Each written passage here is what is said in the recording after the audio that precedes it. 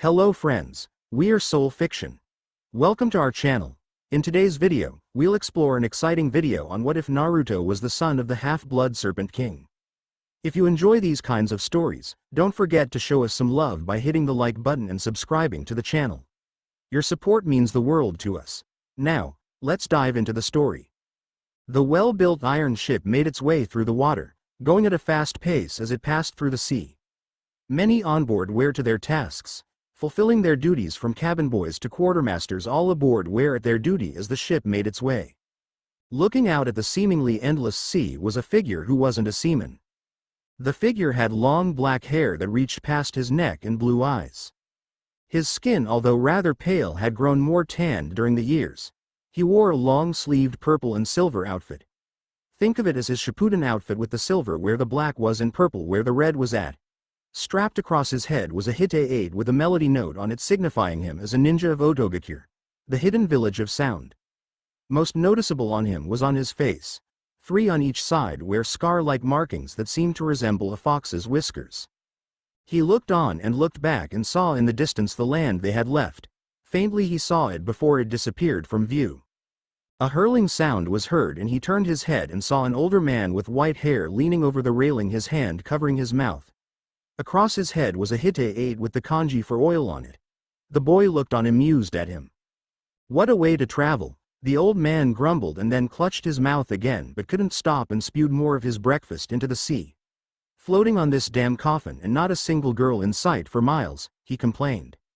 Who would have thought that the legendary Toad Sannin would easily become seasick, the boy teased. Shut up, Naruto. Jiraiya grumbled. Naruto Uzumaki grinned at his expense. Nearly 3 years it had been since he had willingly left Otogakure and went on his journey with the Toad Sannin. Hard to believe that so many years had passed so quickly. The boy being taught and trained with the approval of his father, the snake Sannin Orochimaru and ruler of sound, by Jiraiya going on a training trip with him. Naruto knew it was for the best, as there was much he knew he had to learn. For 3 years he had traveled the elemental nations, learning different customs and training himself, learning what he could during the trip from Jiraiya. Now, barring any more chases after movie stars who are actually princesses of countries and dealing with knights who want special stones, I think it's time we finally head back home. Jiraiya said, steadying himself. I miss the hot springs. The girls on that continent back there don't bother showing their ankles with how they dress. Naruto chuckled as he recalled what had happened recently. He had met a knight from another continent named Temujin who, after an argument and a fight, discovered that he and his master sought to create a utopia free of war. Jiraiya was suspicious about this, as the man Hado, although seeming a pacifist who wept at the idea of battle, was untrustworthy in his eyes. Jiraiya proved to be right, as it was revealed that Hado and his knights had attacked the land of wind and were aiming to conquer the world using the vein of the stone of Gelel. Hado then revealed his true colors and betrayed Temujin, who would have committed suicide if Naruto hadn't snapped him out of it and told him he couldn't stand around moping about what had happened. They had counter-attacked and fought against Hado, and with the untimely arrival of the Kazekage Gaara and his brother Kankuro, as well as Sakura Haruno and the newest member of Team 7 named Sai, and Team 10 who had been sent on a mission by the Hokage of Konoha, the slug Sannin Tsunade, they had managed to defeat Hado and his knights and destroy the stone. After that, Naruto and Jiraiya had stayed for a month in Temujin's war-torn homeland and helped him bring order to it. Once that was finished, they had left. Naruto looked out into the sea and thought of all those who he hadn't seen in nearly 3 years as images appeared in his mind. His sworn brother Haku, his father, Iruka, Anko, Kakashi, the Sound Trio, the Rookie 9, Tayuya. His thoughts drifted to her, and for a moment he could imagine himself hearing her playing her melody on her flute. He had missed her the most out of everyone. The redhead had a special place in his heart, as he cared deeply for her, wondering if she had changed and grown up just like he had. He shook his head and stuffed his hands into his pockets. He felt something in it. He pulled it out and saw to his surprise a small object no bigger than a pebble. It was the last piece of the stone of Gelel, that which Hado had desired and had been destroyed. He must have picked it up absently after the battle. He brought it up and faintly it shined as it was at eye level. It glowed for a brief moment and then stopped, as it wasn't strong enough on its own, as it was powerless. He examined the green fragment and clutched it in his fist. Better at the bottom of the ocean than the hands of man, he shouted, and threw it into the sea, a fitting place for it. "Captain." He called out to the old man who was in charge of the ship. "How long till we reach the mainland of the elemental nations?" "2 days at the most, Naruto," the man responded to him. The boy nodded and looked out to the seemingly endless sea, waiting to reach back home. That night, on the outskirts of Otogakure, a female with long red hair climbed her way up the tallest tree in the forest. She wore a light red short-sleeved outfit which had flaps on the back and front, and on the front was a yin-yang symbol, and her shirt was cut off at her neck, revealing fishnets underneath. She wore black knee-length shorts and had a purple bow wrapped around her waist. She no longer wore a hat, letting her hair flow freely. The tree was about 50 feet high, and compared to other trees like the Forest of Death it would seem tiny, but every time she climbed up it, she felt as if she was ascending up to the heavens themselves. Reaching the top, she poked her head out of the leaves and sat on a large branch and leaned back and slowly let out a sigh. "It's a beautiful night," a voice said down below, and she looked and saw another person climbing up there. The person reached the top and joined her. His rather girlish features had changed the past couple of years and finally hitting puberty and making it so no one mistake him for a girl. He wore a larger version of his original shinobi outfit, having adjusted it and made it bigger to fit his size as he got older. "A bit of a chill in the wind though," he said with a smile. "A night I would have liked to enjoy by myself," she said with a growl, but his smile didn't fade, knowing she was more bark than bite. "You're thinking of Naruto again, aren't you, Tayuya?" Haku asked her, and she frowned. "When I saw you I knew instantly you were heading here to think, and if I hadn't come you'd be worse than an angry bear that stepped on a nail in the morning." Tayuya smirked at him and looked around. "It was here where we first really talked after he was brought to Otogakure. I saw him making his way up here, and since I was forced to be his guardian at that time, went after him. We sat and talked for a while as he was still getting used to living here. After that we started meeting here now and then," she said, remembering the first meeting they had here. "It's been 3 years. You think the asshole would come back home now?" she grumbled. "Damn idiot, probably got himself killed by now." Haku smiled again. "He's all right. You know, he promised that he would come back, and I know he's out there. He'll be back soon, I know it," he said to her. "I guess so. I want to throttle him for leaving without," said, folding her arms across her chest. "Last I heard, the Sound Trio had spotted him in Snow Country and he helped them guard that spoiled movie actress they were meant to guard, along with a couple leaf nins. She's now the ruler of it since she was the heiress, and Mitsunari Chono had stepped down after the Fourth War, and it got turned into the Land of Spring. That was nearly a year ago," she mentioned, referring to the former ruler of Snow Country who had stepped down as ruler of it after the war had ended in order to save face. "See, he's not dead," Haku said to her. "He'll be back soon. I know it. Call it a brother's instinct," he said with a smile. "I guess you're right," she mentioned and leaned back against the tree. Suddenly there was a crack of lightning from afar, and each knew that wasn't ordinary lightning. They looked and saw more shoot up into the sky. "Damn it, he's still here," Tayuya said with a frown as they looked on at the sight. "You think that leech would go away now?" she said to Haku, as both knew who was the source of the lightning. The next day, Naruto walked out of his room onto the deck of the ship and looked around as he saw in the distance a large island. It wasn't the mainland, as it looked nothing like it. "What's going on?" he asked the captain, who shook his head. "That dang merchant wants us to stop and get supplies off that island.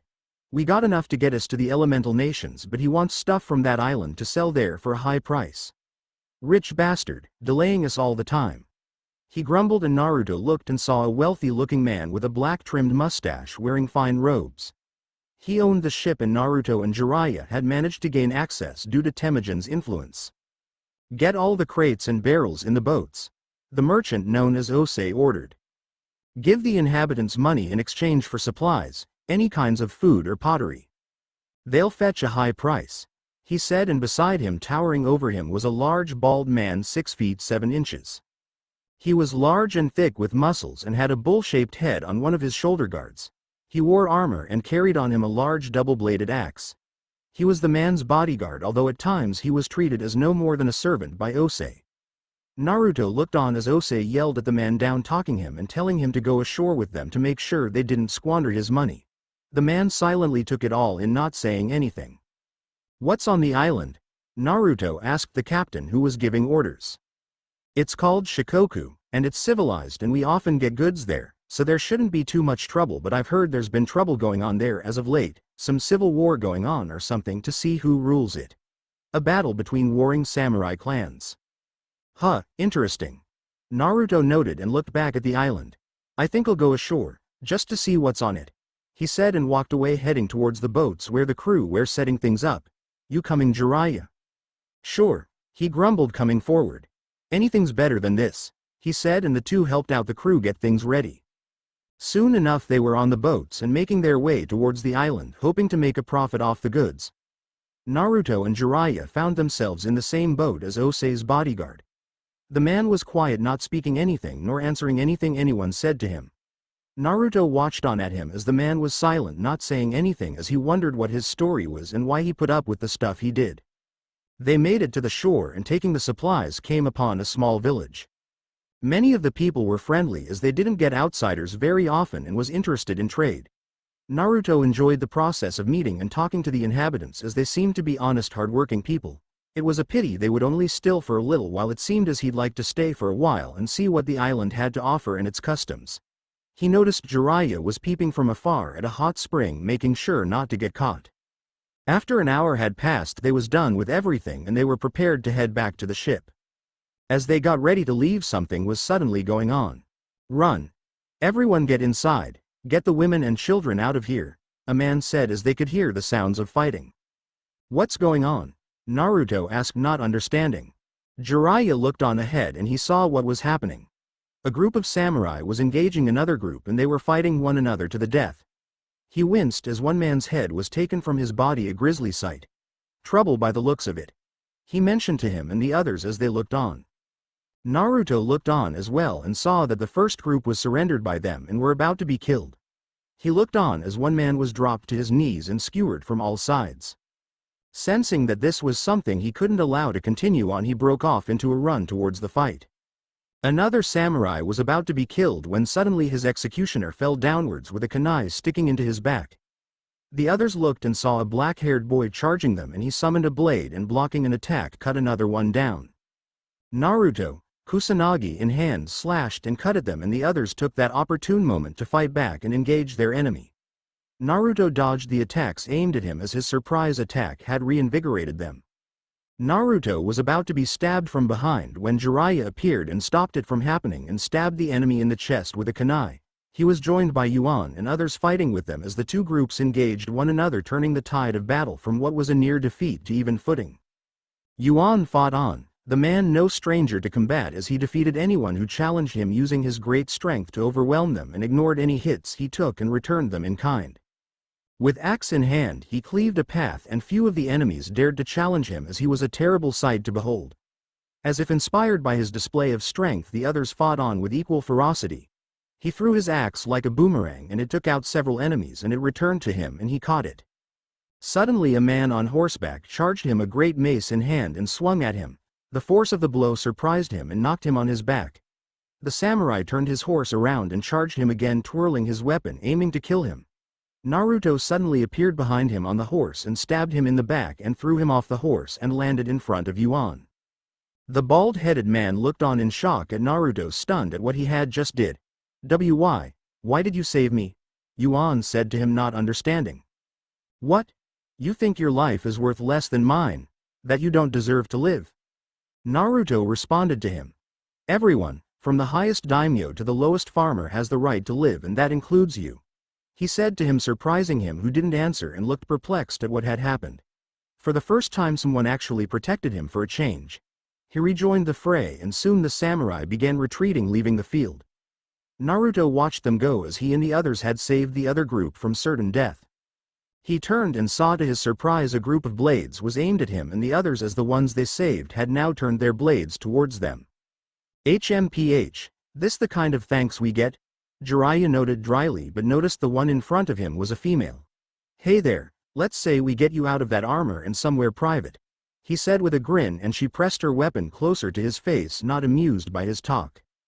The leader of the group of samurai, who was about Iruka Umino's age and clad in magenta-colored armor, stepped forward and judged them. Take them with us, he ordered them. You shall not be harmed so long as you don't cause trouble, and went on ahead. I take it we don't have much choice. Naruto muttered dryly as they was surrounded on all sides. They then began walking as it appeared they were little more than prisoners. A group of samurai dressed in traditional armor instead of the ones those in the land of iron wore, all adorned in purple and yellow, escorted them throughout the road. Naruto looked at them and could see they was well trained as their formations was perfect with no flaws. Each one carried a bow, a naginata, and a sword strapped to his or her side to fight with. The group continued walking for 10 minutes and soon came to a large town filled with people, and there was a castle in the center of it.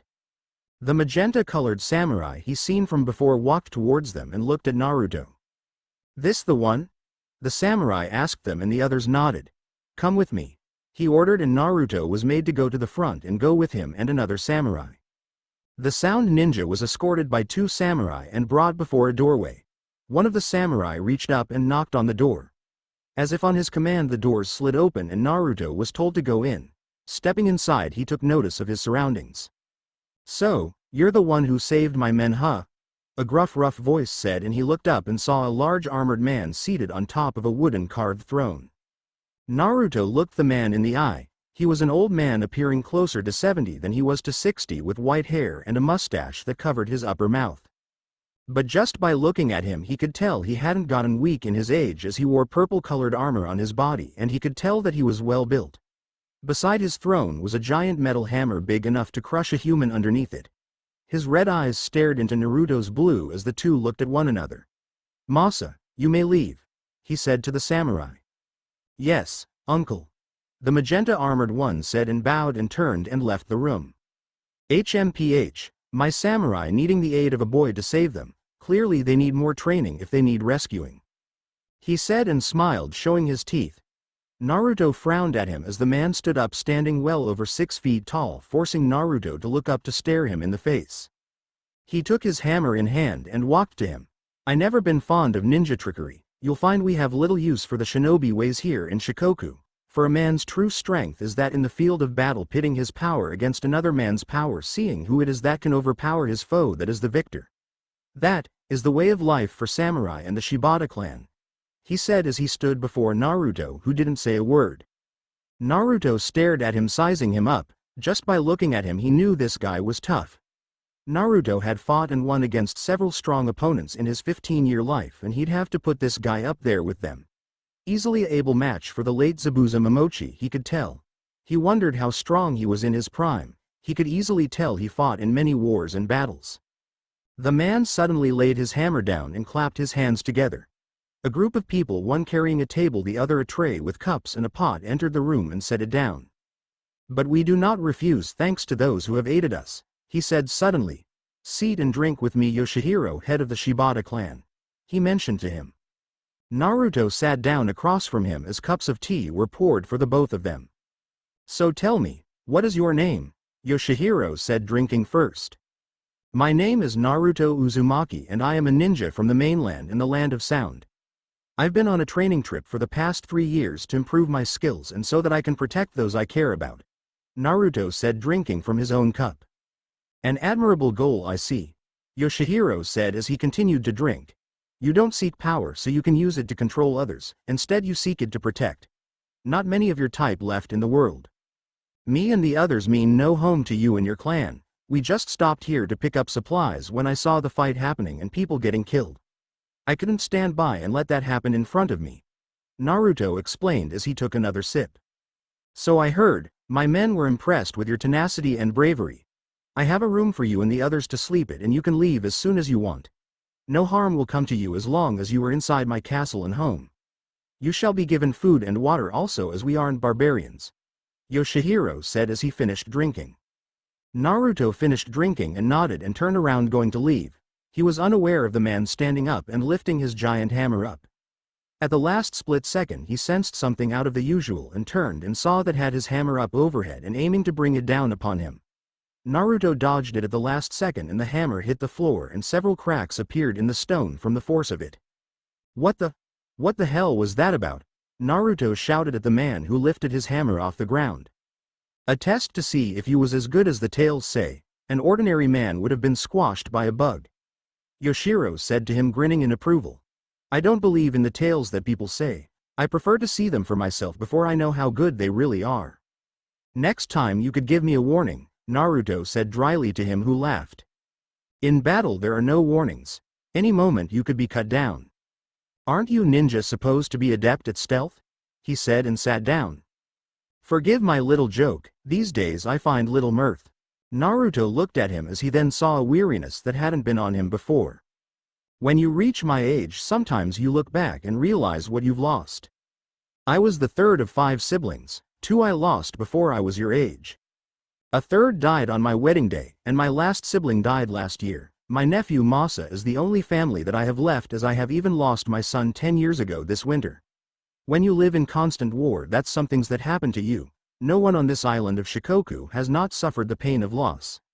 I have lost count of the number of wars and battles I have fought here, but I still recall the faces and names of all the ones who I've lost and who looked up to me. That's sad, Naruto said, hearing his tale as he was looking at a painting of his family, once a large closely knit family, now only he was left. He bore the pride of the clan, but he realized that despite it he was still human and knew the pain of suffering and loss. We now have an opportunity to end the fighting on Shikoku and establish control throughout the entire island.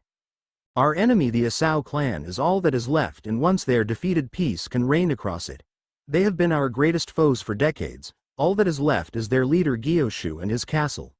Once defeated, the wars will finally come to an end. I want to win, not to establish control and rule over the people, but to make sure that the lives of my family has not been in vain. Tomorrow we attack Asao Castle. You should leave before we attack, or else you'll get caught in it. Need some help? Naruto said, suddenly standing beside him. Yoshihiro looked at him.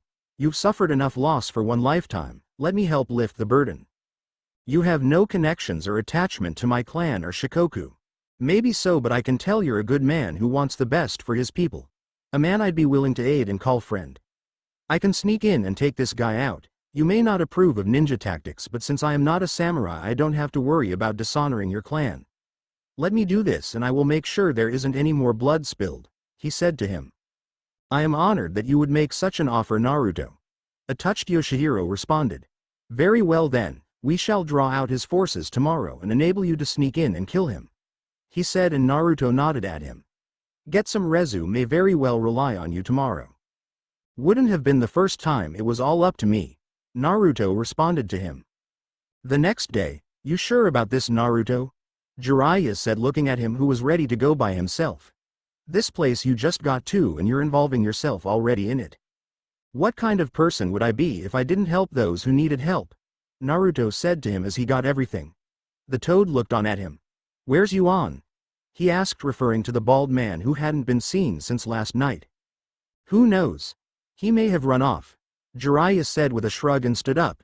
You get yourself out of there if you wind up getting in too deep, understand? This guy may be cornered, but an animal's most dangerous when it's got nowhere left to run. I know, besides you're forgetting who it was that ended the 4th Shinobi War and defeated Keiji Sosano, Naruto said with a smirk to him, who rolled his eyes. Well, I guess I'll see you off then, Jiraiya said with a smile as the two exited the room. They looked on and saw the army of samurai that Yoshihiro had. With him was his nephew, and the two were on horseback. I'll give him some help on the battle. My toads should be able to help out, and once we get an advantage we'll come help you out, all right? Jiraiya said to him, and he nodded. Well, might as well get going, he said to him, and Naruto went on his own, taking a path through the woods that would take him to his destination. As he made his way, he heard the sounds of battle and looked on from a tree as the Shibata force did battle with the Asao. He could hear the shouts, yells, and death cries, and knew he had to hurry to make sure there wasn't significant losses. He made his way that not even an alert squirrel would have noticed he was going by. He continued going through the woods and stopped himself when he saw the site of a castle. He nodded, seeing it, and knew this was where he needed to go. The area was lightly guarded as most of the force was at the battlefield. Making his way to it, he reached the rooftop and, seeing an open window, snuck in and took in his surroundings. Spies! A man shouted, seeing him, and charged Naruto with his pike. Naruto dodged it and, summoning his Kusarigama, and swung the metal ball and hit him in the face, knocking him out. Naruto made his way through the castle, making sure to keep out of sight of any guards or patrolmen. He knew he had to find the throne room where Gyoshu most likely was at. Clinging to the ceiling, he walked on it to avoid detection, and soon he saw a large saw metal door. In front of it were two guards and he walked quietly above them and dropped down and took them out. He then turned to face the door and reached towards it to open. The door suddenly burst open and exploded, surprising Naruto, who leapt backwards, and he looked on and saw a figure walking towards him.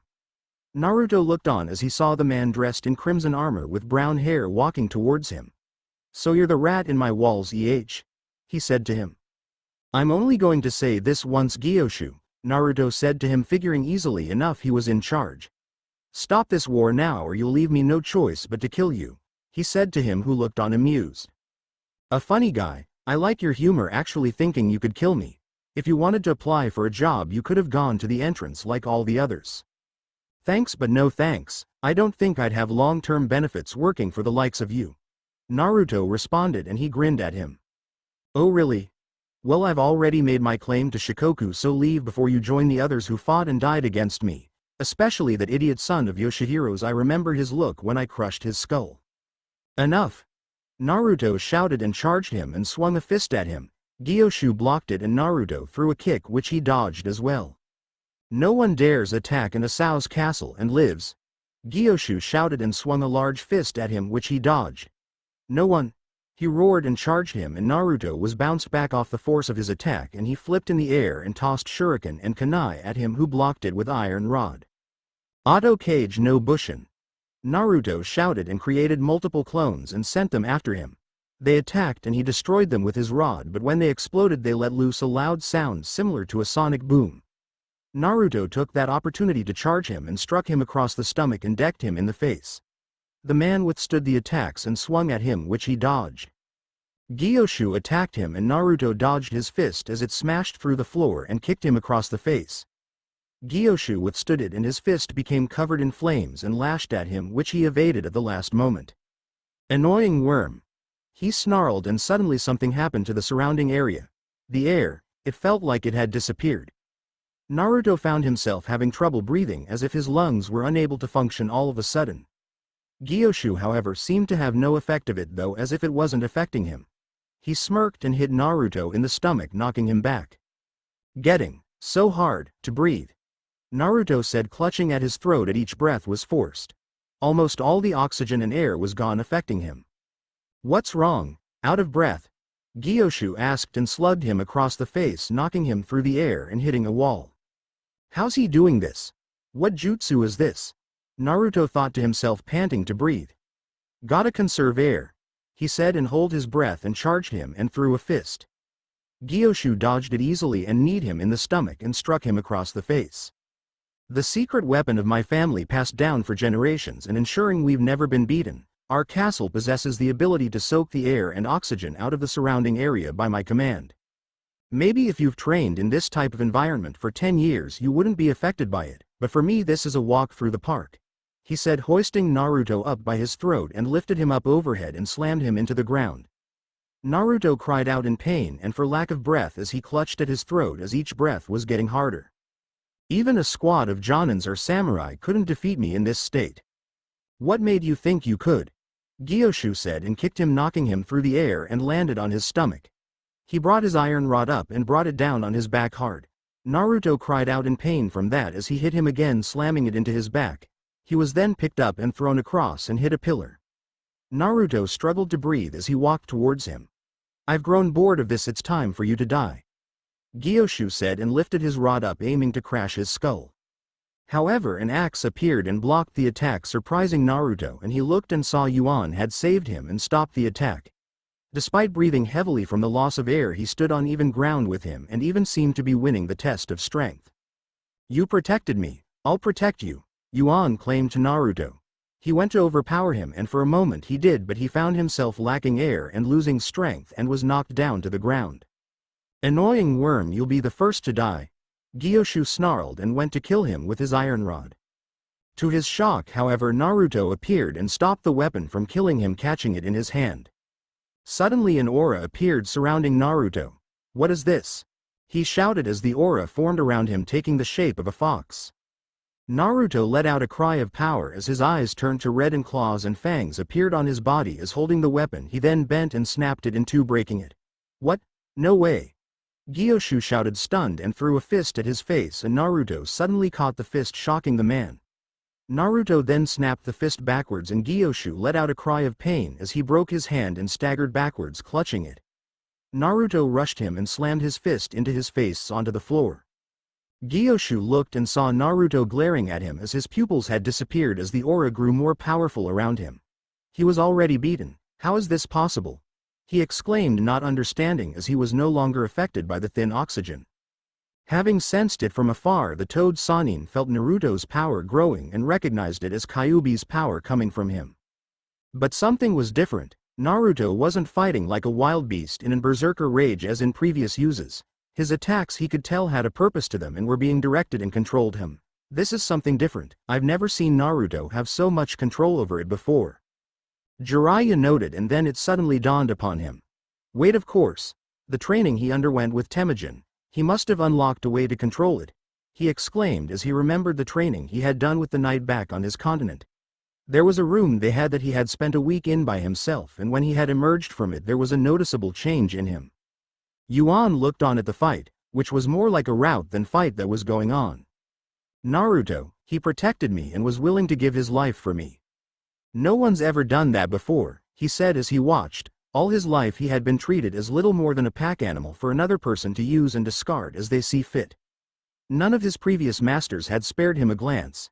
Even Osei thought of him as little more than a mule, thinking him an unfeeling, mindless golem for them to use as they please. Naruto was the first person to actually treat him like he was a human being. That was the kind of person he wanted to serve. Naruto slammed his fists into Gyoshu's face, knocking him through a wall. Gyoshu stood up and swung at him, but Naruto dodged it and formed hand symbols futon. Daitopa! He shouted and fired a burst of wind at him, knocking him through the wall. Gyoshu, however, was not done yet, and standing up, his fist became engulfed in flames like before, and he swung at Naruto, who blocked it and using his own momentum began swinging him and threw him, sending him crashing into his throne room. Naruto realized it was time to end it as the aura disappeared from him. All right. I think it's time to finish this once and for all, Naruto said, and brought his hand down and began forming chakra in the palm of his hand. Gyoshu, a mad look in his eyes, stood up and came at Naruto, roaring like a wild beast, intent on murdering him and tearing him to pieces. Naruto only smirked as he came as a dark ball formed in his hand and began to grow bigger and bigger with each moment. Have it, giant Kurai Rasengan! Naruto shouted and threw the extra-large ball of energy at him, and it slammed into his chest and knocked him backwards, sending him smashing through the wall and into his throne, and exploded, killing him and at long last ending the war. The surrounding area returned to normal as Jiraiya and Yoshihiro looked on. It's over, the Asao clan is no more, Yoshihiro confirmed to them. Men, celebrate, as long last we are victorious, he claimed, and his samurai let out a great cheer over the end of it. Way to go, Naruto, ya did it again, Jiraiya said with a smile. Naruto helped Yuan out as the sun shone down upon the field. Thanks to you, we have ended the civil war that has plagued Shikoku for so long and wiped out our enemies, Yoshihiro said to Naruto the next day as they got ready to leave. I see the tales are true about you, heir to the land of sound. A fine Shibata you would make if you stayed, he said, surprising Naruto that his name had gone out so far. Thanks for the offer, but I'm afraid I'd have to decline. I gotta go back to where I belong, Naruto said, shaking his hand. I offer you a gift, Masa, he mentioned to his nephew, who stepped forward and presented a crafted horn forged from the finest metals and materials. This horn is given to all Shibata family members, and rarely do outsiders get the chance to hold one. This was my son's, but I think you should have it. Whenever you are in trouble, blow on it, and no matter how far you are or how long it takes us to get there, we shall come to your aid, Yoshihiro said to him. I am honored, Naruto said, bowing in gratitude as he took it. Shaking his hand, the two said their farewells filled with respect to one another, and Naruto joined up with the others and headed back to the boat that would take him back. You oversized ox! What were you thinking? Osei the merchant shouted at Yuan. Nothing, you brought back nothing. In fact, you wasted my money, he yelled at him. I should have you flogged this instant, you dim-witted imbecile, he said, and hit him ineffectively across his chest. Yuan scowled at him, a reminder of his harsh treatment he put up with, and turned and looked at Naruto, who was helping out the crew, paying no attention to the screaming merchant. You stupid ox! Pay attention when I'm talking to you. Osei shouted and went to hit him again when Yuan grabbed his hand without looking and grabbed him by his robe and hoisted him up to look him directly in the face, and the man paled, realizing just how angry he had gotten the man. I quit. Sometime later, Osei was found down below, stuffed inside a barrel. The next day, arriving at the mainlands of the elemental nations and docking at the port, Naruto was saying his goodbyes to the crew, thanking them for the voyage and the sights he had seen. The crew and captain bid him farewell, sad to see him go as they had grown to like him. But it was time for him and Jiraiya to head home. Unaware to Naruto, two men who had snuck on board during Shikoku and had been waiting for an opportunity were moving into position to attack without anyone stopping them. Seeing an opportune moment, they dashed towards Naruto, their weapons held high. Naruto sensed what was happening suddenly and saw them coming. The two prepared to attack Naruto when suddenly they were stopped as a large muscular man stood in their way. One charged and swung at him, and he deflected it and shattered his weapon with his axe and then struck him low with a single punch. The other charged him and he snapped his head forward, delivering a solid headbutt to him, staggering him. He then grabbed him and, hoisting him up over his head, power slammed him onto the other, piling them up on each other. "Listen up!" the bald-headed man shouted to all around them so everyone would hear. "As long as Yuan lives and breathes, no one shall harm nor lay a hand on Lord Naruto," he proclaimed, standing before the surprised teenager. "Looks like you just got yourself a bodyguard, kid," Jiraiya said to Naruto, who looked on at the scene of the mighty warrior who was cheered on. "So it would seem," Naruto replied as he had gained a new ally. "This is the place, my lord," the bald-headed man said to him as they stood on a hill overlooking the village. "Yeah, this is it. Otogakure, the hidden village of sound," the black-haired boy responded to him. "It's gotten bigger in the past 3 years by the look of it," Naruto said, overlooking his home from the cliff with pride. The village had increased in size since the last time he had seen it, as it had prospered and grown, as due to replacing Iwagakure it was now one of the 5 great hidden villages along with Konoha, Kumo, Suna, and Kiri. "Incredible, and you were the prince?" Yuan said to him as it was the two of them. Jiraiya had left hours ago, heading back to Konoha to report to Tsunade the Godem. "Yeah, Tucson is the Otokage, but don't call me that," Naruto said to him as he looked and could see the sights of his home and could see the Otokage's temple where his father was most likely at. 3 years it's been since I've saw my home. Come on, let's go," he explained to Yuan. Naruto rushed down the hill followed by Yuan. It felt so good to be home at last. After 3 years he was finally home. "This way," he said to Yuan, going in through a secret passage through the gates, since it was busy with people. Committed himself in the bazaar and marketplace of Otogakure and witnessed as many people, civilians, were walking around the busy marketplace, as the village had been turned into a thriving community from what he had last seen it. "Ha! Looks like Tucci expanded his restaurant," Naruto said, laughing as he pointed at Ichiraku ramen bar at the corner of the bazaar, just like the one in Konoha. "We'll have to try it out sometime.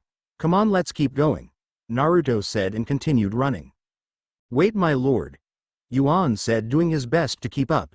As Naruto ran, many curious looks were given to him by civilian and shinobi alike, some wondering just who was this strange boy, whilst others trying to figure out what seemed so similar about him. Naruto continued examining the sights, a grin on his face at all that he saw.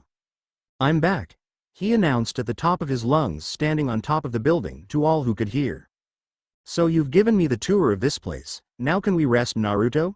Yuan said, panting a bit.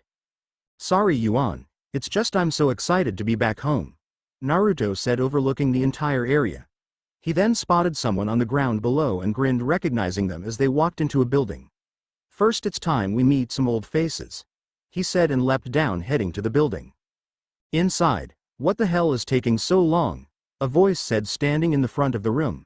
"We should have been able to infiltrate AIM by now," the redhead said in the room, wearing a Jonin vest, to the others in the room. Several shinobi in the room watched as Tayuya paced around the room. "Tayuya, we're doing everything we can. Maybe if you quit giving out orders to us every second, we'd get something done now and then," Zaku Abumi the Chunin said, standing next to Kinsuchi and Dosu Kinuda, who also wore Chunin vests as well. "Well, I outrank you, so if you ever want to make Jonin, you should do what I say and stop standing there like a dumbass with your tongue hanging out," she responded to him, who scowled. "Miss Tayuya, I must admit you have been on edge the past couple of weeks," Rock Lee the student of Might Guy said to her. He was there along with other leaf ninjas Sakura Haruno, Ten, Shikamaru Nara, and others. We shouldn't be so rash and making fast decisions. It's none of your damn business what I feel like, she said with a growl startling him who hid behind Ten who rolled her eyes. Troublesome woman, Shikamaru thought to himself. I say we have a mutiny, who's in? Zaku whispered to Kin who snickered in amusement. Tayuya was the unofficial leader of the Sound Four, the short-tempered redhead in charge as the group now consisted of her, Zaku, Dosu, and Kin, the three having taken the late Sakin, Yukon, Kidomaru, and Hirobo's place. Serving as the Otokage's bodyguards. She went on about recent things happening and tasks at hand. Haku, wearing his vest a Jonin as well, looked on amused at her ranting and raving. Her bark was worse than her bite and her insults and threats had no venom behind them. The door opened as she had her back turned and in stepped Naruto, returning at long last. Naruto? Zaku shouted, looking on in surprise as he was finally home. Dosu, Kin, and the others let out gasps of shock and surprise as well, and Haku smiled seeing him. Yeah, another thing, Naruto, Tayuya said, continuing to talk, unaware that he was there. Naruto brought a finger to his lips to mention them to keep quiet. That guy's been missing for 3 years and not once has he even thought about contacting us. Yeah, you bozos have seen him sometimes where he appears out of the damn blue like with that princess incident, but he ain't sent a damn card or nothing. I'm starting to wonder if he'll ever come back, she said, and Naruto looked on amused and grinning as she was oblivious as she kept ranting her back to him. The bastard probably thinks he can strut right in like some damn rooster as if he's the cock of the walk and act as if nothing's changed and we'll all be glad to see him. Huh. Once he shows his carcass I'll tell him what I think, all right, about that stunt he pulled, walking out on us without even a goodbye note and going off who knows where. I'll let him know just what I think about him going off in the middle of the night and popping back like everything's going to be freaking fine. Wow, you must really miss me, Tayuya, Naruto said to her. She stopped her ranting and paused for a moment, and for a moment her shoulders and body posture went to a relaxed state. Of course I do, Naruto. I care a lot about you. I probably want you back the most. Wait a minute. What the hell? She then realized something and she spun around. Naruto? She shouted, seeing him back home. Hey guys, what's up? He asked them with a grin. Missed me? You, Tayuya said slowly, finding it hard to speak. You dumbass. She shouted and lunged over and wrapped her arms around him, surprising Naruto. You're finally home, she said with a smile, hugging him. I missed you too, Tayuya, Naruto said with a smile, hugging her back. I missed all of you guys, he said, and looked at the leaf and sound nins in the room. Dosu, Zaku, Kin, been a while since snow, hasn't it? Great to have you back, Naruto, Dosu said with a smirk under his bandages. Yeah, that was the best, Kin said as well, remembering what had happened as they had been assigned to guard the actress when he and Jiraiya had unexpectedly shown up. Naruto overlooked the rest of the group. Lee, Ten, I see you two are doing well, he said to them. He then saw a jacketed boy wearing shades standing in the corner. You, I'm afraid I don't recognize you. Who are you?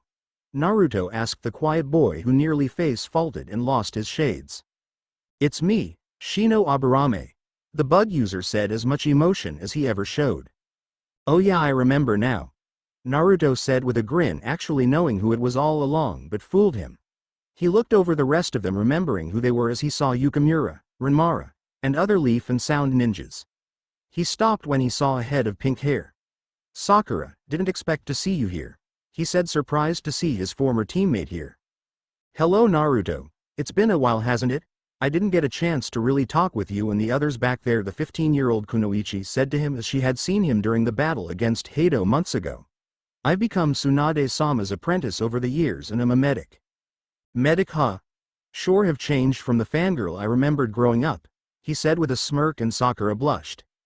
No welcome for your brother? Haku asked, stepping forward, and Naruto smiled and the two sworn brothers hugged, reunited at long last. I still remember your face when you saw that I had spotted you about to leave, Haku said to him, and he laughed. So what's all happened? Tell me everything, Naruto said to him. As you can see, we've all reached the rank of Chunin or higher, Haku explained to him. Things have been relatively peaceful most of the time. The alliance between our villages and Suna is strong, as you can tell since our leaf friends are here. We haven't had any serious problems other than a rogue ninja here or there. Although Tayuya did put a potential business deal at risk when she was sent on a mission to guard someone. Don't remind me. Damn brat was this close to me killing him. Tayuya said, shaking her head, remembering the events. Flashback 9 months ago. Come on, why don't you be my concubine? Hikari Tasuki, the young spoiled prince of the Land of Moon, said to Tayuya, who ignored him. Think about it, you'll get to live in my palace and have whatever you want. Kid, go bother the hell out of someone else, she muttered, walking away. Why in the hell did she have to put up with this mission? Guarding some stuck-up kid and his father on their return trip to their home country. It was her, Rock Lee, Neji Hyuga, who was a Jonin, and 1010 of the Leaf, along with their sensei Might Guy, sent to escort and protect the boy and his father. There had been problems as of late and they were to guard them till they got back. The boy, much to her irritation, had developed an attraction on her and wanted her to join him. Prince Hikari, I'm afraid Tayuya already has a special someone in her heart. Rock Lee said to him, who scowled. It isn't wise to try and take someone and make them yours when they already have someone. He explained to him. So, I'm far above him. What should I care? I'm worth 10 of him any day. He said, folding his arms across his chest, and walked over to Tayuya, who was running her hand through her hair and chatting with 1010. Kid, I warned you once, stop bugging me, she said irritably, yet the boy, either filled with too much blue blood or too stupid, didn't listen. I heard you got a special someone, he said, and that hit a nerve. Why bother wasting time with some commoner when you could have? Whop. The next thing the bratty prince knew, he was down on the ground with a red print on his face from where he had been smacked, and Tayuya was looking down at him like he was a cockroach. Complete and utter contempt was in her eyes as she glared at him. Wah! You hit me! He wailed, tears forming in his eyes. Kill her! She's a bad person! He shouted to the others and his father, who looked on in shock at what just happened. You can't do this to me. I'm a... Shut up! Tayuya said to him, stopping him in his place. I am sick of your attitude, you miserable silver-spooned brat. If this is the way you act, no wonder your own people want to kill you. She said to him, who looked up at her with fear. You're no prince. You're nothing but a spoiled monkey who throws a tantrum and cries until he gets his way. What the hell kind of leader do you and your father plan on being if you're always putting your own needs in front of those of your subjects? I don't give a shit if you're descended from Kami himself. I'm not going to stand by and let you badmouth me or anyone else. Especially you running your damn mouth about Naruto. The person I care for, Naruto Uzumaki, is son of the snake Sanin Orochimaru, heir to the Hidden Sound Village and next in line to become Otokage, Prince of Otogakure, and hero of the 4th Shinobi War. He's done more in 1 month than you will ever do in 100 years, you spoiled good-for-nothing maggot who you and your father thinks that by some chance of blood you have the right to walk all over everyone and treat them like dirt. She shouted at him.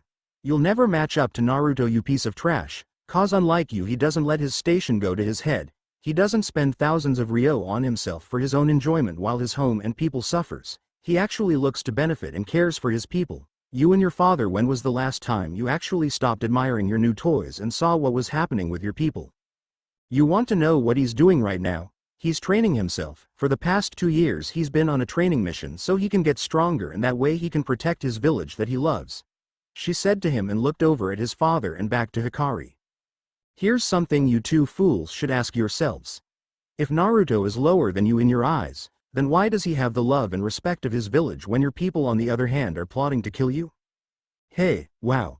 I didn't realize you held me in such high regards, Tayuya, Naruto said with a smirk. HMPH, it's more like I have low expectations and you managed to pass it, she said, crossing her arms. But the brat seemed to take my words to heart as there was no more problems with him. What has happened to Iwagakure? I haven't heard much going on there, Naruto asked the two, who shrugged.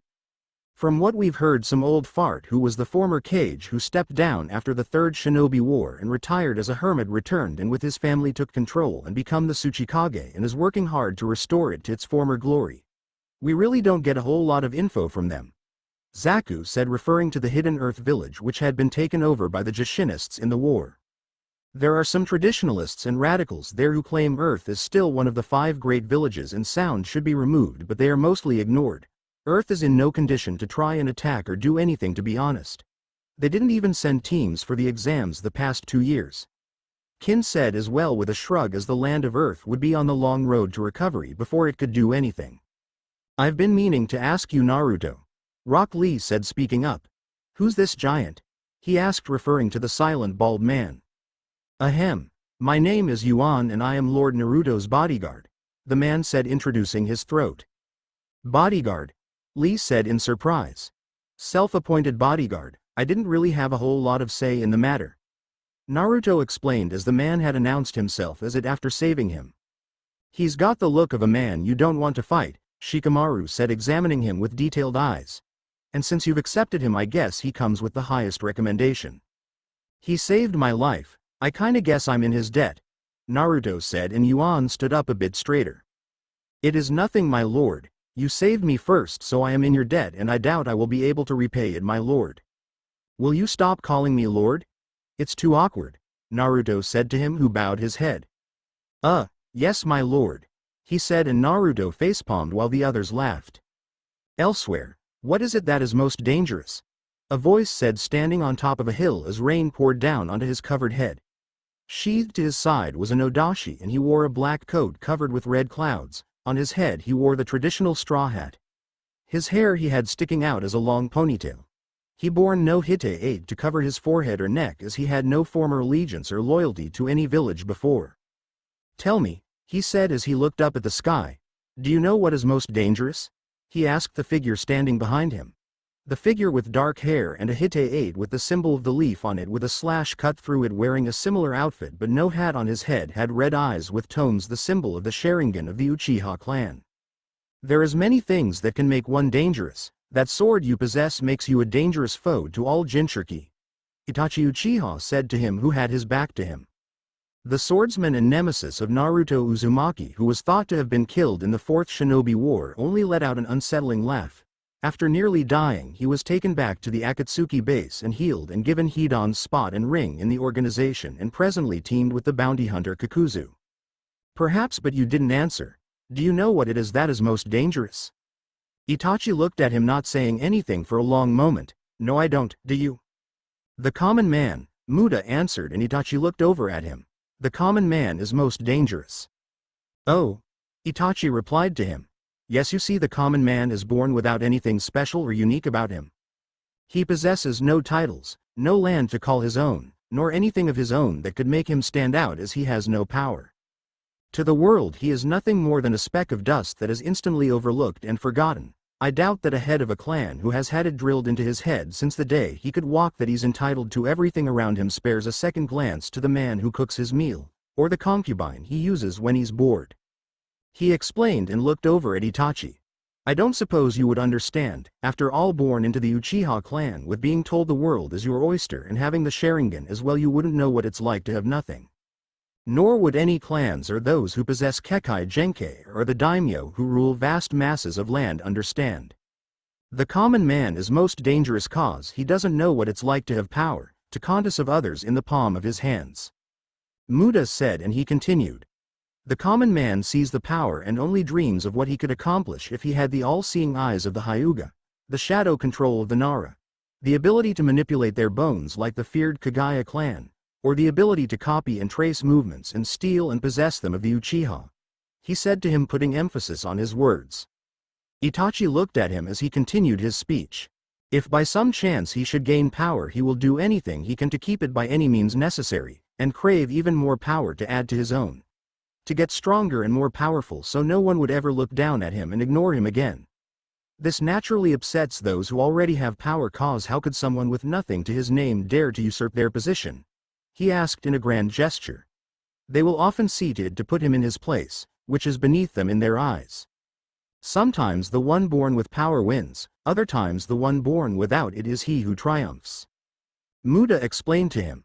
I am one of those born without power, taking up my blade and cutting down all who challenge me. For you see, Keiji Sosano in all his foolishness said one thing that still sticks with me.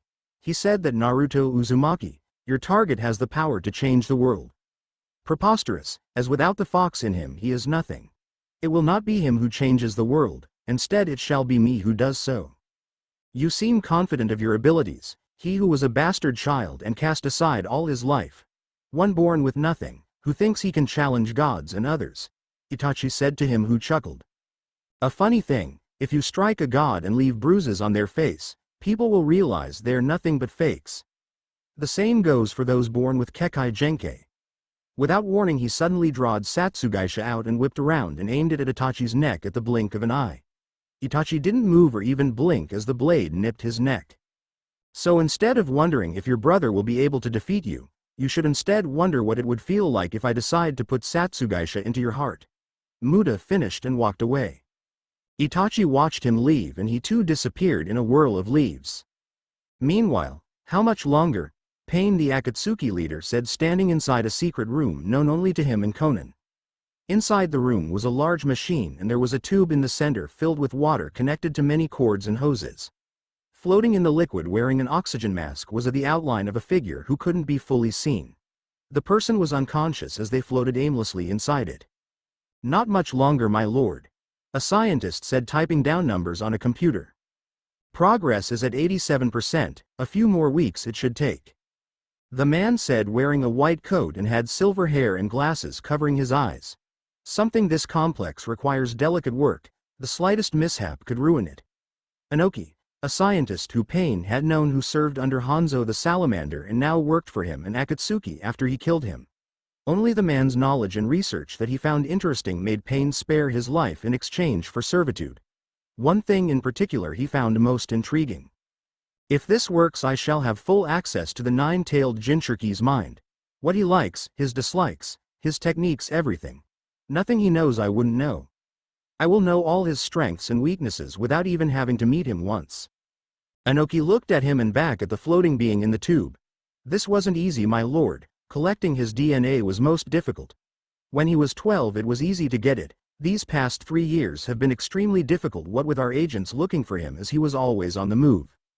I have no need for excuses, Inoki. Finish the job or I'll find someone who can. Pain warned him, who paled. Over the past 3 years Pain had spent numerous time and hours overlooking the project. A project he believed would be the nine-tailed Jinchurki's downfall. Although it was Itachi's task to capture Orochimaru's son, the Akatsuki leader had developed a plan in case Itachi was not trustworthy.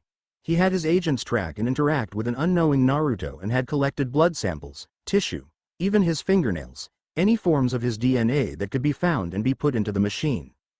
Yes, Pain-sama, I understand, Inoki said and bowed his head. The Akatsuki leader pressed his hand against the tube as he continued looking on. For a moment the body inside it twitched and its eyes fluttered, but soon, very soon, he would be awake. At Konoha, so the prodigal son has returned at last. The blonde woman said, seated at a desk across from the white-haired man. Naruto's back at Otoha? So it would seem. How have you been, Tsunade? Jiraiya asked and grinned lecherously. It's been 3 years since I've seen you and the twins. Tsunade's expression didn't change except for her killing intent raising a bit. I'm fine, except that I haven't had a headache in years until the moment you walked in. She said dryly. How was your vacation? I trust you spent all your time at the hot springs than training the kid. Jiraiya smirked at her. You know me. The ladies can't keep their hands off me. But it went real well if you ask me. He's reached a new level of strength and is more than capable of handling himself. It went better than I expected. Did a lot of training and had a lot of adventures as well, some I remember more than others. It's safe to say it was a success. He'll probably reach the Jonin rank whenever they have the Jonin test. What's been going on here since I've been away? It's been relatively well. Aside from this damn paperwork I'm stuck all day doing, there's been no major problems. Sakura Haruno is my pupil and I've been training her for the past 3 years. She has grown into a fine medic. She said as she had been training his former teammate who was now a Chunin. How have things been between here and Sound? He asked her. Well, or as well as things can be. There have been no major arguments or quarrels with Orochimaru and the Sound Village. They hosted the Chunin exams last time and I heard they had quite a turnout. One of their own, Zaku Abumi, was made Chunin as he was deemed the most impressive. Interesting. So things have been peaceful around here. Well, my network has kept me informed. I got eyes just about everywhere in the world. As long as your own eyes can stay focused on peeping girls bathing. Tsunade responded dryly and he smirked. Anything about Akatsuki? She asked suddenly and his smirk disappeared. They've been quiet. I wasn't able to get as much information from them as I hoped I would.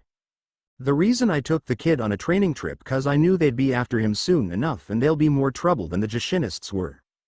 The training was for his own protection as we were never in one spot for too long. From what I heard, one of them Hidan was a part of the group before he left and I have a feeling he was one of the weaker ones of that organization. Orochimaru knows they're a threat as well and remember, odds are they're going to be after Gaara as well since he hosts the one-tailed Biju, he said to her who nodded. The door opened and in stepped Shizune. Lady Tsunade, I was wondering if Jiraiya-san, you're back, she said in surprise. Yes I am, he said with a smirk. I've seen you've grown into a beautiful young lady Shizune-chan. He said teasingly. If you're not too busy I was wondering, he said and his voice trailed off as he grinned at her who was blushing madly in embarrassment. Tsunade's eye twitched as she looked on. The scene then panned to the outside of the Hokage temple. Ahhhhh, Jiraiya shouted as he was tossed through a wall to the ground below. Think Fresh Prince of Bel-Air. At the land of spring, so what do we do now? The one-eyed clan leader said. Asked since the war. Snow has undergone change of rulings, 2 in the past 3 years, even renamed. In that time the Chono clan has worked to restore its strength. Mitsunari Chono, former ruler of Snow said as he sat in his clan's compound. The ambitious man who 3 years ago threw in his lot with the Jashinists but left the war after being sickened by what he saw. Upon return he had stepped down as ruler as he felt he had let his people and his late uncle down. Patience Mitsunari, a voice said belonging to a man dressed in teal-colored robes. He wore a unique style hat on his head covering the back of it and he had long brown hair reaching past his shoulders. You cannot expect to have the land in a single day. Sima Zun said as he stepped forward. No, time is on your side as you are young. Gather your strength and regroup on restoring your clan's damaged name. Sound has emerged as one of the 5 great villages. Suna has regained much of its once great strength, and Konoha still is the jewel of the land. Before you seek another attempt at uniting the land, you must wait for the apples to rotten from the inside out before you eliminate them, even if it takes a decade. In that time grow your own strength and make it so the princess puts her trust and faith in you and the Chono. I see, I understand. For now we refocus our strength and wait until the others make mistakes. Mitsunari said and stood up and left the room. The strategist brought a hand up to his head and laughed suddenly. So easy to lead, he said in amusement. Sima Zun had not become a strategist of first Iwagakure and then Snow based on his appearances. No, during the 4th Shinobi War he had sensed that the coalition was going to win. He could feel it in the wind that the Jashinists would lose the war and convinced Mitsunari to defect and pull out of the war. Once back at Snow he persuaded him to step down as ruler of Snow in order to salvage his and his clan's name. For the past 3 years the crafty man had advised the one-eyed clan ruler, giving him ways to strengthen his clan and restore its name as many people of Snow were upset over having been put into a war which they had no victory in. The one who succeeded him as ruler did little better and was disposed of months ago, and Princess Yukie, officially known as Koyuki Kazuhana, the renowned actress and true heir to it, took control of leadership and the country was renamed the Land of Spring. He had a gleaming look in his eyes like a wolf stalking its prey as he had watched the events unfold as the years went by patiently waiting. The fool and the other fools such as the Hyuga, the Uchiha, and others think cause of their special blood they're superior to everyone else. That the world is theirs for the taking. Ha, imbeciles, he muttered as he walked through the hallway. I play along with Mitsunari's game for now as I find him amusing with his dreams of uniting the land, yet he is unaware of his own limitations, thinking he can go beyond his own strengths. He said as he come to his private room. No, a fool who is blissfully unaware will never realize his shortcomings until it all comes crashing down. My ancestor he served fools himself until he grew tired of it. Now like him I grow weary of serving under imbeciles and fools. He said, clutching a hand into a fist, revealing the 2 wrist launchers he wore to defend himself with. I watched as he got turned inside out cause of the previous fool, and then the Jashinists along with Keiji said to destroy everything. Having enough of putting up with them, he then left with Mitsunari Chono heading back to the land once called Snow, now known as Spring. After Mitsunari stepped down, a man by the name of Dodo took control and ruled tyrannically. Though Sima had exiled himself to the shadows, only watching and raised little more than an amused eyebrow when the super weapon he thought he had that could conquer the world was nothing more than a machine to melt the snow and ice, and was defeated by Naruto Uzumaki, and the true heir took control and changed the name of the country to Spring. A knock was suddenly heard on his door, and the door opened and in stepped a ninja who bowed before him. "Lord Zune, Princess Kazuhana has ordered you and Lord Chono to come at once. She has a task for you both." "HMPH, does she now? I suppose I might as well go," he said, not facing him. The ninja bowed again and left. Slowly he turned around, revealing the wolf-like eyes he possessed. "So, the princess needs use of my talents, does she? Very well," he said, and let out a laugh. At Otogakure, standing in front of the Otokage's temple, was a 10-foot-tall sculpted statue. The statue had the same resemblance to the snake Sanin, created in tribute to honor him as the Shodem Otokage. Next to it was a pedestal where the Nidame Otokage would be constructed. Naruto looked up at the statue and saw the eyes, which were so lifelike it seemed as if the statue had a life of its own, as if watching over all who entered. "Impressive, isn't it?" a voice said, and Naruto turned his head to see a man with silver hair and glasses walking towards him. "This was constructed a year ago, Naruto." Kabuto Yakushi, the right-hand man of Orochimaru, said to him. "Good to see you back." "You too, Kabuto," Naruto said, remembering the man who had helped him growing up by his father's orders during his youth. "I'm surprised he didn't get it 100 feet high," he said, and Kabuto chuckled. "You've just returned?" "Yeah, not less than 2 hours ago. I'm on my way to see my father," Naruto said, as he knew he had to see him before anything else. "Is he in his office?" "Yes, come, I shall take you there." "That won't be necessary," a voice said, and each of them turned and saw a pale-skinned man with black hair and golden eyes walking towards them. "A Tucson," Naruto said, and bowed his head respectively to his father Orochimaru, the snake Sanin and present Kage of Otogakure. "I trust you didn't goof off on your time training these past 3 years," Orochimaru said to him. "No sir, I didn't. I made sure to train myself every day," Naruto replied, and kept his head down. He felt his father cup his chin and force his head up, and he stared into his father's stern eyes as if judging him. Orochimaru stared at him, and slowly he smiled and wrapped an arm around his son, surprising him as he hugged him. "It is good that you are finally home, my son. I've missed you these past 3 years," Orochimaru said to him in one of the few rare moments he let down his cold persona. "I'm home now at Tucson. My training is complete, as I've learned all that I could under Jiraiya," he told him, and he nodded. "Very well, I can sense you've gotten stronger. We have much to talk about. Meet me inside in a bit. We'll talk there after I'm finished with my task," he said to him. Naruto nodded his head as he headed back inside. Naruto looked on when he suddenly saw someone he never thought he'd see here. He had to rub his eyes and do a double take to see they weren't playing tricks on him. Naruto's eyes widened and they narrowed as he saw from afar the outline of a figure walking. He hadn't seen him in 3 years, but with his stature and the look in his eyes he could recognize him in a crowd of thousands instantly. "Sasuke," Naruto said, trying to hide his irritation of seeing Sasuke Uchiha in his home. "What's he doing here?" It had been 3 years since the former teammates had least seen each other, and it hadn't been on good terms. Sakura, Sai, even Kakashi he could stand seeing here, but Sasuke he wasn't too thrilled to see, considering their relationship. "Orochimaru-sama has been training him in secret these past 3 years. Aside from myself, no one else knows," Kabuto responded, and he didn't exactly sound too happy about it either. A look of anger crossed Naruto's face. "What?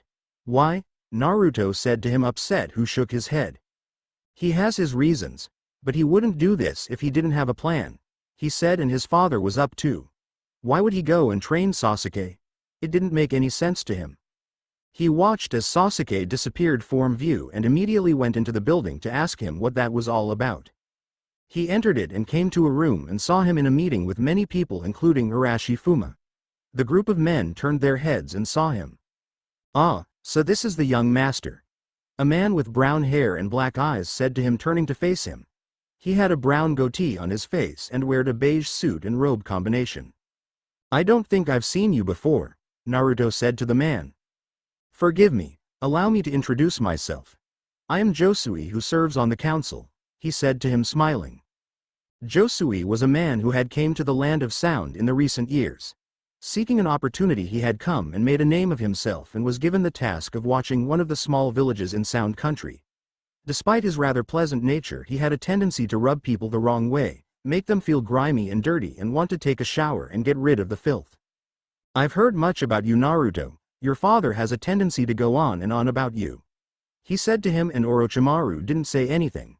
"You made quite a name for yourself in the Fourth Shinobi War. The hero who single-handedly took down 10,000 men by himself," he said, waving his arms about, and Naruto wondered if that was a compliment or an insult. "Orochimaru-sama, that reminds me," Arashi said with a smile to him. Of course, Orochimaru responded and brought his hands up and formed symbols, and a Chunin vest appeared in his hands. "Naruto, your Chunin vest that you left. I believe it is time for you to wear it again," he said, stepping forward. Naruto went to take it when a voice spoke up. "Orochimaru-sama," Josui interrupted him, earning him a glare. "Are we sure that you're not showing favoritism and giving him back his Chunin vest as signs of nepotism?" he dared to ask out loud. Orochimaru shot him a look that had meant death for many people.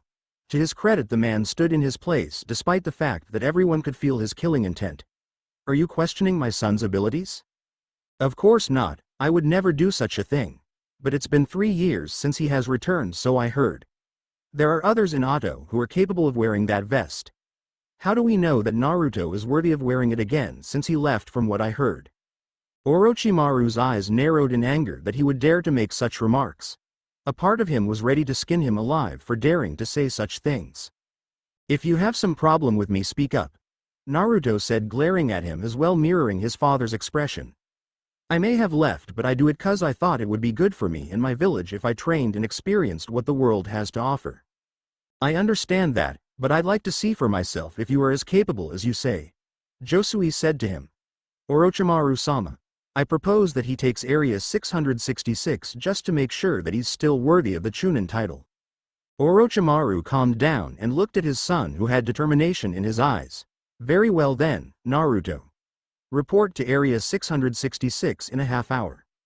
"Understood," Naruto said, and bowed his head to his father and shot the smug Josui a glare. "I don't know what your game is, but I will prove to you and all doubters that I'm worthy of this." 45 minutes later, Naruto ran through the treetops and branches of Area 666, which was the codename for the Forest of Death. It was similar to Konoha's, but it was much more dangerous if one was not careful. Unlike the academy in Konoha, the one in Otogakure was very different in how you became a genin. Instead of taking a written test, you instead went to a forest in Otogakure, which was their Forest of Death. Many wild and vicious animals such as wolves and cougars and other dangerous beasts lived and prowled about in the forest, and for a hopeful graduate to pass and be accepted as a genin and an official sound nin, he had to go in there and, relying on his skills and tools, find one and kill it and bring back proof that it was dead. That way they would be able to experience killing firsthand and get it out of their system.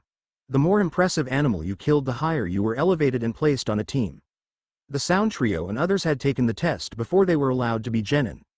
The area was also used as a stage for when Oto hosted the Chunin exams as well. Naruto had taken it before, so this wasn't his first time in it. He got himself a wolf from before when he was first in Otogakure 3 years ago. He ran through the trees looking around. He had been tasked with going in alone and finding and bringing back proof of a kill. He examined the forest and looked around when he suddenly saw something. He leapt down to the ground and carefully approached what appeared to be the remains of a cougar. Claw marks lined the cougar's body and its stomach had been ripped open and innards eaten out. Very few animals were capable of overpowering and killing a cougar. Naruto examined the dead animal and came to a conclusion. The kill was relatively fresh. Whoever had done this was not likely far off. A roar was heard suddenly, and Naruto slowly stood up and turned around and looked on as a large grizzly bear crashed its way through the brush. Upon seeing him, the bear stopped and bared its fangs at him. Scars lined its hide and body that it had obtained over the years. The bear, known only as Kuma, was as large as 2 bears, let out a roar at Naruto and stood up on its hind legs and towered over him.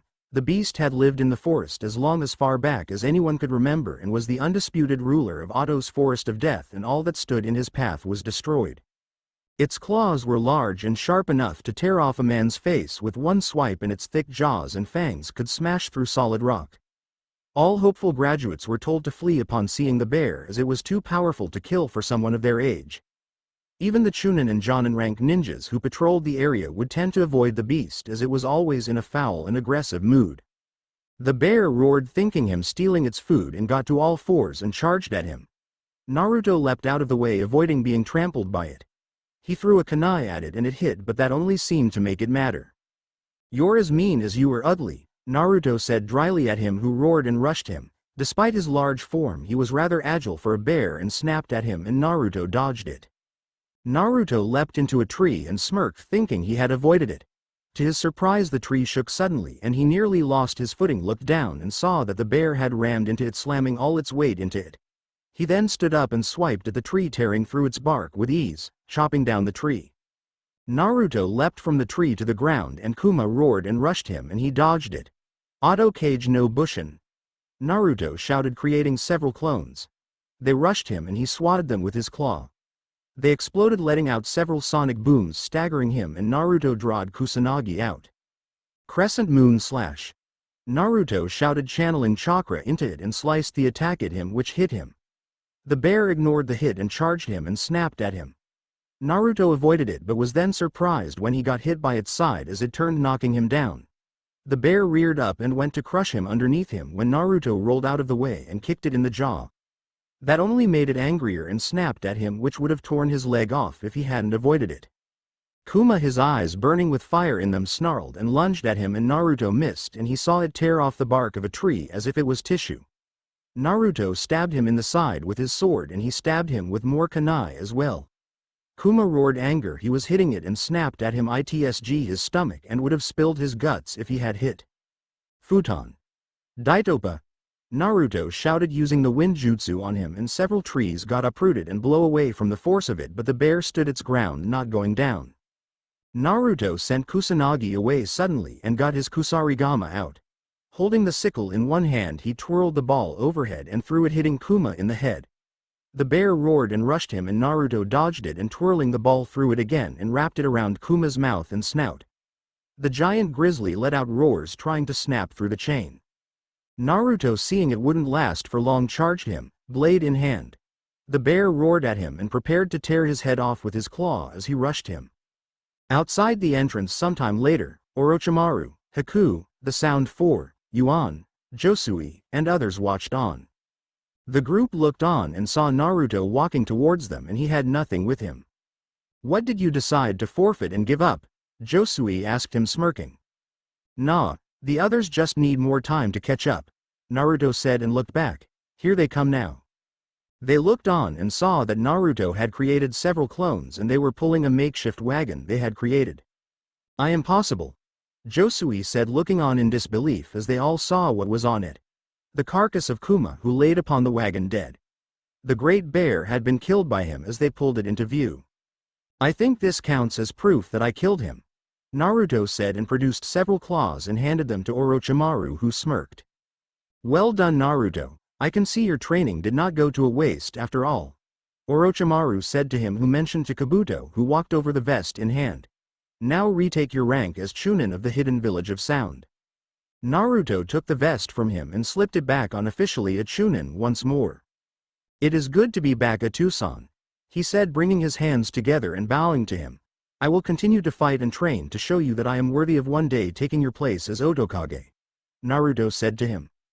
Orochimaru smiled for the first time in many months at his returning son. "That is a day I look forward to seeing." Making his way through the mountains near the Valley of the End, Orochimaru tightened his cloak around him to prevent the howling wind from affecting him. The temperature around here was always bitterly cold as he made his way. It had been a long time since he had come here, but as of late he felt he had to come to this spot. Making his way, the Otokage walked, remembering the trail he had taken before. Soon he came across a small cave nearby and went in.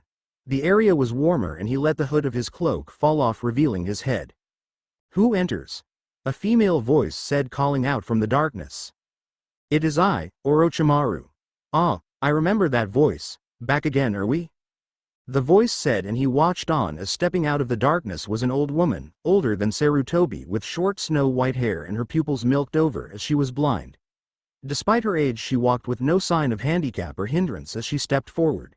She wore meager clothes and robes to cover herself up. "It's been 10 years since I've last seen you, Orochimaru. Why have you returned?" she asked, taking a seat. Orochimaru stared distrustfully at her, as there was few in the world who could unnerve him out, but she was one of them.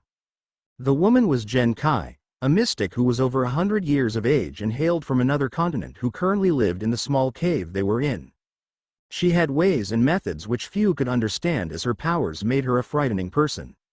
She was said to possess the gift of foresight, able to see into the future and predict what will happen. That made her a terrifying person, as her accuracy was unparalleled.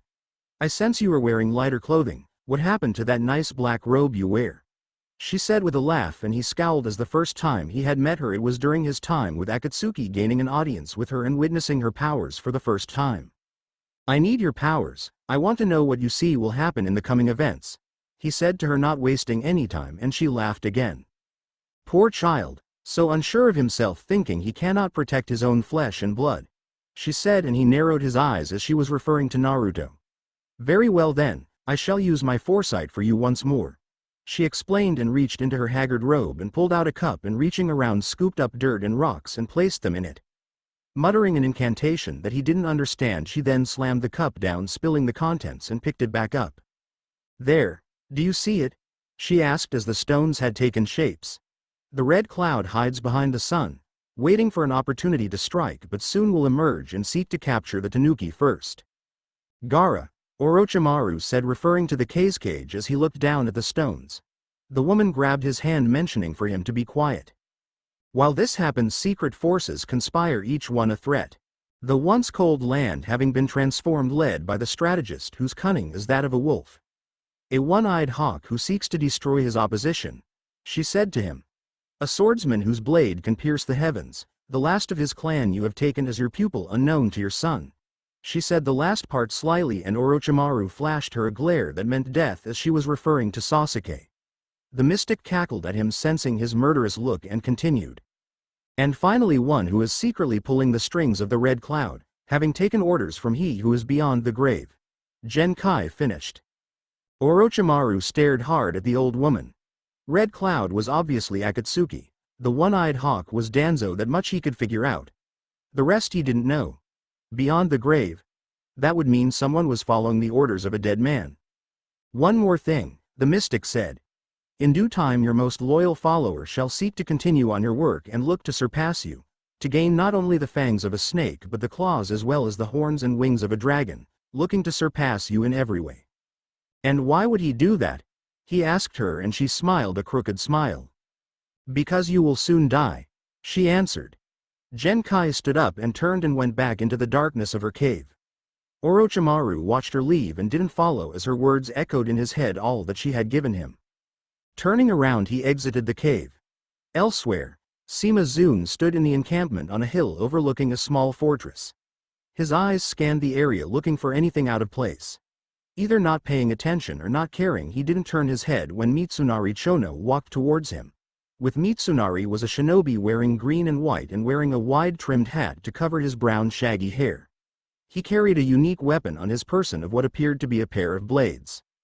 "Sima Zun, the enemy has moved out of the fort and taken defensive positions," Mitsunari reported to him, as they had been given a task to put down a rebellion. "What would you have us do?" Shiseica asked him. "Why are they coming out now? It's the height of stupidity.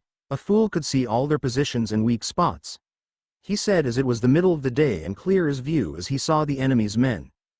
At first glance they seemed formidable, but he could easily detect and spot their weak points he could exploit. He whipped around to Mitsunari and she.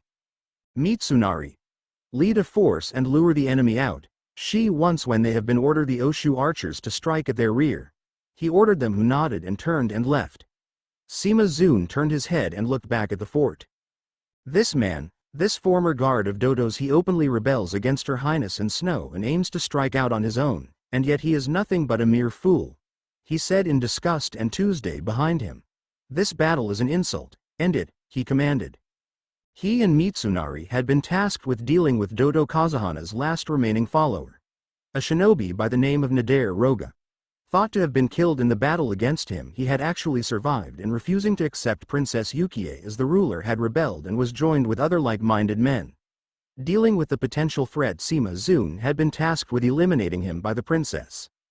Now, attack! He ordered, and the forces under his command did so, engaging the enemy forces. The two sides fought against one another as they did battle.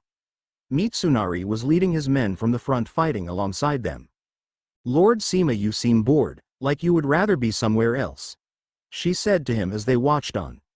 The 23-year-old ninja, a retainer of the Chono clan who had served during the Fourth Shinobi War.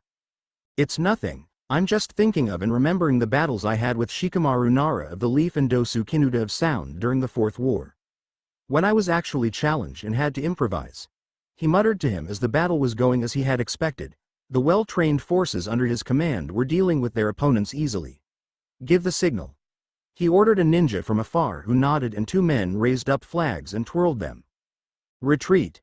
Mitsunari shouted, and his men turned and fled. The enemy, not wasting an opportunity, chased after them, looking to hunt them down. "Pathetic," Sima Zun said as they fell for it easily. "You're up," he ordered him, who nodded and dashed off to the distance. "Oshu archers," he called out to the force of 100 hooded men with them, who each possessed a bow and quiver. The renowned marksman, whose unmatched skill with the bow and arrow had won them many battles in the country's history. She took up a bow and notched his arrow as they took aim. "Ready! Fire!" he shouted, and the air became filled with their arrows and came down upon the enemy, cutting them down. The enemy panicked and looked ready to break ranks as arrows rained down upon them. "Sloppy formations, and they have no clue how to handle a crisis," Sima said, looking on quickly, deducing this was no army, just a rabble of bandits and marauders. "It's time to finish this. Mitsunari. To me. We'll scale the walls and take this fool's head," he ordered as their force was beginning to rout the enemy easily. Making their way with a group of men as guards, they came to the side of the fort, and she fired an arrow to the top, and they began climbing up to the top of the walls, scaling it using chakra to latch onto the wall. "Ambush!" one man shouted, seeing them reach the top as they were inside, as the side of it had few men there. "Death to the traitors!" Mitsunari shouted, cutting him down with his saber. The men inside panicked, not expecting them to attack. Sima Zun looked on and saw that Mitsunari and she had everything in hand, and decided to go deal with the one in charge. He made his way, avoiding any fights or battles, not bothering to dirty his hands. He soon came to the courtyard of the fort and saw a purple-haired man with green eyes wearing armor. "Honestly, tell me, how did you plan on overthrowing Princess Koyuki?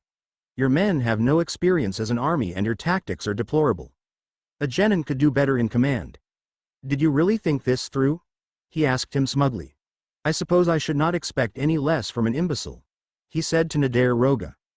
"Silence!" Nader shouted at him. "I'll kill you for daring to say such things to me. I will not bow to you nor to her.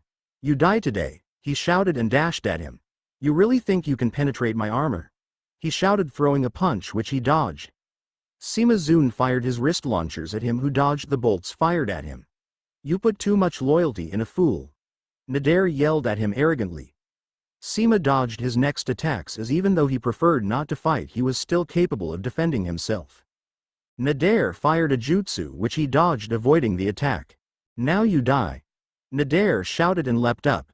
Sima saw this and lashed out and fired bolts at him which hit him, as he believed they wouldn't damage him, and they exploded, shocking him. "What, but how?" Nader shouted, not understanding, as his armor had cracks in it from the attacks. "My attacks are the result of technology, not chakra. You put too much faith in your armor. This excuse of a battle ends here and now," Sima Zun said to him. "5 rules of war," he shouted, and beams of energy fired from his wrist launchers. "If you can fight, fight. If you cannot fight, defend. If you cannot defend, flee. If you cannot flee, surrender. If you cannot surrender, die," he shouted as the beams of energy hit him, and the 5th one destroyed his armor and knocked him off his feet and onto his back. He walked towards the man, contempt in his eyes, as Nader got up and was on his hands and knees. Please have mercy, I surrender," Nader pleaded to Sima Zun, bowing his head. "I swear my allegiance to Princess Koyuki." Zun stopped before him, looking down at the wretch. "The fact that you tried to rebel and instigated a revolt against Her Highness is not your crime," he said to him, and he looked up at him. No, your great crime is having the audacity and the temerity to actually think you could pull it off, he shouted at him. Mitsunari and she with a group of men walked forward as well. You who are unaware of your own pathetic limitations and weakness, die. Two men grabbed and lifted Nadir by the shoulders and dragged him off to be executed. Curse you, he shouted at him as he was led away. Sima Zun turned around paying no attention to the cheering men celebrating their victory. What a waste of my talents, child's play, dealing with fools and imbeciles. While the world decays into madness my abilities are being wasted, but no matter, he muttered and walked off. After surpassing the would-be rebellion, Sima Zun, Mitsunari Chono, and Shi Saiga with the others returned to the land of Spring's capital and a banquet was thrown in their honor by the princess. Despite the celebrations and their reputation being bolstered as the Chono name grew, the former strategist of Iwagakure was bored.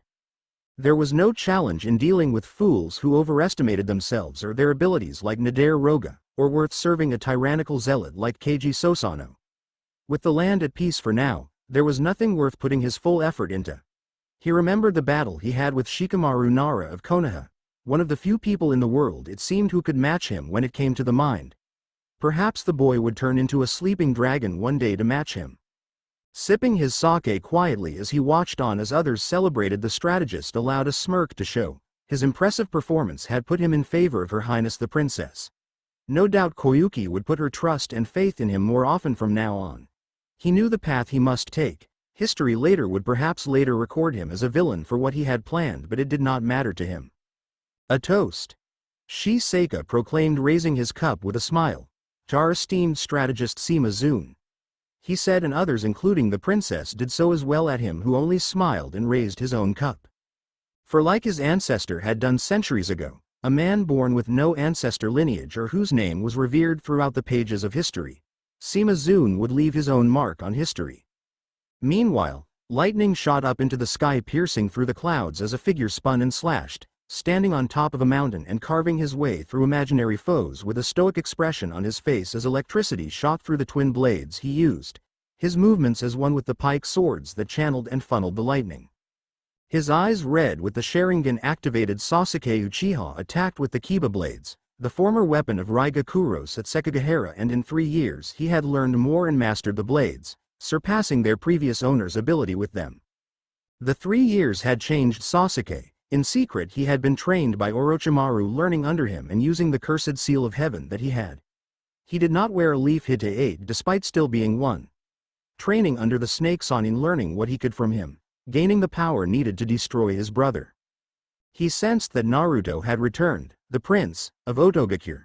Naruto had once been the outcast, hated by all, and now he was heir to the land of sound and a hero of the 4th Shinobi War as people praised him. Sasuke fired a bolt of lightning, destroying a nearby tree, setting it on fire, imagining it was Naruto. Watching on, Sakura Haruno looked on from afar as she watched Sasuke in action. The boy she had a crush on before was so different as he had become colder, seeking to grow stronger and use any means of doing so. Elsewhere, a group of people were shown walking through a valley where numerous people were shown digging at the site. The first was a man wearing dark green and brown armor, and the second was a woman with her blue hair in a unique style and 2 different colored eyes. The third and fourth were also men as well, wearing red and gold respectively. Banners placed on the ground around them showed a circle and an upside-down triangle in the center of it, the symbol of the cult Jashin. Many people were forced to dig as they were looking for something. Not all of the Jashinists had been destroyed as it had been believed 3 years ago. A handful had survived and went into hiding as the teachings of Jashin were banned after the war. Led by Gongs and Tachibana, they had went into hiding, practicing their craft and religion in the shadows. A once terrible force now reduced to few, but it still survived, and the group sought to have revenge over their leader's death. By killing Naruto Uzumaki, we have found it, a voice cried out, and the group of 4 went over to a hill and looked down at what they saw before them. A giant metal-constructed ship was shown laying at the bottom of it on a lake. The ship was well armored and crafted, as it was 200 feet long and heavily armed as cannons were mounted on it. At long last we have it, the leader of the group said. Hidan was a fool to have discarded this. With this in our possession, the age of Jashin shall come to fruition at long last, Gonzan Tachibana said, looking on at the mighty battleship before them. Unaware to them, A figure cloaked in a hooded robe was looking on at them, watching on at what was happening. Looking on with concern, the figure reached up and pulled the hood down to reveal Hitaki Kakashi, the copy nin of Konoha, who watched on from afar, concern in his one eye at what he saw. "It's worse than what I feared," he mentioned to himself. He had heard the rumors that not all of the Jashinists had been destroyed and men had been kidnapped and forced to work to the death by them, as they had been looking for something. At first it had seemed like slave traders attacking, but he had been sent to find out what was happening and had discovered the enemies from the Fourth Shinobi War were not in fact destroyed and were still at large. "With this at our command, we shall erase our past defeat at long last and bring in an era ruled by Jashin," Nohime Ori, the woman amongst them, said as they looked on at the vessel. It was currently trapped there, but once freed they would use it to have their revenge. The ship was called Jashin's Hammer and had been constructed in secret during the Fourth Shinobi War, ordered by Keiji, who sought to create a powerful war vessel unlike any the land has seen, as he spent great amount of resources on it, as it had been outfitted with cannons and ballistas capable of targets from afar. However, the ship cost too much to power it up, as it required vast amounts of fuel to operate, and at the behest of Hidan had ordered it discarded prior to Sekigahara. If the Jashinists had been able to fully operate the ship, victory may have been theirs. Nohime, Koji, Masa, Gongzen said to the group, "At long last the time has come for the Jashinists to raise back up and reclaim the land and put it back in his grasp. Keiji-sama will be most pleased." Kakashi, kneeling and watching on, took out a camera and secretly began taking pictures of what was going on, taking a good look at them and trying to figure out a way he could sneak in and sabotage their efforts. "Hey, what are you doing here?" a voice called, and he turned and saw a group of patrolling guards having spotted him. "Kill him!" they shouted and charged him armed. Kakashi dodged a spear thrust from one of them as they attacked him, dodged and weaved his body to avoid getting skewered. He got out a kunai and dodged the attack. He blocked an attack and, grasping the weapon, spun it and threw the wielder down, sending him rolling down the cliff. He began twirling the weapon overhead, keeping them at a distance. Gongzen and the others heard the commotion and saw what was going on. "Kill him," he ordered, and bowmen fired at him. Kakashi saw the arrows coming at him and, doing hand symbols, fired a fireball, destroying them. More of the Jashinists came at him. One threw a javelin at him and he dodged as he discarded his disguise, revealing him in his uniform. More came at him, surrounding him, and Koji and Masa attacked him at the same time, and he narrowly dodged their strikes as they were looking to encircle him and cut off any path of escape. Reaching towards his mask, he revealed his Sharingan eye and, forming hand symbols, lightning began to crack and form around him as he channeled his chakra and got ready to perform an attack. "Reikari!" he shouted and fired the attack, but instead of aiming it at them at the last second, fired at the ground, causing a cloud of dust to swarm around the area, blocking their view. Nohime slashed at the cloud, dispelling part of it, and saw him in the distance running away, having used that opportunity to get away. "Why you won't get away!" Nohime shouted, prepared to go after him. "Let him go," Gongzen said to her, and she stopped. "Let him tell the world of what he saw today," he said, and leapt up onto the deck of the ship. Reaching a cannon, he took possession of it and took aim at the side of a nearby hill. Pressing the trigger, he fired a blast from it and it slammed into the hill, and a great cloud of smoke went up into the air from the force of the impact. When it was cleared, it was shown that the hill had been destroyed from the blast. The next day, yes, as of late, Kumogakure has stated they seek to be the ones to host the next Chunin exams. Kabuto said to Orochimaru, referring to the land of clouds, which had been rather quiet the past couple of years after being tricked into a disastrous battle during the Fourth Shinobi War by Iwa. Rumor has it they lost a Jinchuriki during the battle, which was devastating to the country. Apparently they seek to do so as a way to repent for their actions and showcase a sign of goodwill between the 5 villages, he said as he reported events to him. HMPH, Orochimaru said, scoffing in response, seated in his chair. "The Raikage is nothing more than a fool who thinks he can solve any problem just by punching it. Apparently they decide who rules based on the amount of steroids you take," he said as he held a low opinion of the muscular the leader of Kumogakure. "I have no intention of dealing with him or Kumogakure. Like before with the Hyugas, they would probably seek to obtain Shikatsumiku or Haku's Kekai Genkei for their own purposes." "I understand, Orochimaru-sama," Kabuto said, nodding his head. "Has there been any reports on what Akatsuki is doing?" Orochimaru asked him. "Afraid not. Our attempts to infiltrate Omegakure have failed and we have found nothing at what they could be doing," Kabuto said, and Orochimaru thought back to what Genkai had said. How they would soon attack and likely go for THN side Gaara looking to extract Shukaku. Double our efforts. I want to find out what any of them could be up to. I have a feeling they are about to make their presence known. Kabuto went to respond when a knock on the door was heard. They turned and saw Naruto enter the room. Naruto, I'm surprised your large shadow isn't following you, Kabuto said with a smile, referring to Yuan, who was usually close by. To his surprise, Naruto didn't share in his humor as he entered. Atu-san, there's something I want to talk to you about, he said as he was being serious. What is it? Orochimaru asked him. Why, are you training Sasuke? He said to him. Orochimaru looked on at him as he had expected Naruto would confront him about this, him training the Uchiha. Why is Sasuke here and why are you training him? Naruto asked with a frown. He has no reason to be here nor for him to learn anything from you, he said, as it was evident he had a low opinion of him and that he was in his home. Why are you taking in such an interest in him being here? Orochimaru asked him, and Naruto's eyes narrowed. Sasuke's nothing but a scumbag, Atu-san, you know that. He can't stand the fact that somebody out there could possibly be stronger or better than him in his precious eyes. He has no reason to be here in Otogakure in my home, Naruto said in response. He only cares about himself and will do everything he can to make it so he doesn't get overshadowed, as the only thing he cares about is his damn pride of his clan.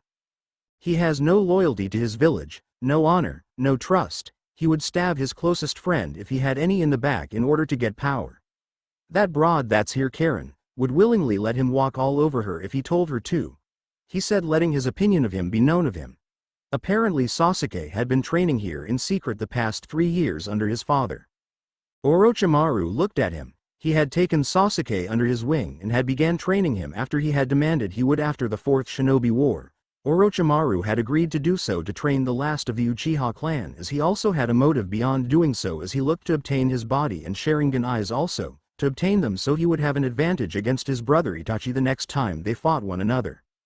Sasuke had said he would take that chance, and Orochimaru felt that the time was soon coming to take his body. That way he would be strong enough to defeat Akatsuki. Why is that such a concern to you, Naruto? You are stronger than Sasuke and can beat him. You should not concern yourself with what he does. This is only a temporary thing, Orochimaru said to him, but Naruto was still frowning at him.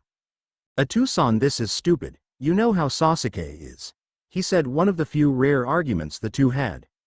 He'll do anything he can because he believes he is entitled to be strong and have his way all the time. The only thing he'll do is ruin all around him. He pretty much had to be held back in the war and not be promoted cause he would be a terrible leader, as he would only do what is to the benefit of himself, unlike me, Shikamaru, Haku or others.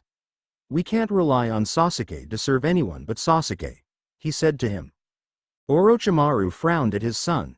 Enough, Naruto. I know you dislike him, but I've made the choice to train him. I may find a use of him in a way that will surprise you. And if he proves to be more trouble than he's worth, I will dispose of him. Naruto scowled at him and went to say something, but the door to his office opened suddenly. Orochimaru-sama, Arashi said, entering the room suddenly. We have received an important message from the Hokage. She wishes to speak to you at once. I'm busy. She can send me a note if it's that important, Orochimaru responded to him, but he shook his head in response. I'm afraid that won't do. She wishes to speak to you at once. Fine, he said, and stood up and went into another room. Naruto and Kabuto followed after him, Naruto still wanting to talk about what has happened. They entered a small room, and in it was a large television screen on the wall. The picture was blurry for a moment, but it allowed him to communicate with the Hokage or anyone else if he desired. Seated at her desk was the Hokage Tsunade. The woman looked on at them as they stood before her. Tsunade, what is the meaning of this? This had best be important, Orochimaru said to her as he frowned, wondering what she wanted. This is rather important, Orochimaru. I'm not just calling to see how your day's going, she said in response to him. And I see the crowned prince is there as well, she said, and smiled upon seeing Naruto as well. This might concern him as well, she said, and reached into her desk, reaching for something. This had better not be a waste of my time, Orochimaru responded to her, looking on his arms folded across his chest. Does this bring back any memories to you, Naruto? Tsunade asked, and she revealed a banner with an all too familiar symbol on it. What the? That's the symbol of Jashin, Naruto said to her. Memories of the war and his battles with Keiji Sosano came back. But I thought all those creeps had been destroyed, he said looking at it. The picture became blurry for a second but soon went back to normal. I'm positive they were all destroyed when the war ended, he said as he remembered the wave of chakra that had happened and upon touching them had turned them to ash and dust. Afraid not Naruto. Kakashi's voice came through and Naruto saw his first sensei. Some a handful are still alive and right now I'm afraid they are on the verge of something big. What do you mean? Orochimaru asked him. What I mean is that they had uncovered a powerful ship that they call Jashin's Hammer. It is an extremely powerful vessel that can wipe out everything in its path if brought up to full operations. They have found it after searching for it and are now extracting it and planning on using it to avenge their loss in the Fourth Shinobi War and regain power so they can have their age of Jashin. Kakashi said to them. From what I've seen it might be powerful enough to destroy a ninja village, even one of the 5 great villages including ours by itself. Naruto's eyes widened a bit upon hearing that. A ship capable of destroying a village single-handedly? What kind of monstrosity had those Jashin creeps been planning? Several images of the pictures Kakashi had taken appeared on the screen showcasing it and the weapons on the vessel. It is clearly formidable, that much is obvious, and if it is brought up to full power no place located near the water would be safe. Kakashi said to them as they looked on. Right now they are fixing it up, but who knows when they will restore it. Then it is clear what must be done. Orochimaru responded looking on and Tsunade nodded. We must destroy it before they can activate it. Gonzan Tachibana stood in front of a podium with Nohime, Koji, and Masa standing beside him as he stood on the deck of Jashin's Hammer speaking to the throng of followers below him. For 3 long years we have been forced to hide in the shadows and look down upon. It has been 3 years since the untimely death of Keiji Sosano-sama and our loss in the Fourth Shinobi War, forcing us to hide in exile. But now we have the means to avenge his destruction and seek vengeance upon all of those who stand in our way, he announced to them. That's right. Nohime shouted as well. With Jashin's Hammer in our possession we shall destroy and annihilate anything and everything that dares to tread in our path. He said, continuing on, once this battleship is fully operational, our foes and enemies will be wiped out to a man by it, as there is nothing that can defeat it. The crowd below cheered and roared hailing Jashin, and he brought his hands up and they stopped. The age of Jashin will last for 1,000 years and all will worship him, and those who resist will be destroyed, Gonzan proclaimed. The Jashinists continued to cheer on as be at full power. The ninja fell down on his back and looked up in shock at the foe who had bested him. How? I am of the he was cut off when the Nodashi stabbed into his heart, killing him. A name is nothing, it is what one does with his talent that makes him strong, you ignorant fool. Muda Daidoji said in disgust, looking down at the corpse. If you are what the best your clan had to offer, then they deserve their destruction, he said as he had killed the man, the head of the ruling clan, who was arrogant and believed he would win easily. How surprising it was when his skills he had weren't enough to win and Muda had easily dispatched of him. He spat on the body and cleaned his treasured blade, the Nodashi shining brightly with no signs of wear or rust on it. Satsugai Shikitsune, the name he had given it, had been fed, but he knew it would not be satisfied until it had tasted the flesh and feasted on the Kyuubi and killed Naruto Uzumaki. You keep this up and a bounty will be put on your head, you might have to watch out for me if it gets too high. A voice said in amusement, having watched the fight happen, and Muda looked over to the cloaked man who had green eyes and a hite ate with a slash through it. Killing the son and heir of a clan can make you a wanted man real quick, my friend. Kakuzu said with a chuckle behind the veil he wore. The bounty hunter paired up with the swordsman, the 2 members of Akatsuki being partners. HMPH, so be it. Muda said in response to him, not giving the body another glance. Why is it that you hate clans and those who have Kekai Genkei? Kakuzu said to him, and his eyes narrowed. Tell me, Kakuzu, who would you put your trust in? A man who has fought and battled his way relying on his own skills that he has developed and trained throughout the years, or a fool who believes because of a lucky set of genetics he is above everyone? HMPH, you know me. The only thing I trust is money. The masked man said, smirking underneath his mask at him. Even the devil himself has a price. Muda Daidoji for the past 3 years had been going to city and villages and challenging the strongest warrior and ninja they had to a one-on-one fight. Each one he had fought he had cut down with his blade. He took pleasure in watching them die. Each one he had faced had boasted of their skill and lineage, and in the end it meant nothing. What? Why? The child asked his sensei. I've passed the test and performed the jutsus and tasks, even the ones that nobody else at the academy was able to pull off. Why am I not being allowed at the ceremony? He asked him. The child had few friends in his village, a small village on the outskirts of Kumogakure. He was often looked down upon and ignored because of his birthright, a bastard child born out of wedlock. He had no parents or friends, but he didn't want them, he didn't want either of them. They turned their backs on him, so why should he do anything less? The Raikage himself would be there to congratulate the top students. Why am I not being allowed to go? The council of the village believe it would hurt our village's funding from Cloud if the top graduate wasn't from one of the leading families. The man responded to him. They believe that someone of your background was there, they would be upset and question our methods. The boy's eyes narrowed at that. No one expected him to pass, let alone be the top student of its academy. Devoting all his time to training and working on his skills and techniques, it became clear he was skilled in the shinobi arts as he spent all his time alone. He felt somebody nearby and turned his head and looked and saw a smug-looking boy who was the son of the clan leader in the village with an arrogant grin on his face. He had believed the boy to be nothing but trash, thinking that someone of his lineage was allowed to walk all over him. The child had beaten the boy easily in the finals, embarrassing him in front of all, not only the others but his family as well. Now that he thought about it, he wasn't surprised now, considering he must have cried to his father and demanded he be named the top student. Of course they would kowtow to their whims. That's what everyone in this wretched place did. So you're going to continue to lick his and his family's sandals and put them on pedestals? This entire place is nothing more than a pack of dogs? He was struck across the face by the older man, leaving a deep bruise, but he didn't cry or wince. Instead he turned to look at him, murder in his eyes, which unnerved the man a bit, not expecting him to give such a look. That's enough, you're staying here, he said and walked away with the other boy. In Otogakure, Orochimaru and Kabuto stood in the middle of the room, and slowly the two got into a fighting stance and circled around one another, each waiting for the other to make his room. Kabuto was the first, rushing him and leaping up and kicked at Orochimaru, who ducked under his attack. Orochimaru went to deliver a chop that would break a normal man's neck, but Kabuto avoided it.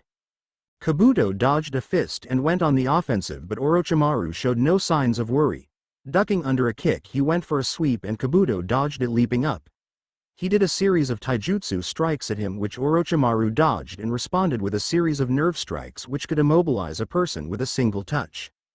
Kabuto waited until the last second and, timing his movement, dodged and, revealing a hidden scalpel, his hand glowed blue and he slashed upwards, severing the bone and tendon from Orochimaru's hand.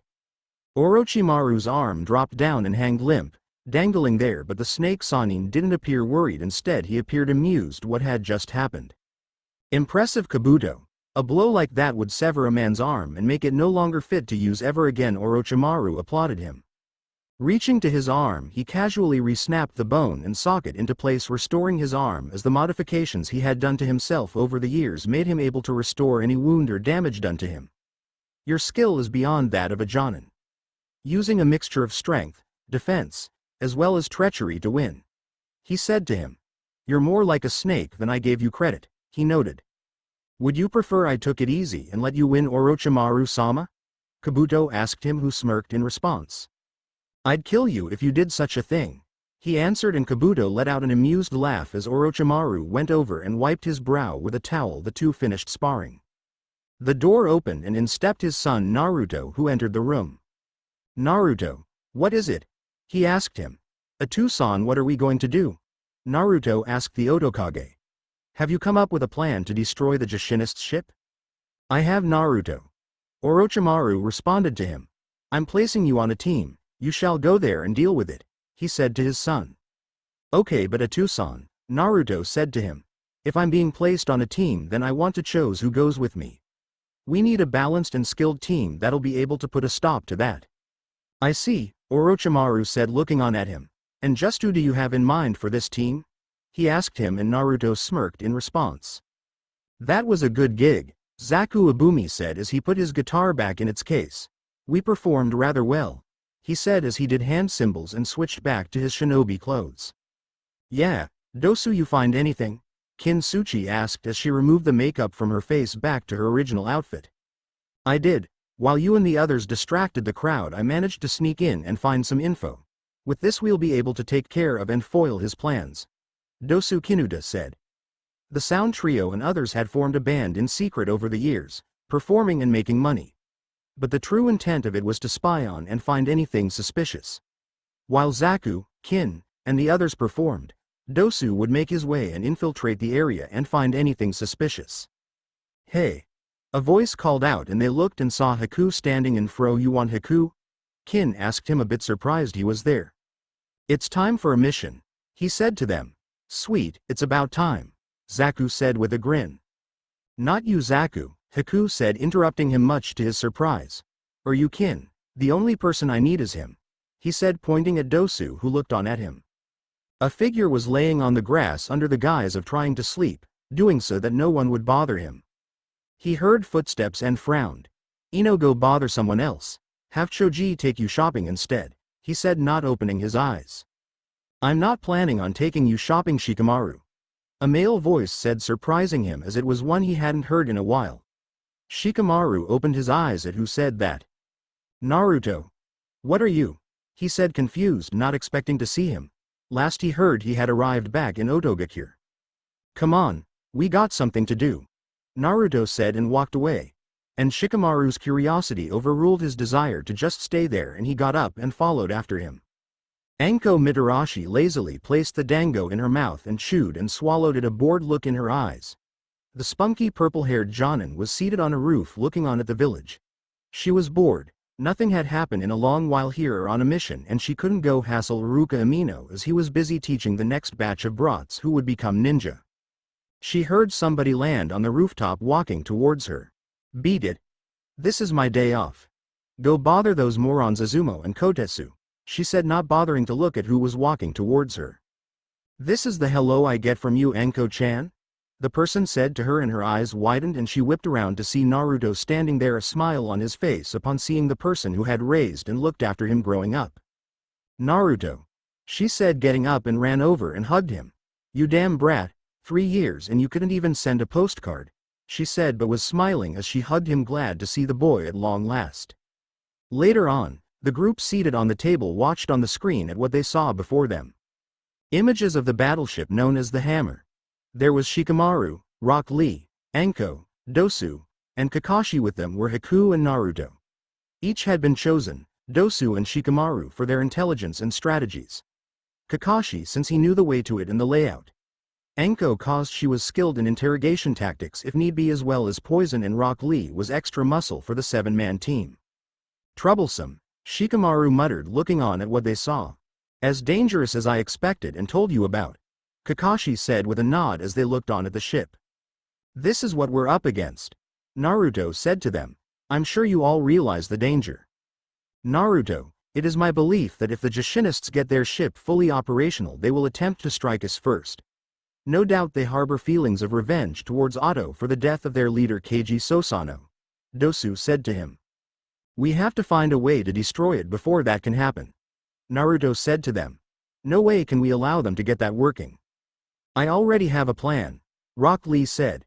"I drew it up myself. It's a foolproof way to get on board." Reaching into his back pocket, he pulled out a folded-up piece of paper and laid it on the table.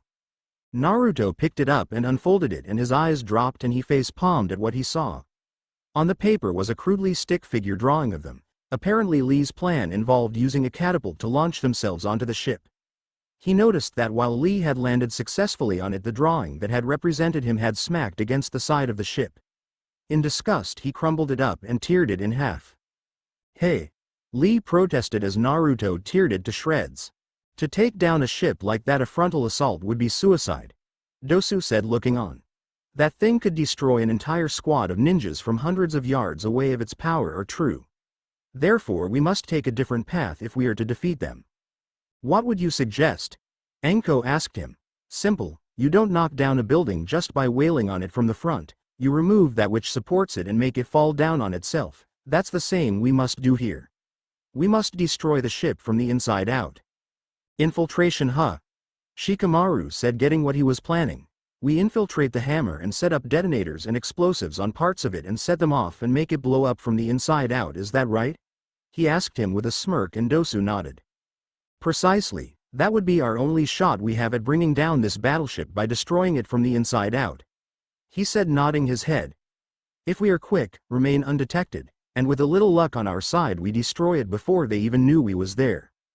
Good plan, Kakashi said, nodding his head in approval. It was a brilliant plan, as that would be their best chance at stopping them. They had to destroy it before it got operational, and doing so stealthily would be their best bet.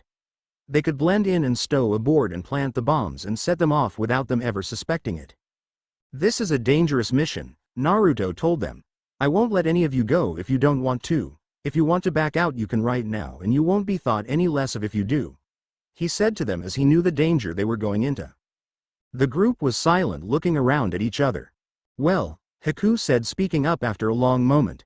I followed you everywhere so far. I don't think I'll quit doing that just yet. I'm in. Count me in. Rock Lee exclaimed. I'll go. Dosu chimed in. Like hell, I'm going to sit back and let you all have the fun, kid, Enko said with a smirk. I believe it's settled, Kakashi said, smiling underneath his mask at Naruto, as none of them were backing down from it. Great then, let's go, Naruto said, looking on at them all. The group departed, going side by side, preparing to go put a stop to the Jashinists for good. Later on, the doors opened and Pain strode through the room where Inoki was at and stood in front of him.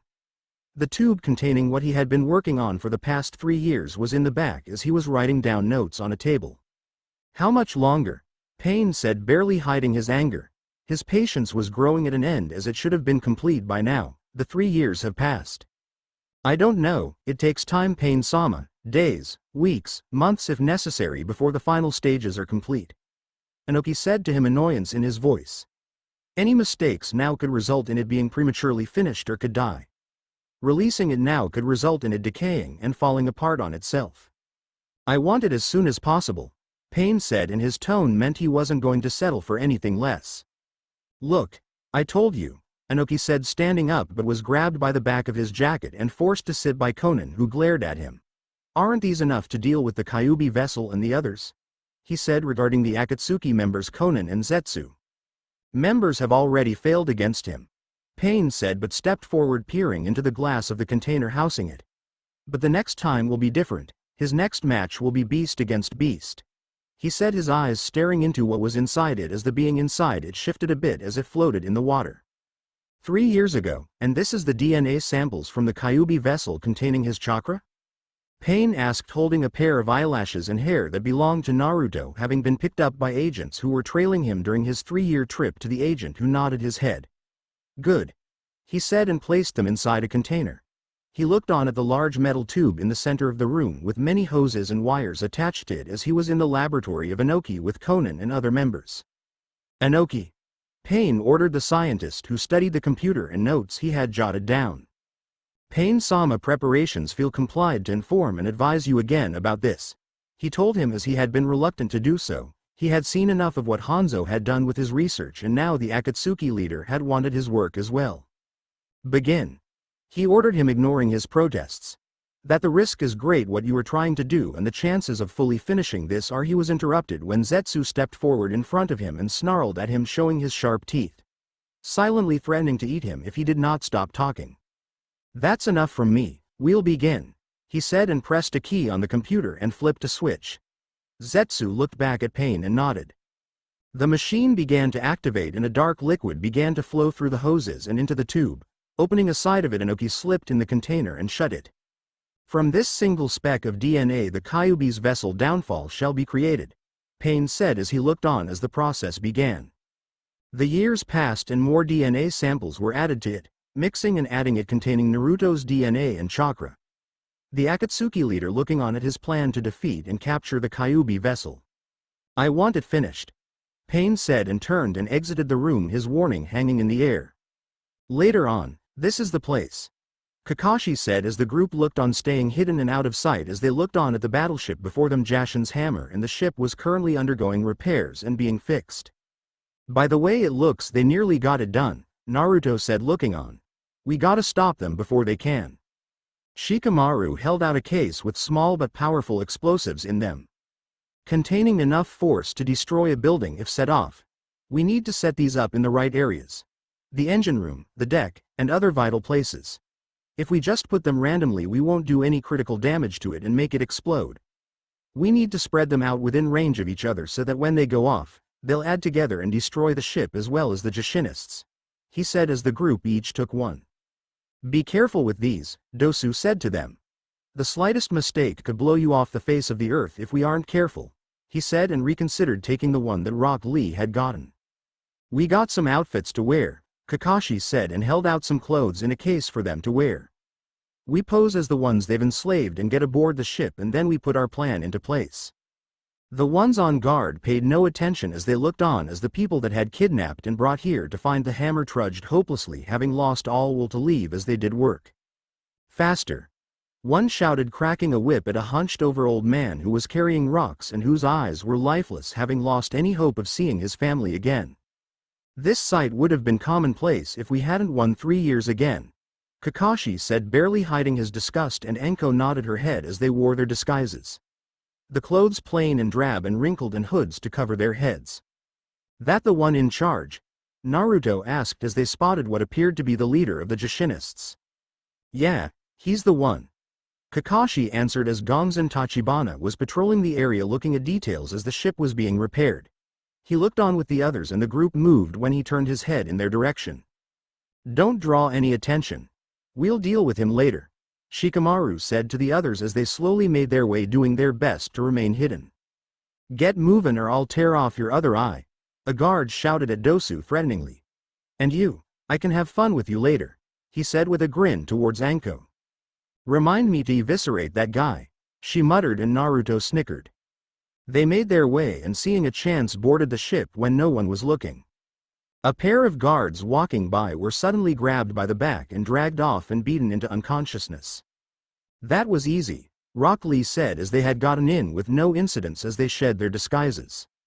"It's always easy to sneak in, the hard part will come when we want to get out," Enko said dryly. Shikamaru looked around the area. "All right, no time to waste. We all know where we have to go, stay out of trouble and only fight if necessary." "That should do it," Dosu said as he placed his near the engine room. "If all are set off at the same time, the blast will be enough to destroy the ship, or at the very least cripple it and prevent it from being used," the bandaged nin said as he looked on and quietly made his way. "Oops," Rock Lee said as he almost dropped his. "Careful with that," Anko said to him. "These aren't toys, you know, and I didn't get life insurance," she said as she took it away from it and placed it carefully on the deck on the bow of the ship. She went over and placed hers on the other side of it. "Hey, what you doing here?" a guard said, having spotted them and approached from behind. "Oh," Lee said, panicking. "What do we do? I know all." "Relax," Anko hissed at him as the guard approached closer. "I said what are you doing here?" he said to them, approaching. "Slaves and workers aren't allowed on the ship. A taste of the lash will do you some good," he said, grabbing Anko by the shoulder. "Get off and all." He was cut off when Anko turned and stabbed a kunai into his throat and threw his body overboard into the water. "See, nothing to it," she said to Lee, who nodded. He spotted one walking nearby and grinned. "Die," he began to say when Anko clamped a hand over his mouth. "Not so loud," she chastised him. "Sorry," he whispered and went and performed the surprise attack, whispering the name, knocking him off. Anko shook her head and went to go. The group went on placing their explosives and staying out of sight as they proceeded carefully, knowing that if they got caught they'd have hundreds to fight against. "There, that's it," Shikamaru said as he placed the explosive neatly near a boiler room. "That should wrap it off," he mentioned to Kakashi, who nodded his head. The sound of a horn going off was heard, alerting them. They looked and didn't see any guards coming, so they hadn't been caught. "Damn," Kakashi muttered. "They must have gotten finished sooner than expected," he mused, looking on. "We've got to hurry," he said, placing the last of them, and he went with Shikamaru. "Lord Gonzen, all repairs have been made and the hammer is now fully operational," Nohime said to Gonzen Tachibana, the leader of the Jashinists, who nodded his head as they had finally fixed the ship. The hammer had been fixed up and made operational and now fully capable of moving as the warship was powered up. "Yes," he said and looked at the large banner of Jashin that hanged. "We can finally avenge your death, Keiji-sama," he vowed, bringing a hand up and clenched it into a fist. At last they would have their revenge and destroy their enemies that had forced them to hide in the shadows. "Kill the ones we kidnapped to find and fix it, they have outlived their usefulness," he said to them. Suddenly a kunai whizzed by his head and stuck into the banner. You know, a voice said suddenly, and they turned and saw Naruto seated above them on a beam in the building. If you miss that creep so much, I promise I can help you join him real soon, he said, and he fell down and landed on his feet before him. The demon filth, Gonzen said with a spat, glaring at Naruto. You shall die for what you have done, killing Keiji-sama, he said, anger in his eyes. We're not going to let you bastards use the hammer, Enko said as she and the others appeared beside him. Kill them, Gonzen shouted, and a group of soldiers rushed them, looking to cut them down where they stood. Naruto dodged a spear thrust and grabbed the head of it to block another swing from an enemy. He leapt up and kicked them both, hitting them in the face. He pulled out Kusanagi and slashed, cutting out the spearhead and punching an enemy in the face. Kakashi avoided, kicked one, knocking him off to down below. He dodged a swing and chopped a Jushinist in the neck, knocking him out. Shikamaru activated his cage main, trapping a few, leaving them to be knocked out by Dosu's melody arm. Enko dodged an attack and pulled it out of his hands and stabbed him, and then threw it, and it spun and hit another Jushinist in the chest. Take this, Rock Lee shouted as he attacked using his speed. When he was 13, his speed and strength were already impressive. Now that he was 16 and 3 more years of training, he was near invisible, not having to remove his weights as he attacked with his fists, kicks, punches, and headbutts, attacking them as the student of might guys knocked out dozens in seconds. Haku froze a group, and he and Naruto got back to back, and the two nodded and turned and stabbed at each other, hitting the opponents behind them. Kakashi saw one performing a jutsu, sending dozens of senbon at him, and he dodged it and revealed his Sharingan eye. Thanks for the move, he said with a smile, copying it, and performed it, and multiple needles at him, sticking him like a pincushion. It is time, board the hammer, Gonzen said, and he and the others went to go, taking advantage of it to get on the ship while no one knew what was going on. Lee saw them going, preparing to board the main room, and broke into a run, trying to stop them. I won't let you, he shouted at them, and they turned around and Gonzen fired a jutsu at him. Ah! Lee shouted as he got flung in the air from it and landed on his back hard. Time to die, Gonzen, and prepared to fire another one at him. Lee braced himself for the attack and killing blow, seeing no way to dodge when suddenly sand appeared around him, covering him from the attack. He looked in confusion, wondering what had just happened, when the sand disappeared and he turned his head to see a figure with a giant gourd on his back. Gaara, Rock Lee said in surprise, seeing the cage. Need some assistance? The red-headed ruler of Sanagakure said to him. What are you doing here? You aren't the only ones with eyes and ears. I heard what was going on and have come to deal with this ship of the Jushinists, Gaara said to him and the others. Good to see you're here, Gaara, Naruto said to the cage. Need all the help we can get, he said to him. A Jushinist went to stab him from behind, but Gaara casually swatted him aside with his sand, not even looking. I see, it appears as much as I like to chit-chat. Enko cut in between them. They're getting away, you morons, she shouted, seeing them. Dosu, you help Lee, we'll deal with them, Naruto said to the sound nin, who nodded and went to help the injured Lee. Going somewhere? Naruto shouted as he and the others run after them. Enough of your meddling, Gonzen said in fury. You will all die in the name of Jashin, he said, and he and the others charged them, engaging them in battle. Naruto and Shikamaru teamed up to face Gonzen, who attacked them using earth jutsus. Be swallowed, he shouted, casting a jutsu, and the earth beneath Shikamaru's feet gave way and he fell through. Shikamaru, Naruto shouted and grabbed him by the hand before he fell even further and pulled him up. Take this. Shadow choke, Shikamaru shouted and connected his shadow with his and began using it to choke him. Gonzen responded by creating earth stalagmites to surround him to protect him. Earth style. Power gem, he shouted and punched the stalagmites, sending rocks at them, and the two dodged it. Auto bullets, Naruto shouted, firing multiple small projectiles at him, who blocked it with summoned stones. He then charged and ran and threw a punch, shattering them and hitting him. You're mine, Masa shouted as he attacked Haku, who blocked his polearm with his Zanbato. The two slashed and attacked each other in a battle of strength. Masa grinned and brought his other hand up, revealing a wrist launcher. Time to die, he shouted and fired at his chest, but Haku turned into water using a Mizu Bushin at the last instant. Over here, Haku said, and appeared and slashed him, and Masa cried out. Haku then uppercut him and knocked him into the air. The Jashinist landed on his back from the force of the blows. "You got me," he said as his body went limp and his eyes shut. Haku looked at him as it seemed too easy he had defeated him. "Just kidding." Masa shouted and seating up fired a cable from his wrist launcher which ensnared Haku, binding him. "Take that," he shouted, activating it, and electricity surged through it and into Haku's body. Haku cried out in pain as the volts went into him, shocking him. He dropped to his knees in pain as it coursed throughout his body. "I got you. I got you," Masa said, laughing, thinking he had him. Gripping the Zanbato, Haku forced himself up to one leg and swung it at the rope, cutting it and freeing him. Masa was knocked back as his weapon had been broken. Clutching it in both hands, he rushed him and slashed at him, once, twice and a third time, cutting through his armor. He then stabbed it into the ground and using it as a pole leapt and spun, kicking Masa with each spin and knocking him down. "Time to finish this," Haku said and began doing one-handed symbols. A flurry of snow appeared and he sent it at him, covering him and the area in it. "Hey, cut that out.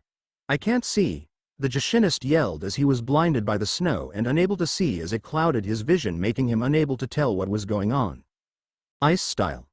Frozen blade," Haku said, and his weapon became covered in ice with sharp edges on it, and he ran and slashed him across the waist, and Masa fell down to the ground down. Haku paused and sheathed the weapon that belonged to the late Zabuza Momochi.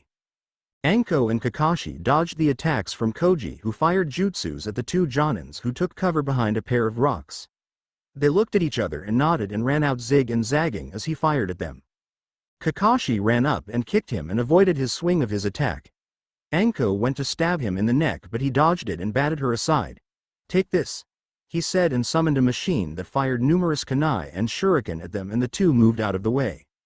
"Fire release. Grand fireball." Kakashi shouted and fired a giant fireball at it, and it hit and destroyed the machine, but Koji leapt up into the air above them and doing hand symbols cast a jutsu and fired at them. He laughed, thinking he got them, when Anko shot up into the air unharmed and doing hand symbols. "Multiple shadow snake bite," she shouted, and several snakes shot out of the sleeves of her coat and bit him on the flesh, sinking their fangs and poison into him. "My turn. Reikari," Kakashi shouted as Koji plummeted to the ground as he took the opportunity, charged it and leapt and thrust the attack at him. The attack hit him in the chest, going through him and skewering his heart, killing him instantly. "That's over with," Kakashi said with Anko. Gaara's sand stopped the attacks of Nohime and he lashed out with his sand at her and she avoided it. "Meet my sisters," she shouted, and two different versions of her with different hair color and style appeared, each wielding a blade. They leapt and attacked him, all three cackling and laughing at him. Gaara's sand blocked them and he ignored their laughing. He focused his sand and created a whirlwind from it around him to knock them back. Nohime and her clones brought their weapons together and fired a beam of energy from it at him, and it exploded on contact, and they laughed, thinking they got him. Suddenly, to their surprise, Gaara walked out of it unaffected in the lightest. "What? You should be dead," she said in shock and fury. Gaara paid her no mind as he walked towards her. The three fired jutsus as him, but to no effect as Gaara walked forward, his sand stopping the attacks, a cold look in his eyes. Nohime looked on in surprise that her attacks hadn't broken through it, and her clones backed away in fear, hiding behind her. "Don't hide behind me," she shouted and ordered, and they leapt up and dove at him, looking to cut him down with their weapons. Gaara's sand appeared and batted them out of the sky, knocking them into Nohime. "Can't you two do anything right?" she yelled at them as she pulled herself up. Gaara then began to form hand seals, the Jinchuriki of Suna, preparing a jutsu. "Sand style. Shukaku's claws." He shouted and using his sand created a copy of Shukaku, who let out a roar and his eyes glowed as he swarmed at them and lashed out with his claws, going through all three of them. Nohime dropped her sword as her clones disappeared and the Jashin lieutenant fell down to the ground dead. "It's over," Naruto shouted at him and leapt and drop-kicked him, and Gongzan was knocked off his feet and landed on his back. "Give it up," he yelled at the last remaining Jashinist. "It's not over yet," he said, standing up. "I still have the hammer," he yelled, and threw a smoke bomb down to cover his escape and to serve as a distraction for him to board the ship. Getting to the control room, he turned it on and took command, bringing it to life. A great whirring sound was heard as the ship came online and activated as the hammer was beginning to move. "Damn it, we don't have enough space to set off the detonators," Dosu said. "If we set them off now, we'll get caught in the explosion," he said. Die! Gongzen shouted, firing the cannons, and they scattered to move out of the way, just missing the blast. We can't keep this up. If even one of those hits us, we'll be blown to youthful pieces. Rock Lee said, panicking as the cannons recharge. Well, now what do we do? My summons couldn't hold that thing in place. Enko said, as even summoning giant snakes wouldn't be able to stop it. There's not enough sand in the area for me to use either. The time it would take to gather the amount needed would be too long. Gaara said as he created a wave of sand to block the attacks from the cannons. And I can't keep this up forever, soon they'll break through. We got no choice, our duty as ninjas is for us to die for and protecting our villages. Shikamaru said, and held up the detonator and got ready to press it and destroy the ship, sacrificing their lives in the process, when Naruto suddenly grabbed his hand, stopping him from doing so. Naruto? Naruto was silent for a long moment before speaking up. Guys, you all get out of range of the explosions. I'm going to buy you guys some time, he said solemnly. What? Haku said in disbelief. What are you saying? Shikamaru said as well. When you guys get out of range, set off the detonators so it can destroy the ship, Naruto said, and began walking forward. No way. Anko said, grabbing him by the arm, preventing him from going. This is suicide. If we do that, you'll get caught in the blast. No way in hell am I letting you do this. She yelled angrily at him, shaking him. You think I'm going to let you do something as stupid as this? Is there another way? What else are we supposed to do? Naruto said, and they heard a roaring sound as the hammer was becoming fully operational. If he sees me, he'll go for me since he hates me the most. I gotta do this, he said to them. If we don't stop it now, then who knows what will happen. You yourself, Shikamaru said, as ninjas, our duty is towards our village.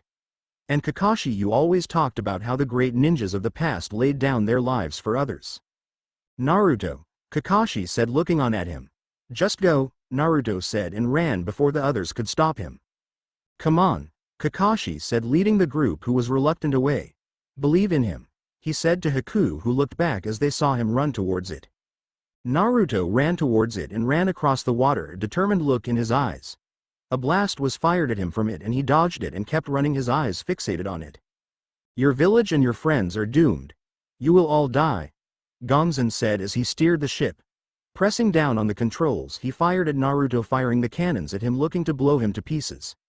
Naruto, drawing upon Kyuubi's power, just narrowly dodged and avoided them as he ran on all fours like an animal. Even with Kyuubi's healing factor, just one of those hitting him would kill him. Kachiyose no Jutsu. He shouted and summoned a large snake. He got on top of it and it dove underneath the water, disappearing.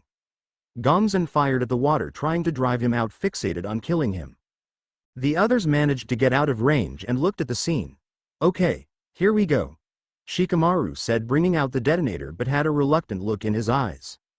Wait, Haku said, stopping Shikamaru. Not yet, give him a bit more time, he said, and Shikamaru nodded, his hand twitching and shaking as he held onto it with sweaty hands, his thumb near the trigger to set the explosives off. Gongzen continued to fire rapidly, trying to locate where Naruto was hiding out, obsessed with killing him and avenging Keiji Sosano.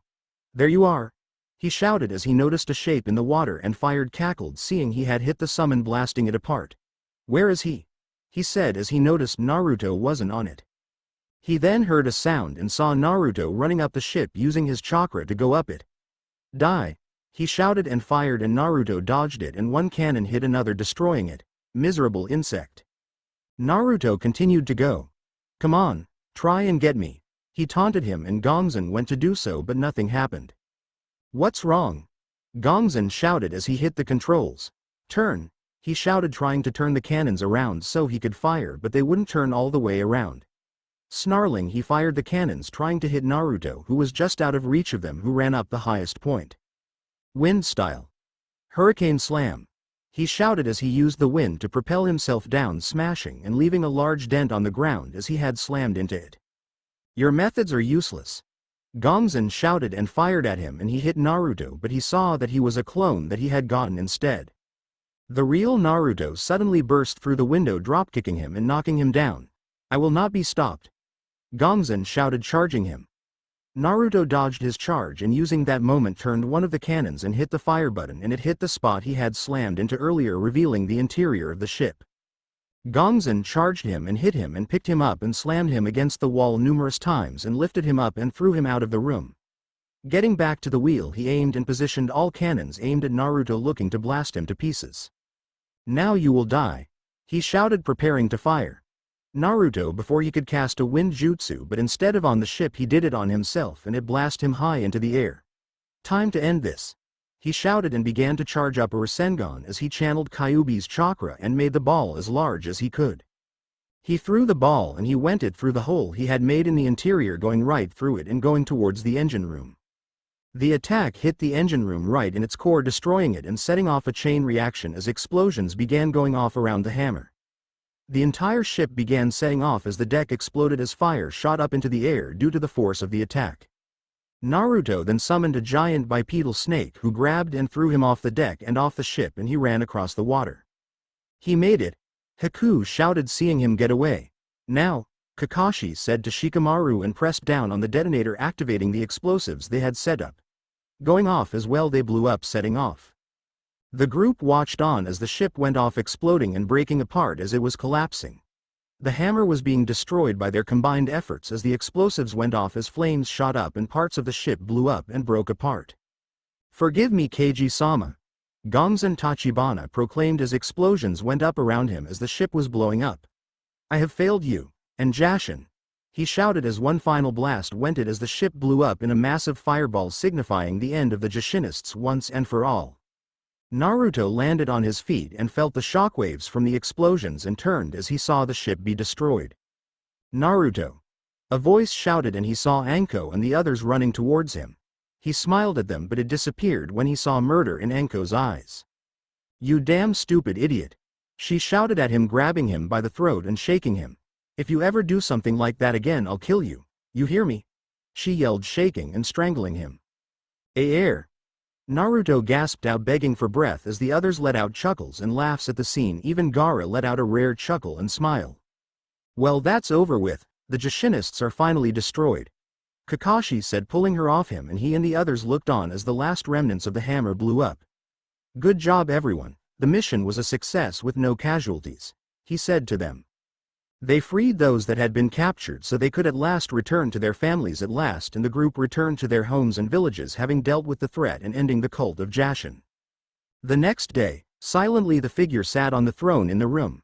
He sat in the middle of it, his eyes closed, the only sound being his soft breathing. Behind him was the giant statue that housed the Biju that had currently been caught, including the two-tailed cat they had gotten 3 years ago in the Fourth Shinobi War. "Conan," Pain said suddenly, and she stepped forward. "Yes, Pain-sama?" she asked him, sensing his power as he unclutched his hands and stood up. "Gather the others, inform them."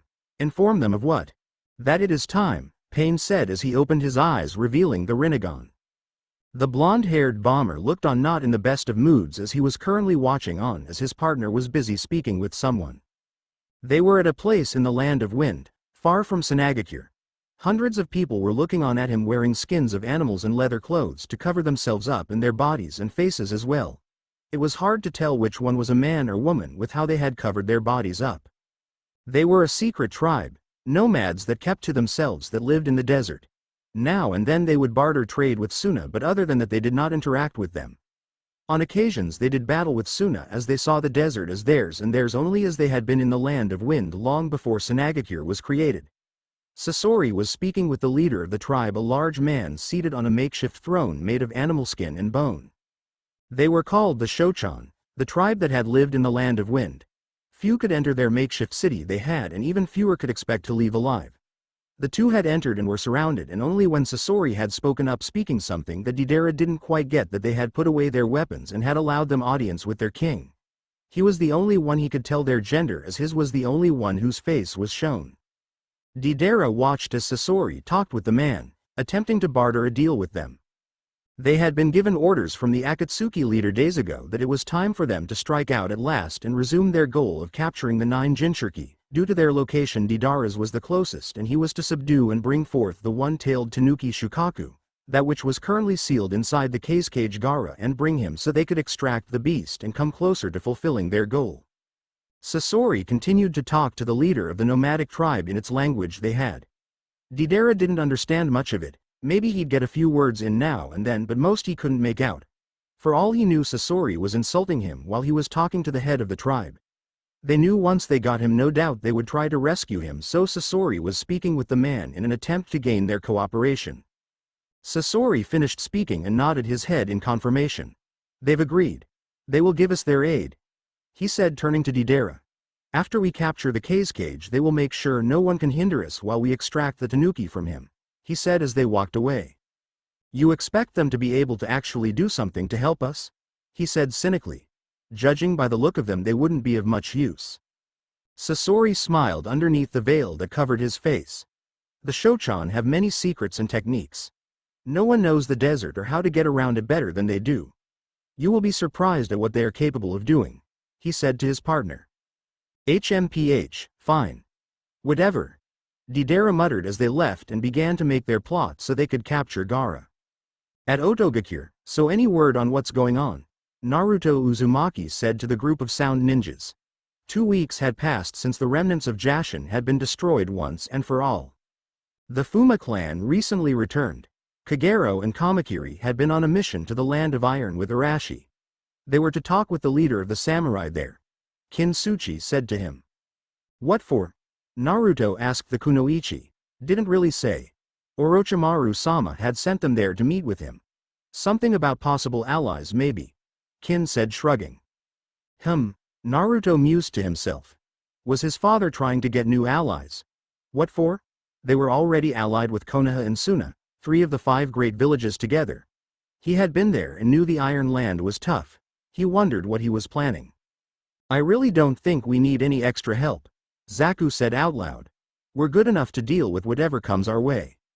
We should not deny assistance when it is offered to us, Zaku, Dosu said to him. The coalition would not have won the 4th Shinobi War if we had not joined with the Leaf and Sand. So what? We kicked their asses, they're all in jail or dead, Zaku mentioned. Besides, we took out numerous guys while Naruto was gone. So what's everyone worried about? He asked. Don't get complacent, Zaku, Kin said to him. Just cause we beat the stupid brothers doesn't mean we're invincible, she said, referring to the incident where they encountered a pair of criminal brothers who, like the name suggested, were incredibly stupid. Yeah, Kin, I was there, remember? Zaku replied to her and stood up and made motions with his hands. Twiddle-dee and Twiddle-dumbass were fighting us in the Land of Greens, and they charge us only to get distracted by a candy machine nearby and wind up running at it and smashing into it and collapsing the building right on top of them, burying them underneath the rubble. Zaku. A voice called out and they turned and saw Kimimaro Kagaya enter. What are you doing? What? He said in confusion. I was just, never forget your purpose as a ninja. Kimimaro chastised him. You are shinobi. You are the shadow itself. You are not meant to act in a way of a fool, he said to him and the others. I don't get it, Zaku said to him. We've beaten the Jashinists, we've saved the world. Why can't we just? A ninja's duty is never over, Kimimaro said to him and the rest. Only when he draws his last breath is his duty at an end. The shinobi world is not fit for everyone, only those few who can withstand the trials and tribulations of it shall survive. Even now in this time there are still enemies. Haku, looking on, thought back to one of his meetings with her father and head of the clan, Hiyashi Hyuga. Do you know what the Land of Clouds do? They kidnap those of clans and Kekai Genkai, most often women, and take them to Kumogakure. Hiyashi said to him as Haku was at Konoha, having paid Hinata a visit, the blue-haired girl having been happy to see him. However, it was a short-lived meeting as her father had appeared and had told Hinata to go home. Haku had went to leave, seeing he wasn't wanted when Hiyashi stopped about some of the things they do. Haku responded to him. Do you know that they will forcefully have sex within them? So to get them pregnant? To make them carry their child? The past Raikages themselves have practiced such things. Kumo hides behind its pretense of justice, but they are lower than the worms in the dirt. After she has the child, they would kick her battered and broken body out and keep the child for themselves, as they now have what they wanted. He said angrily. He hated the hidden cloud village. Just even thinking about it was enough to make him angry and fill the usually stoic man with rage over what had happened years ago. They tried to kidnap Hinata. Would I stand by and watch as they take her? To know that she was likely going to be raped once she became of age and forced to carry a bastard child? Or worse, kill her and cut out her eyes and transplant them for their own uses. He said bitterly, recalling that day when Hinata was almost taken from him. What I did to that man who tried to take her I never forget, and I swore on that day after I killed him I would never unleash the attacks I did again, as there was nothing left of him after I did. A father's main purpose is to protect his children, Haku said to him, and Hiyashi looked at him. And in turn I lost my brother as well that day. He sacrificed himself when they demanded retribution. That is the reason why Neji had been so cold for so long, and I have forgotten what it's like to know happiness in my body. And you believe I would do the same to Hinata? That I would her and forcibly put my in her? Haku asked him. That I would do that just so to gain the Byakugan? You underestimate me and my principles, he said to the clan head. As leader of my family I must view everything as a potential threat. Even those who would be our allies. Hiyashi responded to him. I see. Haku replied to the clan head, so you see why I will not permit you to further your relationship with my daughter. Hiyashi said to Haku, who frowned at him, and the Hyuga leader turned and walked away. In the present, Haku watched on as he listened to what he and Kimimaro had now said. Elsewhere, an elderly woman walked through the hidden sand village. Despite her advanced age and simple clothing, she was showed and treated with respect by the inhabitants. She was one of the most revered people skilled in the arts, and despite her age she was still as lethal as she had been in her youth. The woman's name was Chiyo, not only an expert medic but well versed in the usage of puppets as well. The woman had served as an advisor to Gaara when he had taken his father's place coming out of retirement to guide him during the war with the Jashinists. Her leading of the defense at Yamatai had reminded everyone why she was so feared. The old woman let out a small cough as she walked and looked up at the moon as it gazed down at her. As she looked on, a person walked forward towards her, half his face covered. What is it? Chiyo asked him, as the woman through her instincts and years could tell he was hiding something and not telling her everything. Members of the Shochan tribe have been spotted, Baki said to her. The Shochan? Chiyo said. We haven't had interactions with them in years, not since the death of the previous cage. Why now are they appearing? She said, looking on. The Shochan had long occupied the desert and had been at odds at Suna for years. Very secretive, as they didn't trust anyone who wasn't a member of their tribe. It's probably nothing, maybe some young ones filled with youth and pride and thinking they're unstoppable and going to see who can get the closest to here. He mused.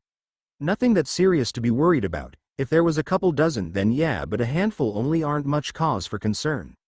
The Jonin said with a smirk to the woman. Chiyo didn't share his optimism or mirth. Something felt off about it. The Shochan rarely if ever came this far and this close to Suna. Usually if they desired trade, the two would meet at an oasis to barter with each other for goods.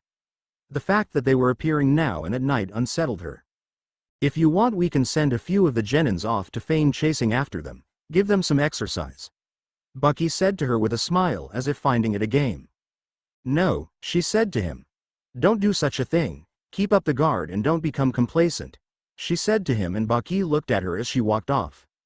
I have a feeling something is going to happen, she said to herself.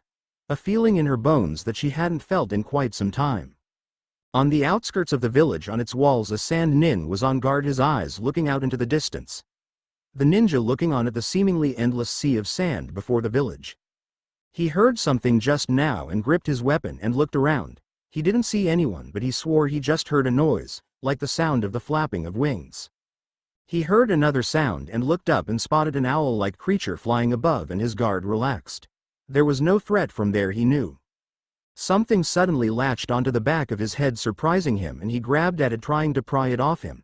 It exploded, killing him instantly as he dropped to the ground dead. What was that? Baki shouted in shock and surprise, having heard the blast. Another blast went off, killing another sand ninja. We're under attack, he called out to all the sand nins in the area. Tamari was running, and with her was Konkuro, the Suna siblings, running as they gave out orders to the sand ninjas who followed their commands. They joined up with Baki, who had set up a defense. How many are there? Tamari asked her sensei. One, Baki replied to her. Just one? Konkuro said skeptically, and Baki, not turning to look at him, pointed out in the distance at what was ahead. A large owl-like creation flew overhead. Standing on it was a blonde-haired man who had one of his eyes covered. He wore a black cloak with red clouds on it. He flew by, passing overhead of Sunagakure, an amused smirk on his face. He held out his hands and mouths appeared on them. "Here's one for you," Deidara shouted and fired bombs at them. Sand appeared suddenly in front of the two and blocked the attack, stopping the explosives from harming them. "Enough," a voice said, and all eyes turned and looked to the speaker, who stepped forward. "I won't tolerate this happening in my home," Gaara said as he made his appearance. "So, the cage really does lead from the front, doesn't he?" Deidara said with a smirk to him. "Instead of hiding in your home and having your men do the job, you come out yourself. You're nothing like your father, that's for certain," he said to Gaara, who stared at him with zero emotion in his eyes. "Leave now or face death," he said to the terrorist. Deidara laughed and fired explosives molded from his clay at him. Gaara's sand blocked them and he stared at him, his expression not changing. His sand lunged at him and Deidara flew around on his creation, avoiding it. Deidara created and fired bombs at him, laughing in delight as his art went off and Gaara covered himself with it. "It's been a while since I had this much fun," he claimed to him. "That kitty girl was the last one who really got to witness my art," he said as he dodged and weaved around the pillars of sand. Gaara looked at him, recognition in his eyes as he recalled what he said. Yugito ni, the Jinchuriki of Cloud. She had mysteriously vanished at the Battle of Yamatai. Looking on, it was no surprise now what had happened to her. Gaara paid that no attention as it was in the past and fired spears made of sand at him, and Deidara dodged them and created more bombs and fired them at him, and he was covered by his sand, protecting him from the explosives. Gaara stood there, not moving, his expression not changing whatsoever despite the bombs going off and in the thick of battle. Looking on from his hiding spot, Sasori scowled in disdain at his antics. "Quit or I'll do it myself," he muttered as Deidara wasn't taking this seriously. "Your sand may be able to protect you, but it cannot reach me," Deidara said as he floated above, out of reach of Gaara's attacks. He fired a bomb at him and Gaara's sand caught it and flung it back at him, and Deidara dodged it as he flew around. "If you won't appreciate my art, then maybe your people will," he claimed, and fired multiple bombs looking to kill anyone in his sight. "Oh no!" Baki shouted. "Get out of here!" he shouted at the people in the area as they dove down upon them as some buildings were hit and blown up. The bombs dove down but suddenly exploded harmlessly as if they had collided against something. Baki looked and saw Chio standing there, the elderly woman having cast a barrier to protect them from the explosives. "Your fight is with me, and you are a fool to have come here," the cage said to him. "This entire place is covered with sand, all of it is my weapon." Gaara shouted at him, and to make his point, the sand from the entire area lifted up, catching Deidara off guard. It lunged at him, closing in on the bomber, who flew on his creation trying to dodge it and escape, but they came at him showing no signs of stopping. He flew and dodged skillfully, but it was too much as it closed in on him, looking to suffocate him, and he flew towards a small hole that was closing. Deidara flew at it and it closed just as he made it, and his arm got stuck and there was a sickening snapping and crushing sound and he broke loose out of it. Deidara grunted and reached at the stump where his arm had been as he had last his left arm, it having been torn off and crushed by the sand. He got to a kneeling state on it as he gritted his teeth in pain, having been crippled by it and barely escaping with his life. Using his sand that had returned to his gourd, Gaara levitated up into the air, standing before the bomber. Gaara's eyes burned a hole into the one-armed Deidara as his green orbs stared into him. "Leave Suna, never return, and tell Akatsuki that they shall soon be." An explosion went off suddenly with Gaara inside it. At that close range, he was unable to protect himself even with his fabled sand, as he had no idea what happened. His sand evaporated and the cage slowly fell and plummeted to the ground below. A smirk grew on Deidara's face as he watched him fall and drop the facade. The boy had been oblivious to his real plan. He had sacrificed his arm to ensure that he would get him, mixing his clay within his sand and detonate it. Gaara had never suspected anything was happening. Gaara, Tamari shrieked in terror, watching as her brother fell downwards, his gourd destroyed. Gaara hit the ground and laid there not moving. All of Suna looked on in shock at what had just happened as the cage had fallen. "Gaara!" Kankuro shouted and leapt down to the ground and ran towards his brother, racing at him to try and help him. Suddenly a scorpion figure popped out of the sand, and before he could react in time to defend himself, Sasori stabbed him in the chest with his stinger tail. Kankuro let out a cry of agony and pain as he felt it go into his skin and poison seep into his body. "Get him!" Sasori ordered and dove back under the sand, disappearing. Deidara's owl dropped down and picked Gaara up with his claws and hoisted him into the air. No! Tamari shouted and got her fan out ready to blast them with a tornado. Stop! You'll hit Gaara! Baki yelled at her. So what? We're just going to let him die. She responded to him and Baki looked at her, sympathy in his eyes. Let's get your brother first, then we'll try and save Gaara. He told her. I'm afraid we can't do this alone. We need help. Hours later, Naruto had heard about what had happened to Gaara and was marching with purpose. Reports had come in of what had happened, of how Akatsuki had attacked and defeated him and captured him. They would extract Shukaku from him and in the process of doing so would kill him. Not if he had anything to say about it. The black-haired boy marched his way through Otogakure, his footsteps filled with determination, and was not going to stop for anything. He marched and made his way towards the Otokage's office. He was going to go in there and tell his father that he was going to save Gaara. That he was going to save the Cage and stop Akatsuki from what they were up to.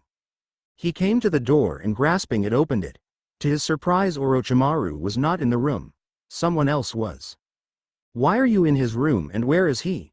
Naruto demanded Josui, who stood in the center of the room near a shelf case and had turned to see Naruto barge in. For your first question, I wished to see how exactly it was he turned Rice into a shinobi village. And for your second, Orochimaru-sama is not here. He had went with Kabuto this morning. He had to go meet with the Land of Iron. You know about the reports unless you've been too busy about sound meeting with them. The ruler there of the samurai had issued a request to meet him personally. Perhaps Orochimaru-sama has done so out of old grudges with Konoha that may eventually resurface, and it is wise to have a hidden card in case trouble happens. Josui said to him as Orochimaru had indeed received a message from the leader of the Land of Iron and had went to see him as he had departed before the sun had risen. Perfect time to disappear. Naruto mumbled under his breath. Gaara's life is in danger. Yes, it's been known to myself, the Fumas and others over what has happened. The Cage may very well soon die. Not if we stop them and rescue him, Naruto said in response. Due to Orochimaru-sama's absence, the council has met and we have agreed on the course of action we shall take. Josui said to Naruto. What are you saying? Naruto asked him. It is too late to try and save him. By the time you have gotten there his body would have already gone cold. Josui said to him. And Sound cannot risk losing you going off on a rescue mission with little chances of you coming back. Surely you realize that as a Jinchuriki, you are a key part of Otto's strength and your loss would be devastating. He said to Naruto, glared at him and his words at how he said Jinchuriki as if he was just a weapon instead of a human being. Your father would have me flayed alive if I had you sent. Decisions or no decisions, I'm not going to stand by and watch my friend die. Naruto responded to him.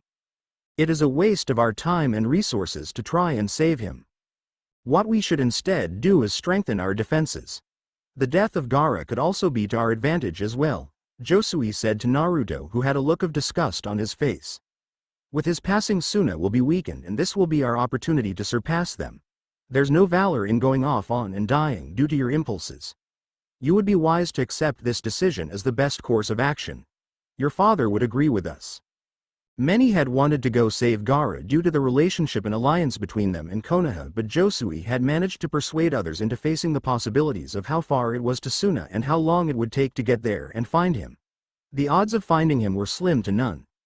A vote was taken and by a slim percent they had made their choice. Naruto was quiet for a long moment as he stood there like a statue. After a few silent seconds he spoke up. And I've made my own decision as well, Naruto said and glared a hole into Josui. I'm taking my team. His voice was heard as he was shown informing Haku and Tayuya of what they were going to do. I'm getting the strongest and fastest teams put together and we'll leave Otto. Naruto is shown meeting with the Sound Trio, who nod their heads in unison, agreeing to go with him as they go to get their gear. I will leave not an hour sooner. Haku straps his Zanbato onto his back while Zaku is shown sharpening his spear that he used as everyone makes preparations to go. I will go past the Land of Fire and... The group are shown leaping through the trees going at a fast pace, looks of determination on their faces and eyes as they go. Naruto in the front of the group leading them. I will cross the desert and withstand the blistering heat and sandstorms. I will go to Suna. I will find Gaara, and I will save him. Naruto and the others were making their way, not stopping for anything. They had ignored any sense of feeling tired as they knew they couldn't let fatigue slow them down. They were in the land of fire and in the distance across from them Konoha could be seen. Naruto paid the Hidden Leaf village no attention as his mind was fully focused on getting to Suna and saving Gaara. The group went when a dozen Anbu appeared in front of them, stopping their progress. "Get out of our way," Naruto said to them, his voice hinting with irritation that they had appeared. "Come with us," the Anbu captain said to them. "We don't have time for this, get out of our way." Naruto ordered them and went to go when they drew out their blades in front of him, preventing him from going forward. "The Hokage herself has demanded that you see her personally," the leader of the group responded to him. Naruto burst through the doors of the Hokage's office. The black-haired boy coming into the room of the Godem. "Ba-chan, you better have a good reason why you are stopping us from going to Suna and saving Gaara," he said to her with a respectful tone, but his voice hinting with anger at they were being stopped. "I know, Naruto, but you can't do this alone. You and the others are strong, but you aren't enough. You are fighting a pair of S-class ninjas and will need all the help you can get," Tsunade said to him. "You need extra help if you are going to save Gaara," she explained to Naruto. The door opened and in stepped Kakashi, entering the room in his gear. "You are being joined by Hitaki Kakashi," Tsunade said to him. "He will join you on this. Team Guy shall go as well, and due to Neji Hyuga suffering an injury on his previous mission a week ago and has yet to fully recover from it, I've decided that Hinata shall take his spot on it since she possesses the Byakugan." Naruto looked on at his former sensei and nodded at him, knowing that his help would be much needed. "Naruto, we shall accompany you know this mission to save Gaara," the leader of Team 7 and his one-time sensei said to him. "Konoha also wishes to save him and we shall join you. Myself, Sai, Sakura, and—" "No," Naruto said, cutting him off, and Kakashi turned to look at him. "Not Sasuke, he's not coming. I won't have it. Naruto, I know you don't care for him and have had problems in the past, but Sasuke is a guy who doesn't work well with others, only in it for himself, and would be a burden on this type of mission," Naruto said to him. "I remember how he acted during the Fourth Shinobi War against the Jishinists. His attitude and methods at times held us back. I doubt he's changed one bit since then. I won't have him on this mission. His skills I don't take lightly or doubt, but can you honestly give me a list of why Sasuke should be coming on this? What if his brother's there and he goes all haywire and kamikaze and risks endangering all of us because of his vendetta against him?" he said to the Jonin. Kakashi was silent, looking on at him. He knew there was a possibility of encountering Itachi, and if that happened upon seeing him, things would go to hell real quick if they met one another. "Very well, Renmara shall take his place," he said, referring to the boy who possessed eyes similar to the Byakugan who at times worked with them. "An extra set of eyes will be useful as well if we want to find where they've taken him." "All right then, let's go at once. Time is something we don't have," Naruto said to him, and Kakashi nodded as every second to save Gaara counted. "Good luck to you all," Tsunade said to the two as they departed. The group went on, going as fast as they could as they did not stop for anything. Moving through the land of fire and heading towards the land of wind in Suna. Each one had his and her thoughts about what was happening and what they would soon be facing. They leapt through the trees, going through them as a blur. Not even an alert deer would have noticed them going. Kakashi suddenly called for a halt, demanding that they stop. "What is it, Kakashi?" Might Guy asked him, on guard as he wouldn't call for a stop for no reason. "We've been tracked and followed for the past hour or so," Kakashi said to them. "Someone's been following after us and trying to keep himself hidden." He turned to look at the sound ninjas. "I'd wager as well he's been following after us before Naruto and the others made it to Konoha." "Where is the creep?" Zaku said, aiming his air cutters out ready to fire. "There," Kakashi said and pointed at a spot. "We all know you're there, you might as well show your face and save us going after you," he called out loudly to it. Footsteps were slowly heard as the sound of a person coming towards was made as the bushes were tussled and brushed aside. They looked on and saw a large man step forward, an axe in one hand. "Yuan, what the heck are you doing here?" Naruto asked the bald man as he wasn't expecting him to appear. "My place is beside you, Lord Naruto," the giant of a man said. "I am accompanying you. I have followed you since you left Oto. It is my duty that I have taken to see to it that no harm befalls upon you," he said to Naruto. "Yuan, I don't need you as my extra-large shadow," Naruto said to him. I made a pledge when I decided to serve you, my lord, that no harm shall ever come before you, even at the cost of my own life. Yuan said in response to him. Allow me to be your shield, Lord Naruto, he said, bringing his hands together, making a vow. Stop calling me that, Naruto said in annoyance. Kakashi looked on amused at the scene when he suddenly sensed something. Hold it, he called out, bringing a hand out to warn the others. What is it this time? Rock Lee said, looking around. Something's coming. Something non-friendly the way it feels. Kakashi whispered. Hinata, Renmara, activate your eyes. He ordered. The two veins appeared in Hinata's eyes as she activated the Byakugan, and Renmara's eyes turned red. Anything? He asked them as they looked around. The two were quiet as they looked around, scanning the area. Hinata's shoulders suddenly stiffened. There, she shouted, pointing to the left. Another to the south, Renmara shouted, having spotted someone as well. A figure appeared, emerging from a rushing wave of water. The sound trio dodged it in the nick of time. Haku did hand symbols and froze the water, freezing it into ice as a shark-like man wearing a black cloak was shown with a sword strapped to his back. A great gust of wind blew and they covered themselves up as it blew them back. Kakashi did hand symbols and created a barrier blocking it. Naruto looked on and saw who had done it. Itachi, he shouted as the slayer of the Uchihas was standing before them. He was shocked to have find him here. With him was Kisame Hoshigaki, the missing swordsman of Mist. This is a most unwelcome development, Kakashi said, looking on at the two Akatsuki members who stood before him. Something doesn't seem right though, Renmara said. Something's off about them, he said, looking on at them. They looked like the two, but something felt off about their chakra. Kisame reached and unraveled his sword, revealing Samahata in all its detail. Itachi stood there, his Sharingan eyes piercing into them. Watching on, Naruto reached towards the hilt of Kusanagi, gripping it. Don't let him use his Mangekyo, whatever you do, Kakashi called out to them. Zaku lifted up his air cutters and fired gusts of wind at them, and Itachi leapt over it and, doing hand symbols, fired a gigantic fireball at them. Scram! Kin shouted and they leapt out of the way, avoiding it as it hit the ground and exploded. Kisame emerged from the dust, witted them. He did hand symbols and summoned multiple sharks made of water, and they lunged and bit at them, snapping their jaws at the group. Haku created an ice barrier, stopping them as they crashed and dissipated on impact. Naruto and Lee rushed at Itachi, who pulled out a sword and blocked and deflected Naruto's attacks. Naruto slashed at him with his blade and then leapt back as Lee charged him, throwing roundhouses and uppercuts at him, which he dodged. He disappeared behind Lee's attack and rammed the flat of the weapon into his back, sending him flying. Naruto leapt and slashed at him and was joined by Yuan, the two attacking at the same time against him, who blocked with his sword. Itachi threw his blade up in the air and did hand symbols and summoned a black tiger made out of chakra that roared and lunged at them. The beast pushed them back, slamming them against the trees before disappearing. Itachi caught his blade and got ready to throw it at Naruto and kill him when he was hit by a black tiger as well, knocking him down. Thanks for the jutsu, Kakashi said to him, his Sharingan eyes shone as he had copied Itachi's own move and used it. Kin threw her senbon at Kisame, who batted them away with his blade.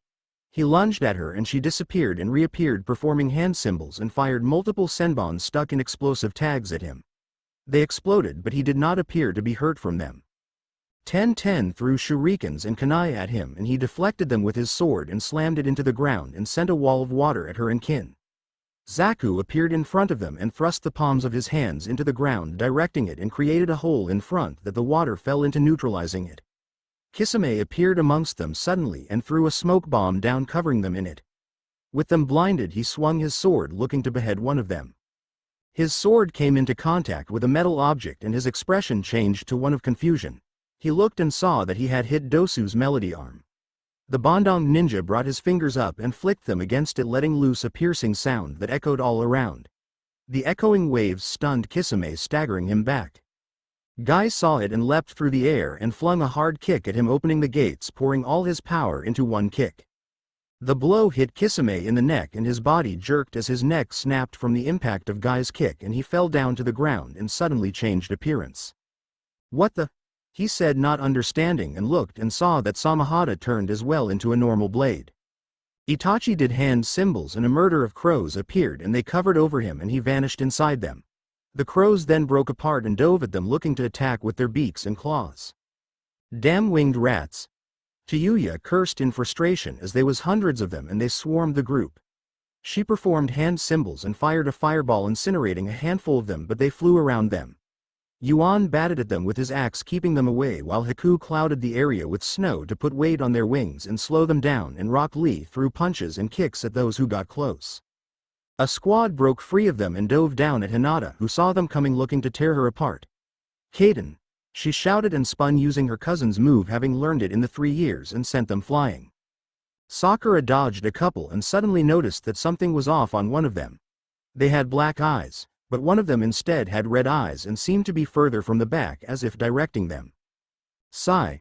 She called out and mentioned it, and the root member nodded his head and drew a small bird on his notepad. The bird flew off, flying and dodging the other crowd, and went at the red-eyed crow and exploded, and the rest of the crows disappeared as he had gotten the one that controlled it.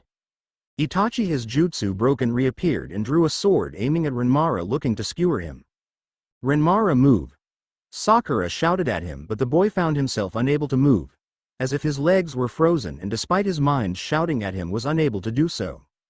Just before Itachi was going to kill him, Naruto appeared in front of him and took the hit. Itachi's blade stabbed into his shoulder and Naruto grunted in pain as it stuck through the clothes. My lord!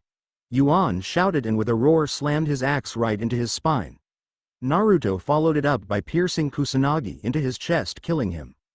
To his surprise, Itachi changed into a different person as he fell to the ground lifeless. With a grunt, he pulled the blade out of his shoulder as blood was on it. Naruto, are you okay? Tayuya said to him, rushing over to check on him. It's okay, it'll heal. Naruto muttered, wincing a bit, feeling his shoulder. It didn't go in too deep. It'll be fine soon. Who the hell were these jackasses? Zaku said, giving the one who had poised as Kisame a good kick. Most likely an attempt by Akatsuki to slow us down and prevent us from getting to Suna and saving Gaara. Kakashi noted. I've heard of such techniques. They say they can bestow a portion of a person's moves and chakra onto another ninja. Highly dangerous and forbidden though, as it kills the person it's used on. And this was less than a fifth of what both Itachi and Kisame possess. Imagine their full power, he said, and nobody spoke up as they could only imagine how strong they really were. These two had given them a handful with just the minimal of their techniques. We've lost enough time as it is, Naruto said, reaching at his arm. Let's go. Not until you get bandaged up, Kakashi said sternly. Sakura dressed the wound, he said to the medic who stepped forward. Sakura tended to it and applied a bandage around his arm, and with his healing factor, Naruto didn't feel any more pain after a few minutes. He looked over at Renmara, who shrinked away from his gaze. Next time when your feet tell you to move, do so instead of freezing up. No one might be there to save you next time, he said to him, and Renmara winced at his words. We need to get a move on, let's go before it's too late, Kakashi said, and the group of Leaf and Sound made their way. Unaware that they had been watched by Zetsu, who had witnessed the whole thing and was going to report. Seated on a cliff, an old man wearing a ceremonial headdress looked on. He sat there like a statue, not moving or blinking as he watched on. He watched on, fully engrossed in staring ahead before him, paying no attention to the heat of Suna. He looked and spotted faintly in the distance a giant owl-like creature carrying an unconscious person in its claws. He nodded at it as he knew that was the signal and reached into his pack and dumped the contents out. Several animal bones as well as herbs and spices were spread out on the ground before him. He began to recite a chant of sorts, speaking in the tongue of his people as he took a canteen filled with yellow liquid and poured it into a bowl. He then added the herbs and spices, very rare and very potent in their effectiveness, as he continued to chant, growing louder and stronger with each passing second. He then picked up the bones and began racking the bones into smaller pieces. He dropped them into the bowl, mixing them in with the liquid. The shaman of the Shochan brought the bowl up and blew into it. Slowly the wind began to pick up, weak at first but with each gust getting stronger and stronger as it grew, and sand began to kick up. His work done, he disappeared under the sand. And that's how this has happened. Baki finished explaining to the group who had come to Suna. The group having made it an hour ago and were filled in on what had happened. Having given the Leaf and Sound ninjas who had appeared after crossing the desert all the details about what had happened, and the Cage being defeated and captured by Akatsuki with several Suna ninjas dead or wounded. Things sound as bad as we had feared. I am as they were in a room. Sakura was at a bed healing the badly poisoned Kankuro, drawing the sickness out of him. With her was Chiyo, who was watching Tsunade's apprentice in action. His fate was in the pink-haired girl's hands. Well, we can't waste any more time here, let's go, Naruto said, getting ready to go.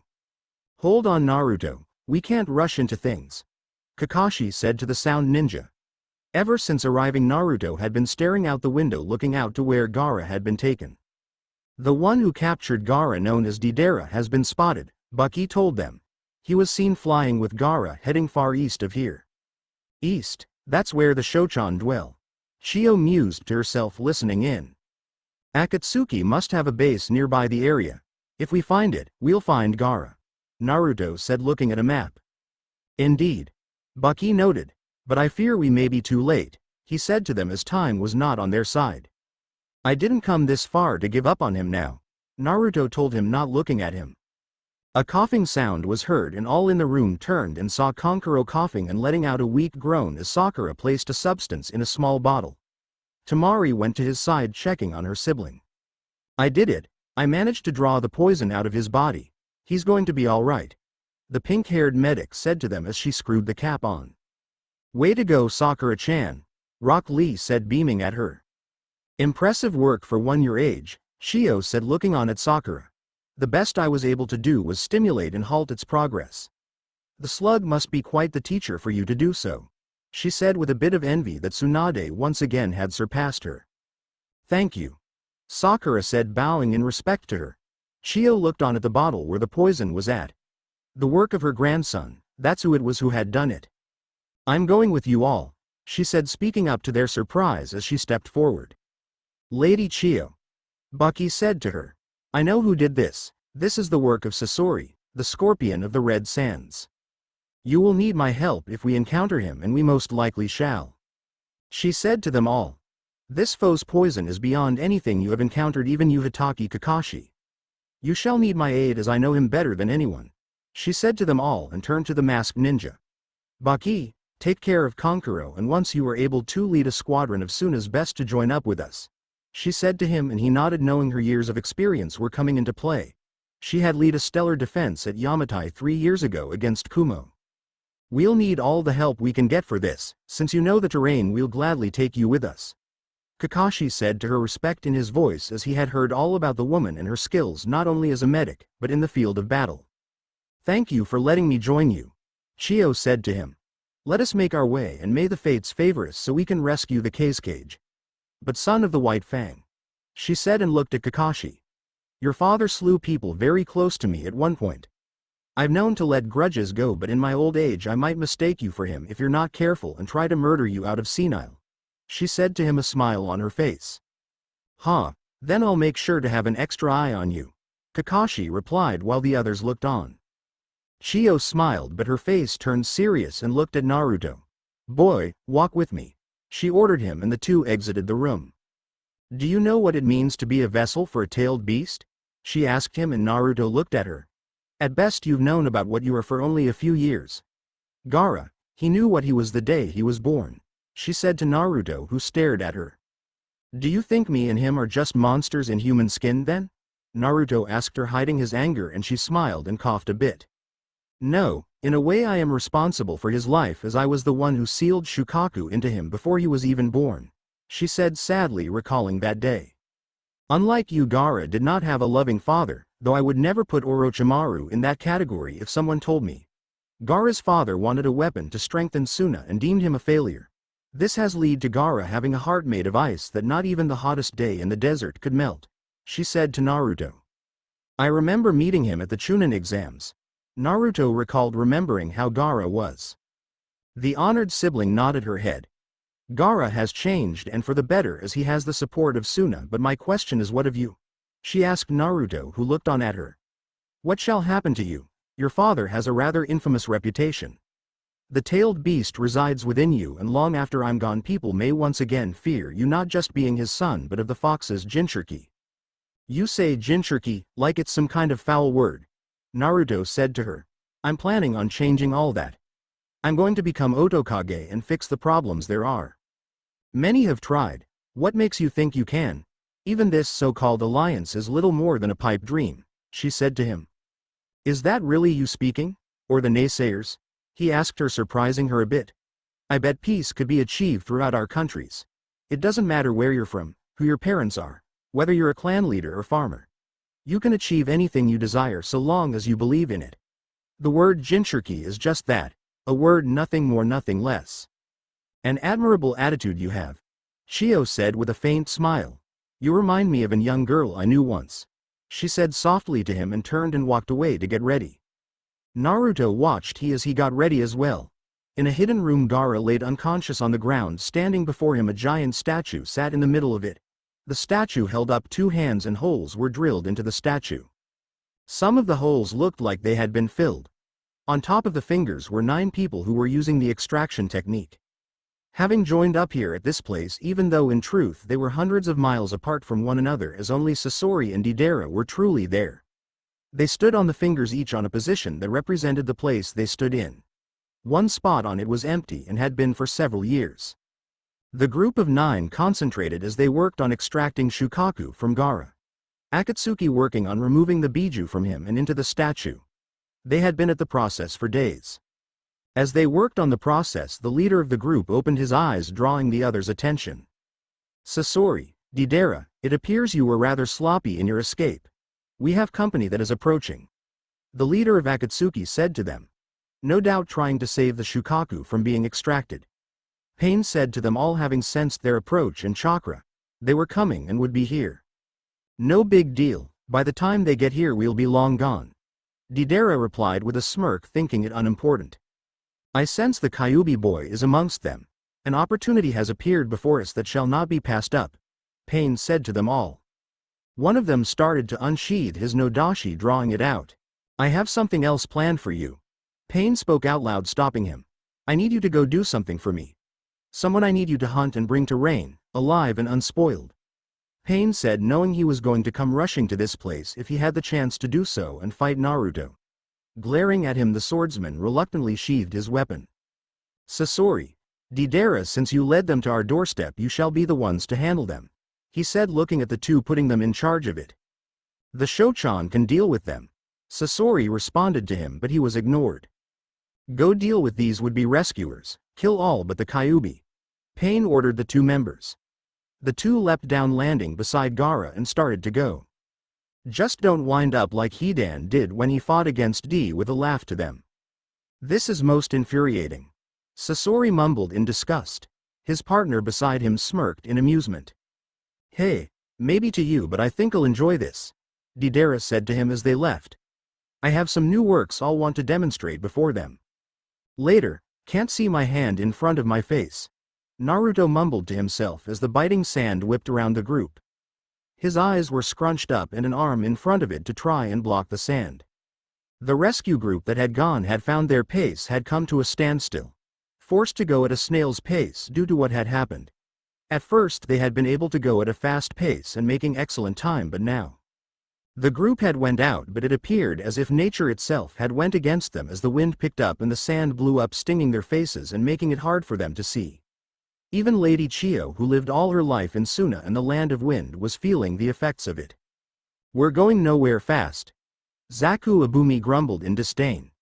Even his air cutters felt like they were being clogged up by it and they would be useless. Renmara nearly lost his footing and would have fallen, but was caught by Sakura, who caught the boy. Hoisting him up, she carried him on her back effortlessly. Stop! Kakashi called out to them all, calling for a halt. We can't keep going like this, we're just blindly in circles at this rate. Your rate. Might Guy grumbled in agreement.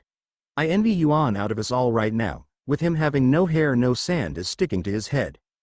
I'll gladly give you a haircut if you hate the sand so much, the bald warrior said, holding up his axe.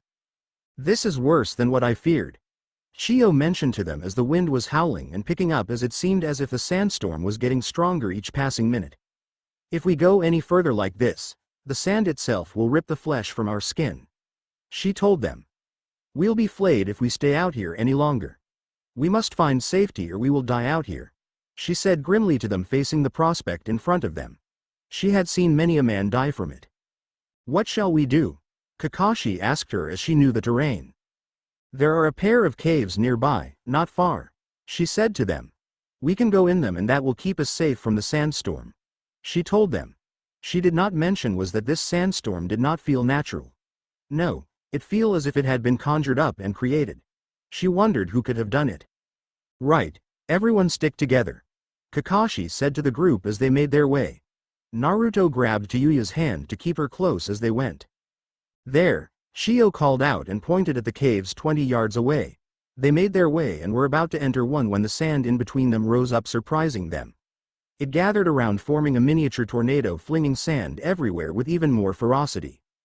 Into the caves, Naruto shouted and the group ran inside them. There were separated in the caves. Naruto, Sakura, Tayuya, Kakashi, Yuan, Shio, and Renmara were in one. And Haku and the others were in the other cave. Naruto looked out into it as he could barely see. Naruto called out to the others but got no answer. The wind was too strong and he couldn't hear them if they answered back. He reached a hand out but pulled it back when he felt the ripping sand against it and had left a deep cut. The cut healed instantly, but Naruto knew how severe it could have been if he had kept it out there. Damn, he muttered, looking on at what had happened. They were cut off in half. Naruto, Kakashi said to him, and he saw him standing in front of a wall. With him was Renmara, whose eyes turned back to normal. We have found a way, he said, focusing his strength, and chakra punched the wall down, revealing a hidden room. This place has been constructed, it's not natural, Yuan said, looking on at the walls. Someone built this. Akatsuki? Sakura asked, looking on. Perhaps. This cave may be their base. Kakashi noted, looking on. Let's go, we may find Gaara. What about Haku and the others? Naruto asked him. If we're lucky the cave they're in connects to this one and we'll see them soon. If not, it'll just be us, as they won't be able to do anything until the sandstorm dies down, Kakashi said to him. The group didn't say anything as they went down it. Everyone all right? Haku asked, looking around at the others who were there in the other cave with him. Full of sand, but other than that I'm alive, Zaku grumbled in annoyance. What a truly miserable place, Dosu muttered, dumping sand out of his melody arm that had clogged in it. So now what do we do? Ten asked, looking around as they were in a moderate-sized cave and there was two paths. Which way do we go? For all we know both of them lead to dead ends, she said as they were stuck inside the cave with a raging sandstorm behind them. This way, Guy said, pointing in a direction, and they turned to look at him. This is the way we will go. What makes you so sure? Hinata asked, looking on at him. He sniffed a few times and grinned back at her and the others. The air is clearer this way. When all else fails, follow your nose to the right path, he said, and did his nice guy pose. Right, sensei, Rock Lee exclaimed, and did the pose as well. Follow me and stay close. These caves cannot hope to contain our youthful spirits, Might Guy said, and went off, followed by his student. Ten rolled her eyes, never getting used to his antics, and followed after them. The others looked at one another and decided to follow him, as he seemed to know how to get out of here. Unknown to them, a hand slowly started to reach up out of the sand and reach towards one of their legs. What was that? Kin shouted, looking around in alarm. What is it? Zaku asked her, looking back at the long-haired girl. Something just touched me, she said, glancing around, wondering what had happened. It's probably just the wind or your imagination, Kin, Dosu responded to her. She looked at him, not believing him, as she swore something had grabbed at her. She went to take a step when she found her feet weren't able to move. She struggled but couldn't move, as if something was holding her. Guys, she shouted at the others. I can't move, Kin said to them, and they turned to see her, panic in her voice. She suddenly sunk below the sand, disappearing to the shock of them all. Kin, Dosu and Zaku shouted, seeing her disappear. Zaku ran over to where she had been and digged, scooping the sand out, trying to find out what happened to her. He felt something grab him as well, and he was pulled underneath the sand, disappearing as well. Zaku, Haku shouted, looking on. Sai suddenly fell through the sand as well, and Dosu was pulled down also. Haku, Hinata shouted, and he turned and saw her struggling as something had a hold of her as well. He ran towards her, reaching out towards her, but was too late. He was grabbed suddenly and he sank below the sand. He fell for some distance, being pulled down before coming out and plummeting towards the ground. Haku landed on the stone floor in a daze, with him also stunned were the others lying on the floor. Before they could recover, Dozens of strange people pounced on top of them, grabbing at them and holding them down. They wore animal skins and leather and had their faces covered to hide their gender. Who the hell are these guys? Get off me! Zaku shouted, struggling against them.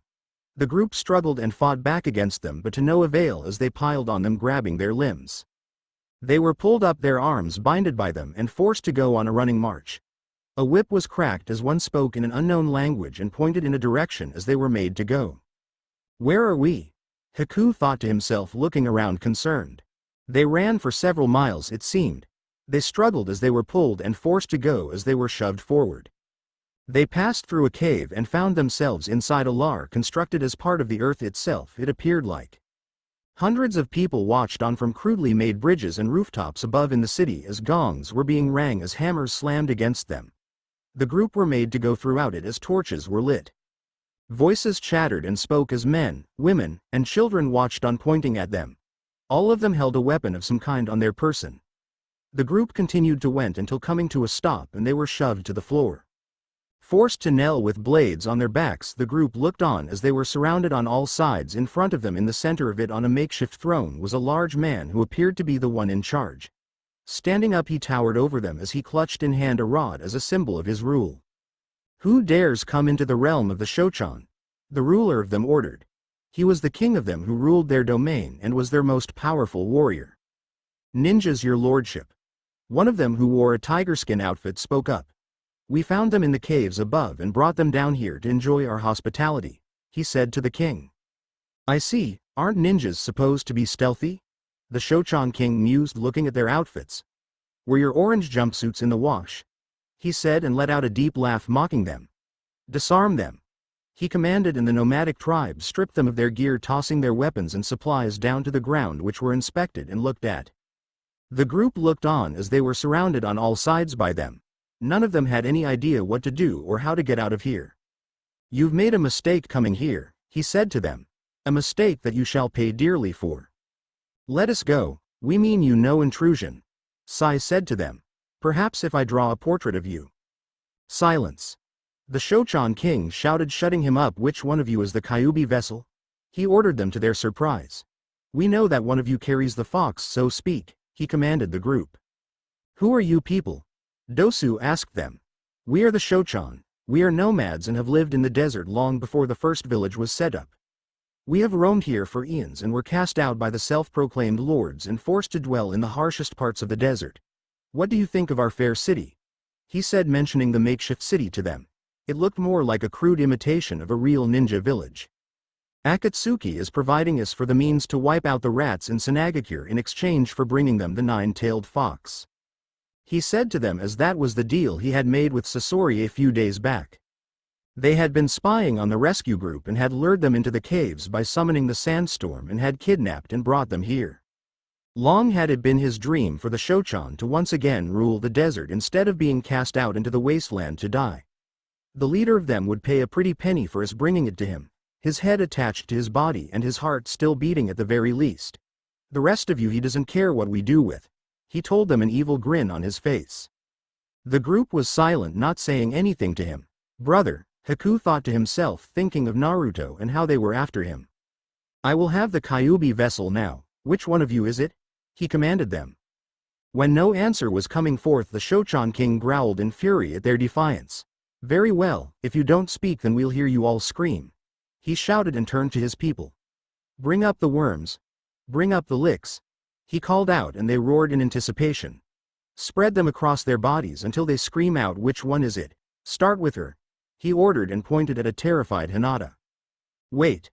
A voice cried out, and Haku stepped forward, surprising the Shochan king.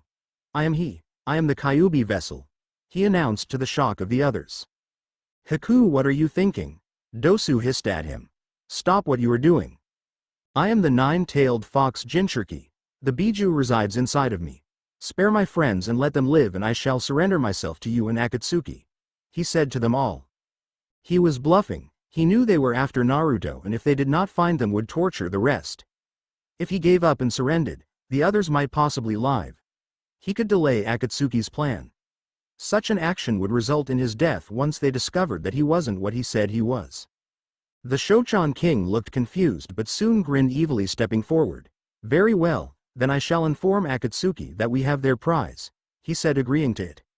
Release the others. No, the Shochan king responded. I'll release them, but only when I see fit. I'm in the mood for a game. I want to see the Biju's power for myself first. Bring up 6 of our finest warriors, he ordered them. You shall face them each one in combat. For every hit you take in battle, so too shall the others. Take enough hits and their heads will roll off, he ordered as the others were forced to kneel and blades were placed against them as things went from bad to worse. Haku could only look on as he saw the consequences that would await him should things go wrong. While that happened, Naruto and the others walked through the cave.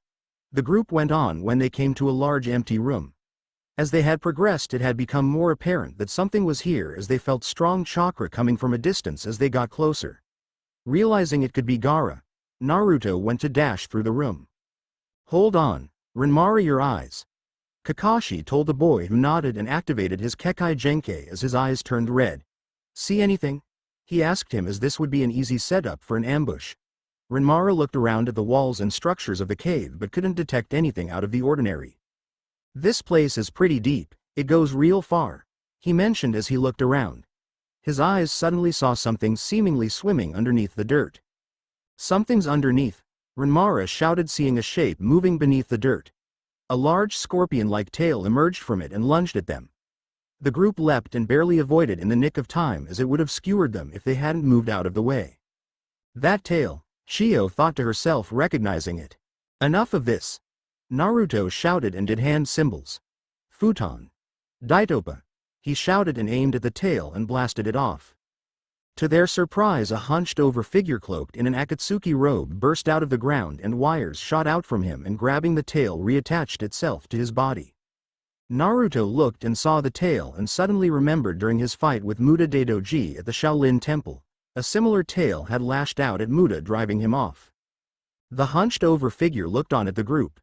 You're early, though this is good as I hate waiting, he said to the group, and his eyes locked with Naruto's. Yes, he could see it. Deidara appeared next to him.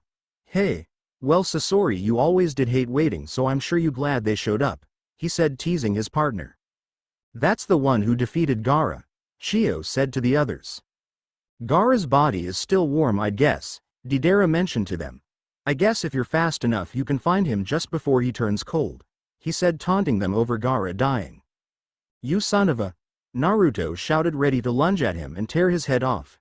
Yuan placed a hand on his shoulder, part to comfort him, part to make sure he didn't dash off. Kakashi narrowed his eye at the bomber, who leapt onto an owl made of clay.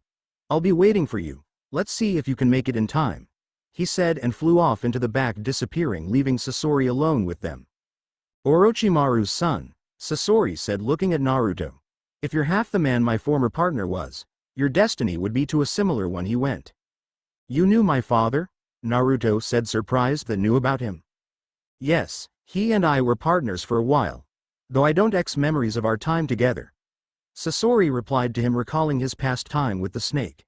He was interested in my ways. I remember him questioning me over the steps of my process, prodding me over his obsession with not growing old. Sasori said to him. I'll admit I thought the Shochan would deal with you, but it seems you managed to avoid them. No matter. Why are you doing this? Why did you join Akatsuki? Naruto called out to him.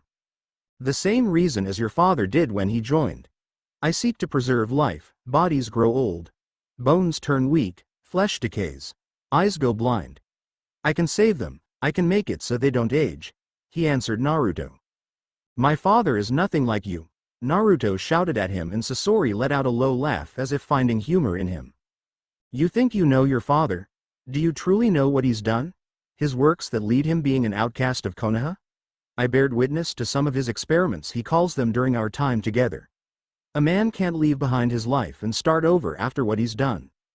Naruto glared at him while Kakashi was quiet. He knew it was unlikely that Naruto, who loved his father, truly knew what he had done before he was born. Even now as I speak, Gaara's life is being drained and Shukaku is ripped from him. The process is slow, yet beautiful in its own way of art, Sasori said to them.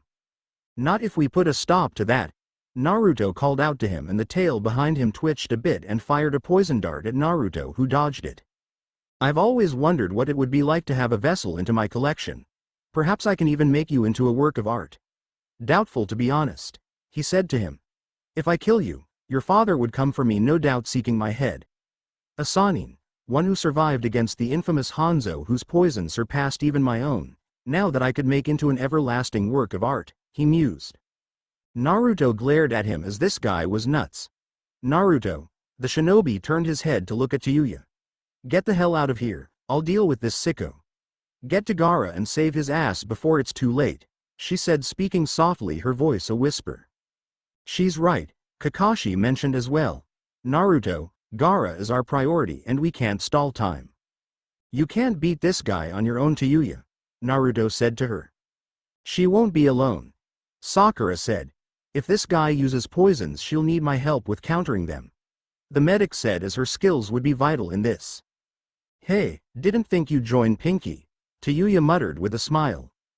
I'll stay as well, Shio said as she noticed Sasori hadn't spotted her yet. Okay then, now, he shouted, and he and Naruto leapt and both fired jutsus at him. Sasori dove deep underground to dodge it, which was what they were anticipating. Go, he shouted, and he, Naruto, Yuan, and Renmara ran. Sasori, emerging, saw them and snarled beneath his veil and went to get them as they would not escape him. Sasori, stop. The elderly woman called out, and he turned his head and looked and noticed the woman who was with them, who stepped forward, revealing herself. It's been so long, grandmother, the being said to them. Grandmother? Tayuya and Sakura shouted at the same time in surprise at his words. That is correct, the one standing before you is Akasuna no Sasori, the scorpion of the Red Sands, and my grandson. Chio confirmed, looking on at the figure before them. You still hide inside Hirako, I see. I'm honestly surprised you're still alive, Grandma. You always were a tough old bird, the Akatsuki member said to her as they stared eye to eye. Chio looked on at him, at the last living member of her family.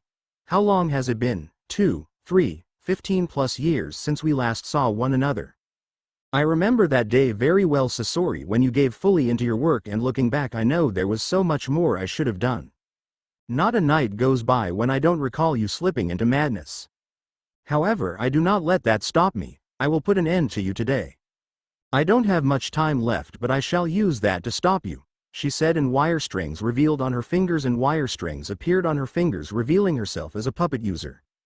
You may be my own flesh and blood, but on this day you are nothing more than an enemy I shall cut down with no remorse, she said to him, as each had thoughts going through their minds over what was happening. Sadness was in Chio's, while in Sasori's anger filled him. Talk about your damn estranged family, Tayuya said dryly, looking on at it. You couldn't raise a normal grandson instead of a psychopathic freak who likes dressing himself up in dollies? She asked Chio. HMPH, what a mouth on you, Sasori noted. I'll make sure to sew it and seal it shut if I plan on making you into something one could call art. The three kunoichi stood across from him, ready to do battle with the infamous puppet master. Deidara watched on as Naruto chased after him and soon came to the extracting room where Gaara was at. Except for him and the Akatsuki leader, who was still there via hologram, it was empty. Naruto and the others ran into the room, and Naruto spotted Pain. You're the one in charge of Akatsuki? He asked him. Pain only faintly smiled before disappearing from the room, as he had wanted to see him himself, but his eyes promising Naruto that they'd meet soon. Deidara sat on the clay owl, a ever-present smirk on his face as he looked on at the group. Gaara, Naruto said, looking on at him and then back at Deidara. You're going to pay for this, he vowed, as he would not let this go unavenged. Come on now, let's make this a bang, Deidara taunted him. Haku dodged and avoided the stabs of the spear wielder he was facing. He was unarmed, as he could only fight with his bare hands. He was facing the second of the Shochan, as he had beaten the first. Many were watching on and cheering at what was happening. The others, kneeling and forced to watch, could only look on, as there was nothing they could do. Hinata gasped and winced every time a blow almost connected with Haku. The boy leaned back, avoiding the thrust, and grabbed at the spearhead and spun and decked his opponent in the face, but he still stood and lashed at his leg, with the wooden part of it going to trip him up. Haku tripped and fell and was kicked in the head and rolled back on the ground. I expected more from a Jinchuriki, The Shochan King said and made a motion, and the group felt the blades pressed tighter into their necks. While that was happening, several of the Shochan looked over the gear, checking out the detail of the weapons, and one looking at the Zanbato nodded, grinning as he admired its craftsmanship. "Your Highness, this blade shall suit you," one said, holding the sheath up and started to draw it out to give to him. The Shochan King glanced his head and looked at it. His eyes widened in shock upon seeing the weapon, and he cried out and batted it down to the ground, startling his men. "I know that sword." The Shochan King shouted, fear in his eyes upon seeing it, pointing a shaking hand at it that trembled. "It is the beheader.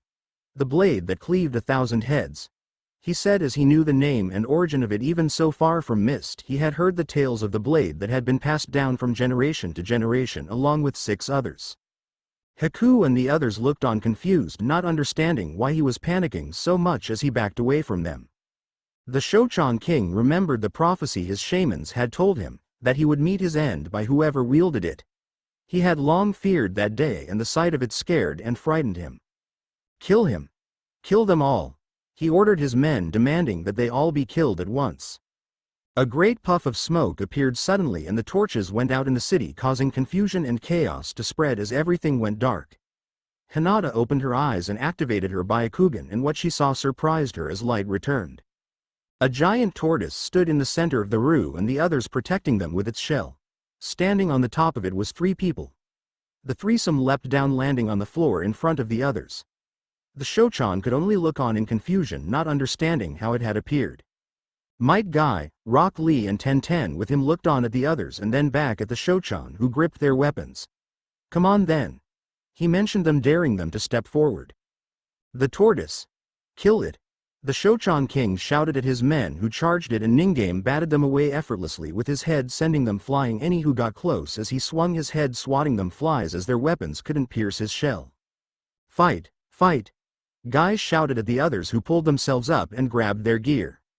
"Zaku!" Kin shouted, tossing him his spear, and he caught it and turned and blasted a group with his air cutters. Dosu strapped on his melody arm, and Sai took up his ninjutsu, wielding it as he stabbed with deadly precision through their leather clothing. Might Guy kicked and punched and spun as he and Lee had activated the gates, and like a tornado of green knocked away any who came close with their fists and legs.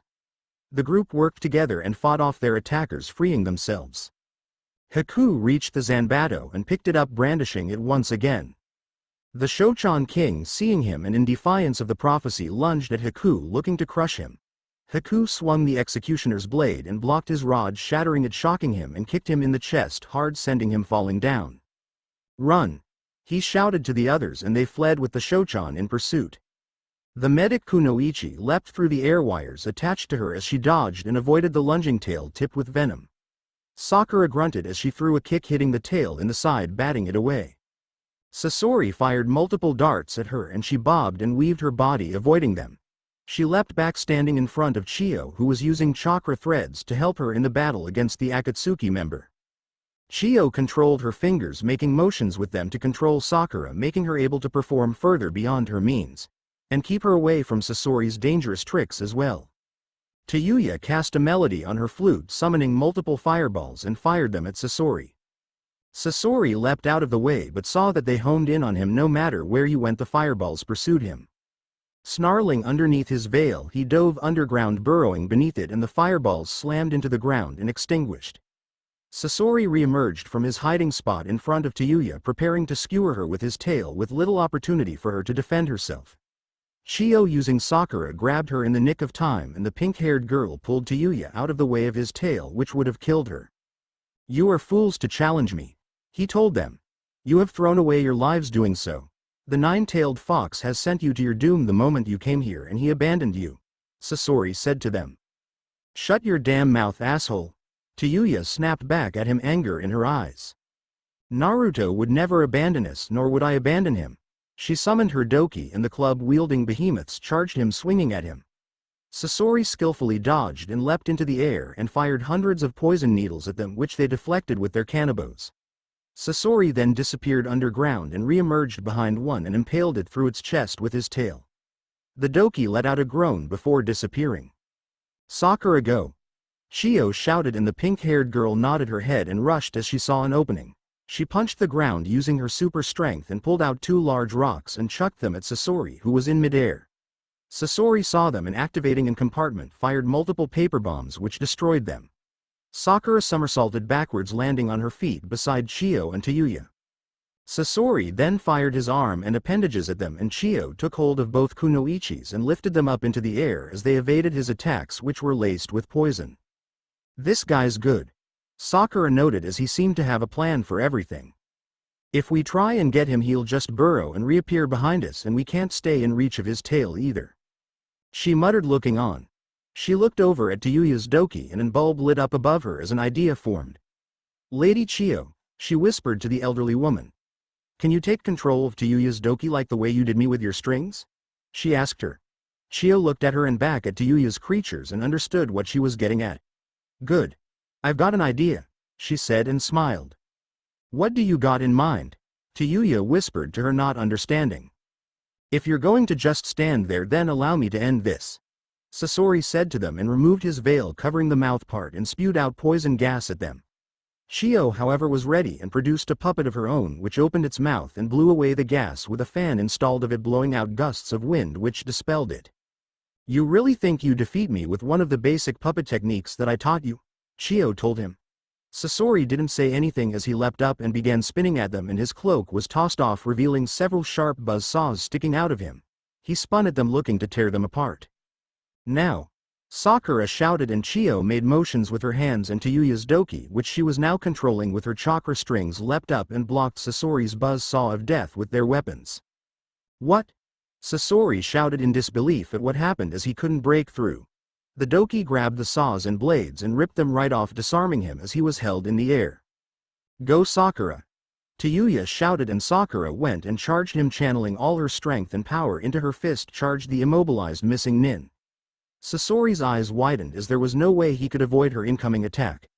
Sakura's fist smashed through him, going through his chest. The dokis slammed their kanabos on top of his head, crushing it before tossing him aside. Sasori stood up for a second before falling over to the ground. "Yeah, take that, you smug son of a bitch!" Tayuya shouted with a grin, but saw Chio frowning as she looked on. "Oh, sorry about that last part." She apologized to her. "He's dead now." "This isn't over," she said to her, surprising her and Sakura. Hiriko was nothing more than a shell for him to hide in. She muttered, and a figure cloaked in black leapt up out of the debris from Hiriko, standing in front of them. He turned to look back at the destroyed puppet and then at them. "You destroyed Hiriko. You'll pay for that," the hooded Sasori said to them, anger in his voice as he glared at them, his head and face hidden beneath the cowl and hood he wore. "Reveal yourself, Sasori," Chio called out to him. "Let me see you for who you truly are." Sasori didn't say anything as he slowly reached up to the hood of his cloak and began to undo it and discarded it. All 3 females' eyes widened in shock at what they saw. The face of a teenager was seen looking back at them. Elsewhere, Naruto dodged Deidara's explosives as the bomber flew overhead on his creation, firing bombs at them. The artist cackled as he let loose with them, as he created many small birds that exploded. "Come on, don't you appreciate my art?" he taunted them above his clay owl. Naruto did hand symbols and fired a jutsu at him that missed and hit the ceiling, and the room shook. "Careful, do too many of those and this whole place will cave in and crush and bury Gaara," Deidara taunted them. Naruto snarled in fury as his eyes turned red, which Deidara saw. "Hey, you'll be a canvas worthy of my artistry, fox," he told him, and mixing in clay created a pair of bombs the size of snakes. They leapt from his hands and dove down, disappearing, burrowing underneath. "Naruto, to your left," Renmara shouted, and the explosives went off. Renmara had saved his life just now by using his eyes to see where the snakes had gone. Naruto could have been badly hurt if he had been caught in their radius. Yuan threw his axe, which spun at Deidara, who dodged it, flying on his creation. The axe spun and returned to its master, who caught it in his grip. "Come down here and fight me, coward," he shouted at him. "Why don't you come up here?" Deidara snidely taunted him. Yuan growled, but Kakashi put a hand on his broad shoulder. "Anger is your enemy. Let me see your axe," Kakashi said, and Yuan reluctantly gave it to him. Kakashi held it and did hand symbols, and flames suddenly sprouted from the axe, surprising Yuan as it enshrouded the metal. He took a few practice swings with it and smiled in approval. "Try this," He shouted and began to spin his axe overhead. Deidara looked on, not understanding what he was doing as he spun overhead. Yuan continued to do so as flames picked up, with each swing growing bigger and hotter as well.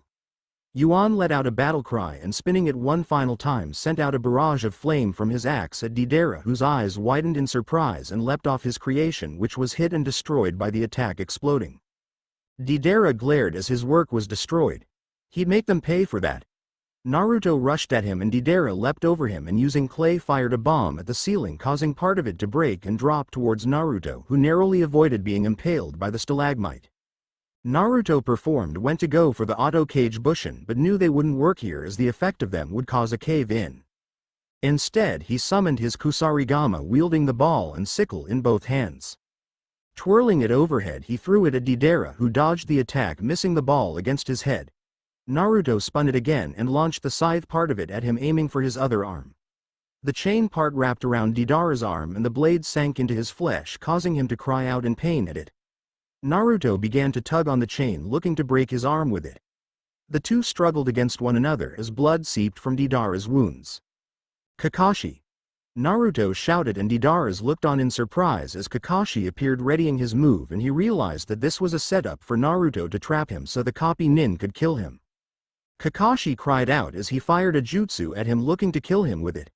Deidara cried out and released clay from his hands and exploded, destroying the chain and freeing him so he could get out of Kakashi's jutsu's path.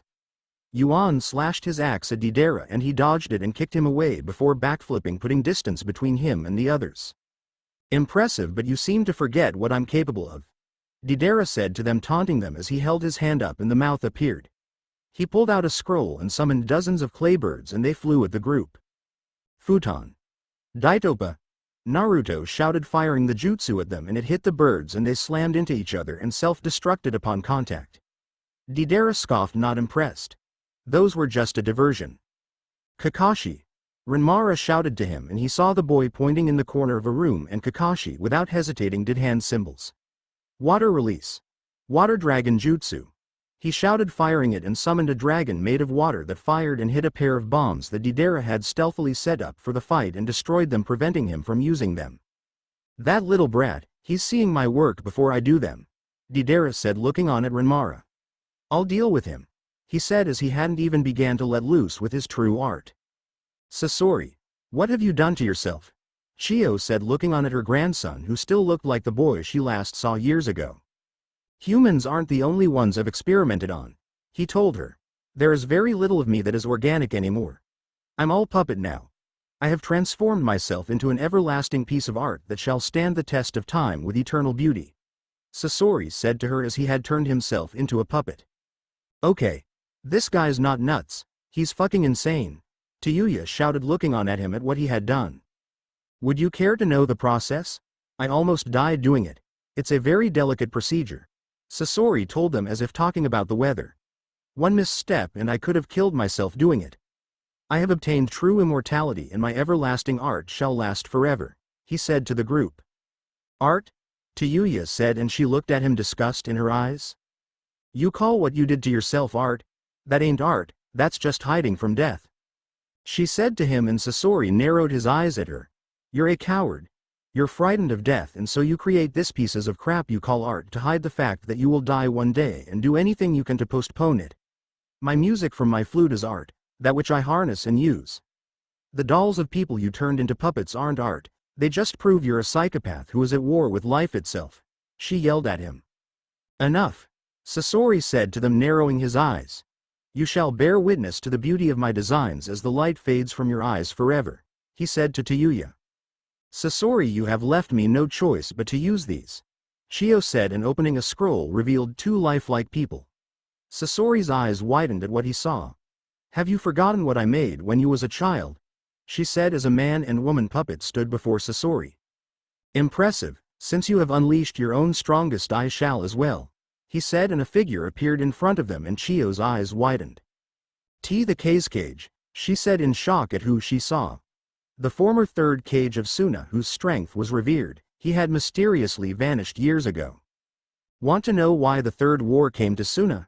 It was because of me," I killed the cage and turned his body into a puppet, obtaining his fabled iron sand abilities to use for my own purposes.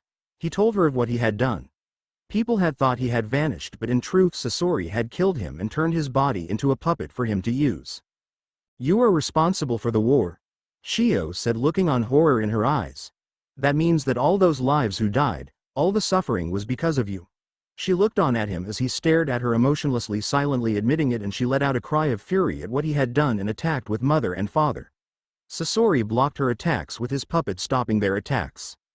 You know the iron sand will make all metallic attacks you try immune.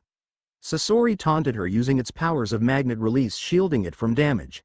He unleashed a buzz saw from its left arm, cutting off one of father's legs. Shio performed motions with her hand and using chakra strings effortless reattached it to father. I witnessed his powers before you were even born, boy.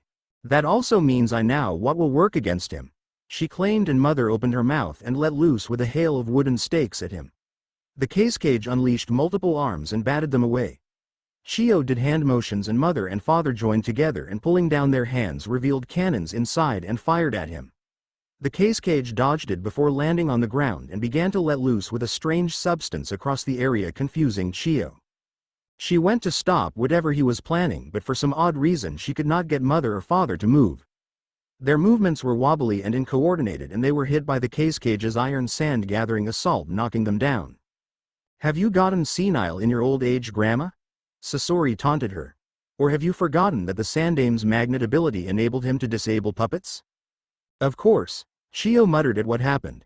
The third's greatest ability and Suna's most powerful weapon. Damn you, Sasori. And now, Sasori said, preparing another attack, creating a giant spear. Die. He shouted and fired. It flew at her, looking to impale her, when it was caught by Tayuya's doki, surprising the two of them as the behemoths caught it. The doki caught it and threw it back at the cage, who avoided it. Are you okay, Chiyo-sama? Sakura asked the elderly woman. Yes, but I'm afraid I'm helpless at this rate. Any puppets I try to use, he'll just use magnetism to render them useless. You girls are on your own, I'm afraid. TCH, my doki don't need their cannibos to smash this punk's ass. Tayuya grunted, standing forward, flute in hand. Hardening her fists, Sakura stood beside her, ready to fight till the bitter end. Get that bastard and his doll! Tayuya shouted, and her summons lunged at Sasori, whose puppet created a giant hammer and swung at them. The doki avoided the swings of the hammer coming down at them, dodging them. Sakura rushed beside the doki and it grabbed him and tossed her overhead, and she revealed explosive tags and threw them at Sasori's creation. The blast caught it and it was revealed to be damaged and missing an arm, but the arm reconnected itself. It revealed a scythe and swung at Sakura, who narrowly dodged it, almost losing her head. Fire release. Dragon fire. Tayuya shouted and getting a tube unleashed it at him. The cage leapt and spun, deflecting the attack, revealing itself unharmed. Sakura blossom technique. Sakura shouted paper bombs attached to bells at it, which stopped them with multiple arms. The doki attacked him and Sasori expertly controlled it with his chakra strings and dove underground. Damn, where'd it go? Sakura shouted, looking around when it appeared a hammer in hand and smashed one of Tayuya's doki underneath it. It then revealed blades in its arm and slashed at Sakura. Sakura then found herself in a deadly game as it slashed at her, as each part of the cage's weapons were coated with poison and just one touch would be enough to kill her. Sakura flipped through the air, dodging it, when Tayuya appeared and performed hand symbols, creating a sound barrier. The attack hit it but didn't go through, but he resumed attacking as it wouldn't last for long. The two girls looked at one another, knowing they had to make this work, when Tayuya sent her remaining doki at it and it undid its bandages, revealing a snake-like being which bit down on the puppet. Sasori's eyes widened in surprise as he couldn't shake it off. Let go, you miserable thing! He shouted in anger, trying to get it to pry off the cage. H-A-A-A-A! Sakura shouted and ran and kicked its arm off, breaking it and shattering the claw-like blades as well. Fool! Sasori shouted as she was too close to it. The puppet cage opened his mouth and let loose with a cloud of purple gas right at the pink-haired Kunoichi, who couldn't move in time to get away from it. Sakura, Chiyo and Tayuya shouted, terror in their eyes as she was engulfed by the purple gas. She is dead. Sasori confirmed, as she could not hope to last in there, and now you too shall join her. I don't think so, Sakura's voice called out much to his shock, and he turned and saw Sakura running out of the gas with no effect on her. She ran and leapt and smashed her leg into the puppet, destroying it. But how? When I healed Konkuro of the poison you inflicted him with, I created an antidote that would make me immune to your toxin. Sakura claimed, as she had taken it before the gas had got her. She then followed it up by stomping her foot on the ground and kicking a large rock at him. The rock hit Sasori, knocking him backwards. "Wretched girl," he said with a sneer as he tossed it aside. "That antidote you've taken won't last forever, nor will it protect you from this," he said, and fired multiple spinning blades at her from his arm. Sakura leapt over them and flipped backwards, landing next to Tayuya and Shio. "I'll deal with you all," he said, and produced another scroll and revealed over 100 puppets to their shock under his command. "You can defeat 5 puppets perhaps. But can you defeat 100 of my creations?" he asked them, and sent them after the trio. Sakura leapt and dodged a hound-like puppet with poison teeth and bashed her fist into its head, knocking it off, shattering it. Tayuya dodged an attack by an evil puppet with talons and threw a kunai attached to a paper bomb at it, and it connected and exploded. Shio summoned 10 puppets of her own, now able to use them since the cage puppet was destroyed, no longer affecting them, and fought against Sasori's creations, which rushed onto them, overwhelming the group. Shio lost 2 of hers when a group self-destructed, exploding due to bombs inside of them, but they seemed to have the advantage as they fought against them. The puppets were rather slow and their attacks predictable, so they could get away from it. Tayuya's Doki smashed them to pieces, and Sakura kicked up and threw boulders at them, squashing them flat. Sasori, however, was grinning despite his puppets were being destroyed, as he had lost over a third of them. The group continued to fight on against his relentless horde, but they felt their strength and chakra reaching its end from how the fights they had had against him. Tayuya narrowly dodged a knife that almost got her in the side. Sakura was panting and struggling to even find her breath as nicks and cuts were on her, and Shio had lost half of her puppets as well. "Fools! You played right into my hand." Sasori taunted them, as even though he had lost 80, he now had better control of the remaining ones left and could use better tactics on them. He sent his remaining puppets after them, looking to kill them. "Sakura! Tayuya!" Shio shouted as Sasori had sent half of his strongest puppets left against her, knowing she was the biggest threat. The woman struggled but couldn't help the two, as she had to protect herself. A flamethrower was fired at Tayuya, who moved but felt the fire burn her arm, making her cry out in pain as burns covered it. She struggled to bring it up but couldn't. She saw it getting ready to fire again when Sakura smashed her fist through it, destroying it, and rushed to Tayuya. "Let me help you," Sakura said, and her hands glowed green, and Tayuya winced as she felt her arm heal and return to normal. However, Sakura didn't notice a giant crab puppet that Sasori had hidden when he summoned it, with the rest emerging from the sand and slam into her, pinning her against the wall. "Gahhh," she cried out in pain. Sakura was pinned down by the crab-like puppet, hold in its pincers, one on her stomach and the other on her throat, and unable to do anything. The others couldn't save her, as there was nothing any of them could do to help the other. "Now you die," Sasori said as he prepared the killing blow. Tayuya quickly played her flute, casting a last-ditch genjutsu, the fate of their lives resting on it. Sasori was ready to kill them when he suddenly saw his parents. They were alive. To his disbelief, he found himself as a child again, standing before his beloved mother and father. They walked towards him, their arms stretched out, and he smiled joy in his eyes upon seeing them as he went to hug them. A sharp, agonizing pain went through him as he felt a stabbing pain piercing through him. He found himself back and with the puppets of his parents having skewered him. That brief moment of distraction had allowed Shio to use her puppets to strike him from both sides. The blades on them pierced through his body into the place where he had kept his heart, the only part of left that was still of his original body. When he had transformed himself into a puppet, he had kept his heart beside him the whole time, since he had become known as the Scorpion of the Red Sands and had joined Akatsuki, being paired first with Orochimaru and then Deidara. He had always kept it with him. Tayuya collapsed as she broke the genjutsu, having pulled it off in the nick of time, barely saving their lives just now. A split second would have meant the difference between life and death, as it had affected him and made him drop his guard. All him. "It's over with," Shio said, and kneeled as she gasped for breath.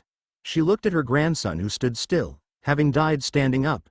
For once he looked to be at peace with himself. They heard an explosion suddenly and looked on in alarm. "Now what?" Tayuya grumbled as she was exhausted. "We must find the others," Shio told them, and they went. Elsewhere, Haku and the others ran for their lives, running through the underground caverns as fast as their feet could carry them. "Don't stop for anything," he shouted to the group as they ran. Behind them the Shochan chased after them, fury in their eyes at them trying to escape, determined to capture what they believed was the nine-tailed fox and bring him to Akatsuki. A group appeared climbing from the ceiling and dropped down at them. Zaku blasted them with his air cutters, knocking them off. "Go! Go!" he shouted at the others as they went. Haku saw the Shochan chasing after them and turned and froze the ground into solid ice, causing them to trip and slip. But the Shochan were not giving up as they came at them from all sides and from different areas as hundreds pursued them through the caverns and underground. "Don't these guys ever quit," Dosu said as they were still in pursuit. He dodged an attack and punched a guy in the jaw with his melody arm. Kin threw Senbon, hitting one in the neck, and activated her bells, which due to the caverns their ringing sound were amplified and much louder, bursting his eardrums. She dodged a javelin thrown at her and threw a kunai, hitting the man in the skull, and he flew downwards below. A group of archers from above hanging on the walls fired at them with arrows and they ducked down. "Stay low, down, down," guys shouted as they used the rocks for cover from their bow and arrows. Pulling himself up, he leapt and jumped off the walls, avoiding their arrows, and pulled out an explosive tag and threw it at the wall they were on, shattering it and sending them plummeting. "Go," he said to the others joining them as they crossed a makeshift bridge, and after they all did broke the bridge to prevent others from chasing them. Sai opened his book and coming to a drawing of a lion from his work and summoned it, and the beast roared and ran at some Shochan whose eyes widened in fear and turned and fled from it. He pulled out his razor-sharp ninjutsu and swung at the few who did not run, cutting easily through their leather clothing and into their flesh with it. A group of Shochans swung on ropes from above coming at them. 10-10 threw and cut the ropes with shurikens, sending them plummeting down below to their deaths. The group continued to fight on against them, fighting as they tried to escape their way to safety from them. Hinata activated her Byakugan and saw something coming. "Stop!" she shouted, and they did just in time as above a boulder plummeted through and would have smashed them all flat if they hadn't. "This way," she said, pointing to another direction, and they went on. The Shochan appeared after them, emerging from the sands, grabbing at them, trying to stop them. "Get off!" Lee shouted, kicking at their hands as they tried to grab him. My guy let out a cry and punched the ground, his fists on fire, heating it up and burning them with it. One emerged, weapon in hand, only to be immediately cut down by Haku. Zaku roared, slamming his spear into the ground and leaping and kicking them in the chest. He then pulled it out and spun it overhead, decapitating one. He fired his air cutters, knocking them off. Hinata dodged an overhead swing and jabbed one in the chest multiple times as she was attacked from all sides. She ducked another swing and activated the Kaiden and spun, sending them sprawling. Across from her, 10-10 summoned a meteor hammer and was spinning it overhead, nailing anyone who dared to get close to her with it. Rock Lee whipped out his nunchakus and began to spin and twirl, becoming a green blur and swinging his weapons around. Any who tried to attack were nailed upside the head by his weapon. They continued to fight on. Whenever it looked like one was in trouble or not able to keep up, the other was there to help them and bring them up with the others as they aided the other. The Sound and Leaf ninjas fought on against the numerous forces that did not let up, using both weapon and jutsus against them. Only by working together did they have any chance whatsoever at escaping them. "Move, move!" Kin shouted as they ran. She turned and threw Senbon at them to slow them down. Dosu punched the wall with his melody arm, causing a large rock to fall down. "Push!" he shouted, and they shoved it and it rolled downwards, tumbling and rolling over the pursuing Shochan, who stopped what they did and run the other way to avoid it. Some were trampled underneath it, crushing them. They fought and ran, fighting throughout the underground city against the Shochan, fighting for their lives. "I see an exit," Haku shouted to the group as they saw an open way not far from them. The group ran and made it, only for the Shochan king to emerge from the sand, a great mace in hand, stopping their escape. Snarling at them, madness in his eyes, he looked on at the group. "You dare to think you can leave?" he bellowed at them as several of his men were behind the group, cutting them off. "None of you shall leave here alive." "Enough of this!" Haku shouted, and before the Shochan king could react, he lunged at him and stabbed the Zanbato into his chest, surprising him at how fast he did it, unknowingly fulfilling the prophecy. The Shochan king gurgled up blood, surprise in his eyes as his people looked on in disbelief before falling down dead. "Move!" Guys shouted, and the group ran before the stunned Shochan could react and kill them. The group went through the tunnel and Haku blocked the wall with ice, preventing them from chasing after them as they fled, having escaped at last.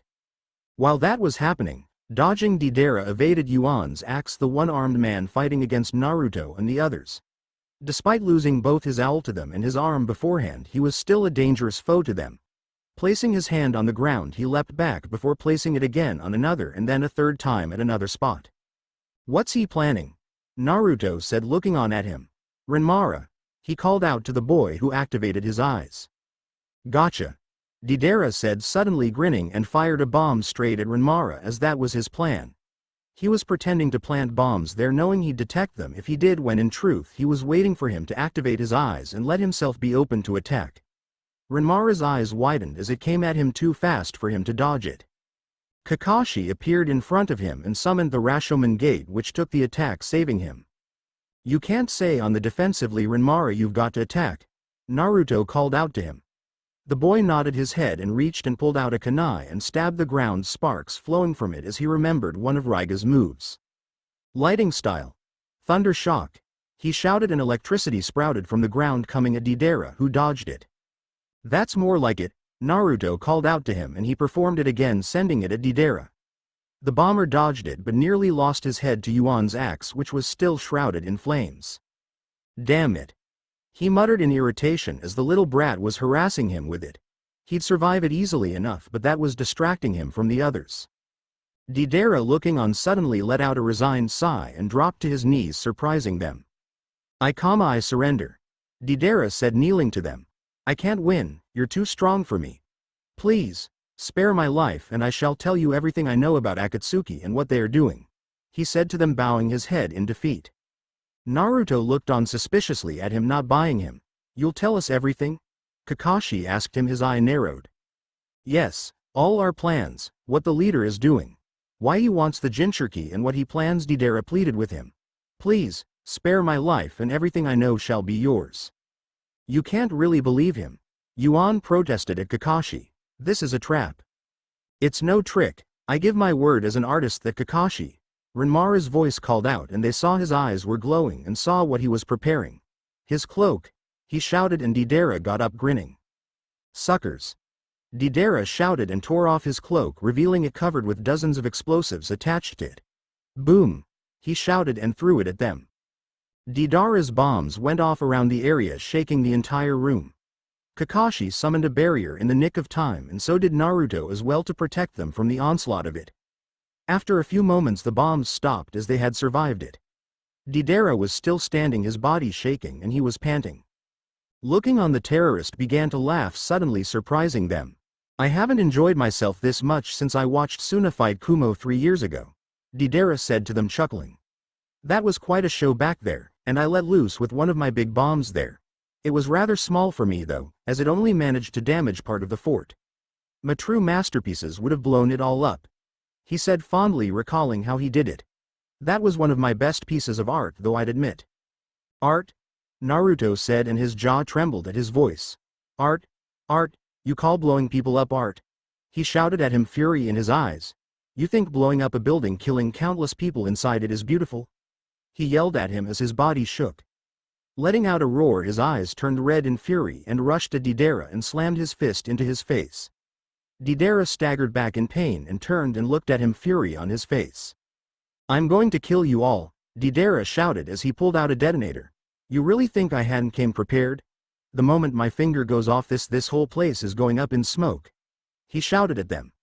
"Not even with the Kyuubi are you fast enough to stop me," he said to the group, and moved part of his finger off it, daring them to try and stop him.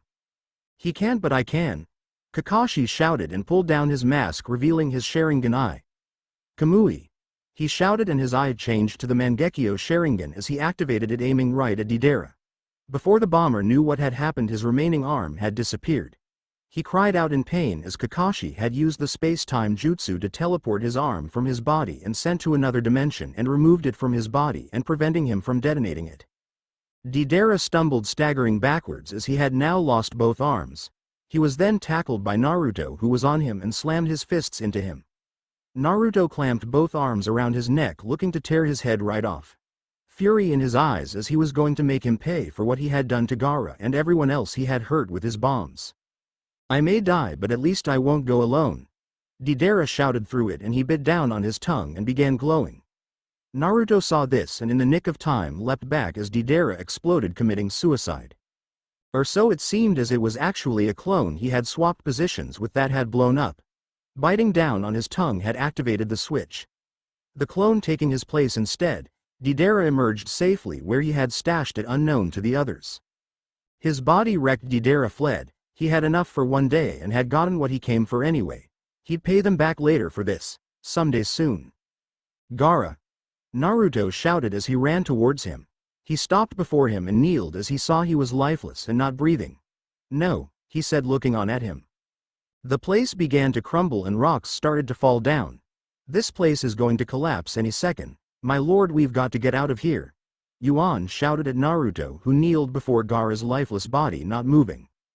Come on, Naruto, if we don't move we'll all die. Would Gaara want that to happen? Would he be happy if we died?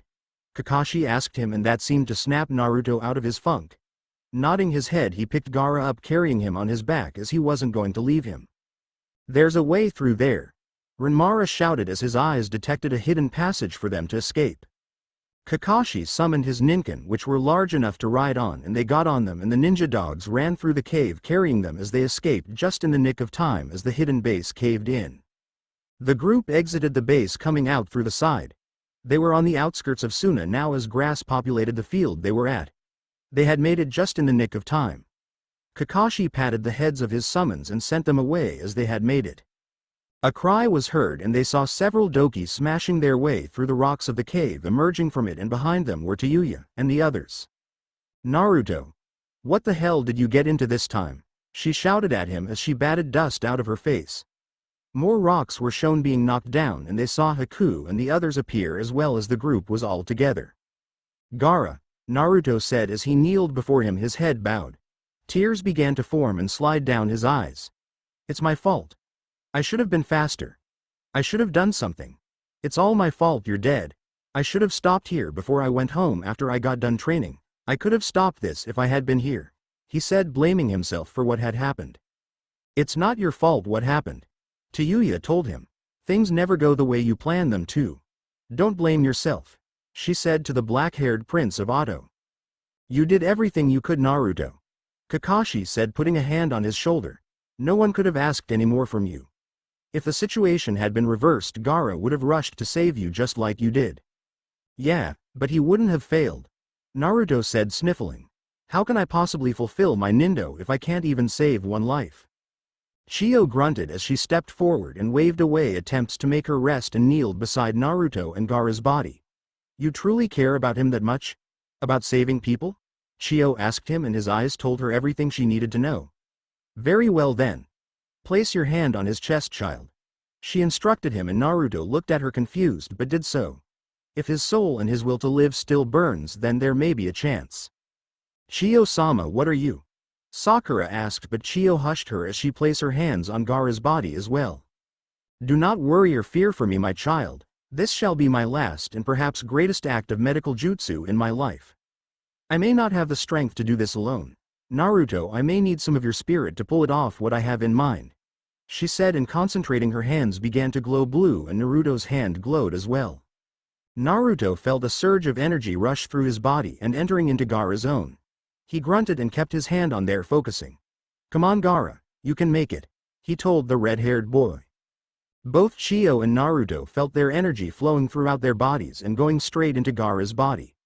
Several tensed minutes passed like hours at what was happening as she used the S-class jutsu to try and resurrect him. A blinding glow covered the area and could be seen hundreds of feet away as the jutsu was finished.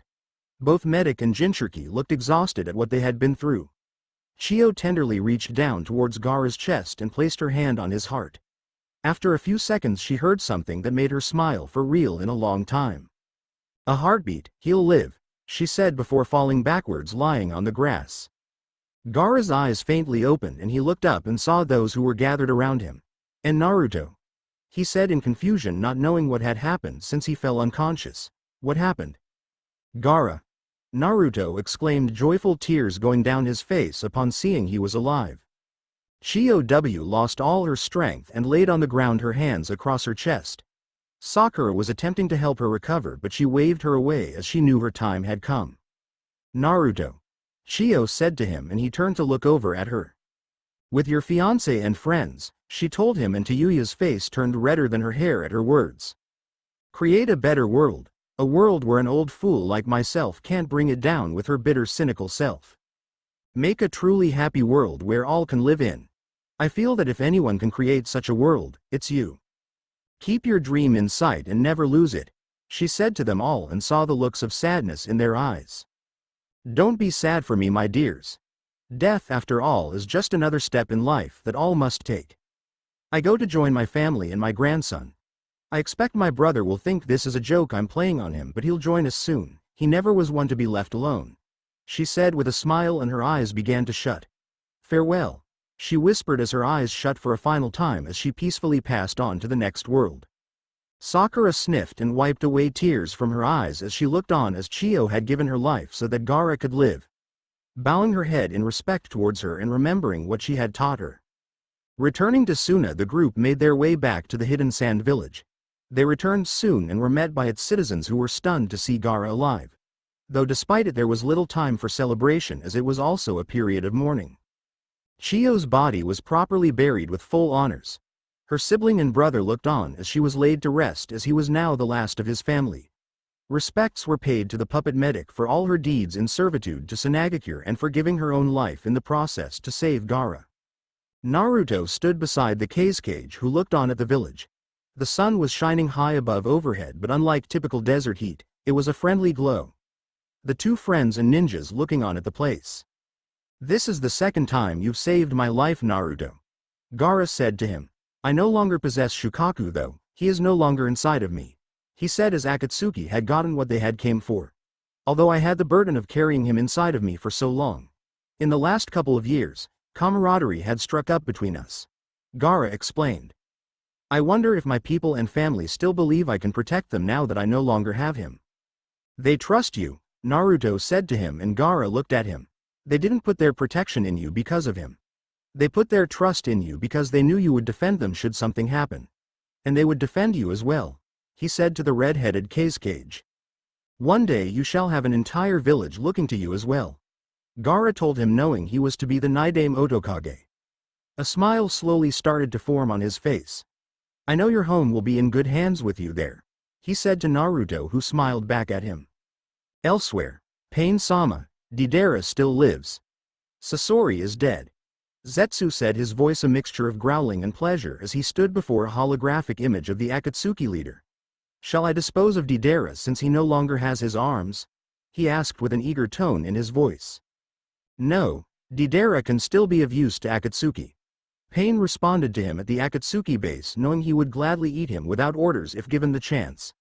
Have Kakuzu reattach new arms to him and locate and find his ring and Sasori's. A new partner shall be assigned to him to work with. Perhaps your assistant. As you wish, Zetsu said, disappointment in his voice over not getting to have a meal, and faded away from view as he went to retrieve them. Pain sat in his chair in the throne room he had, looking on at the statue in the room which now housed Shukaku inside it. Sasori is deceased, but we have gained the one-tailed tanuki in the process. Another piece of the puzzle has been completed. Pain mused to himself over what happened.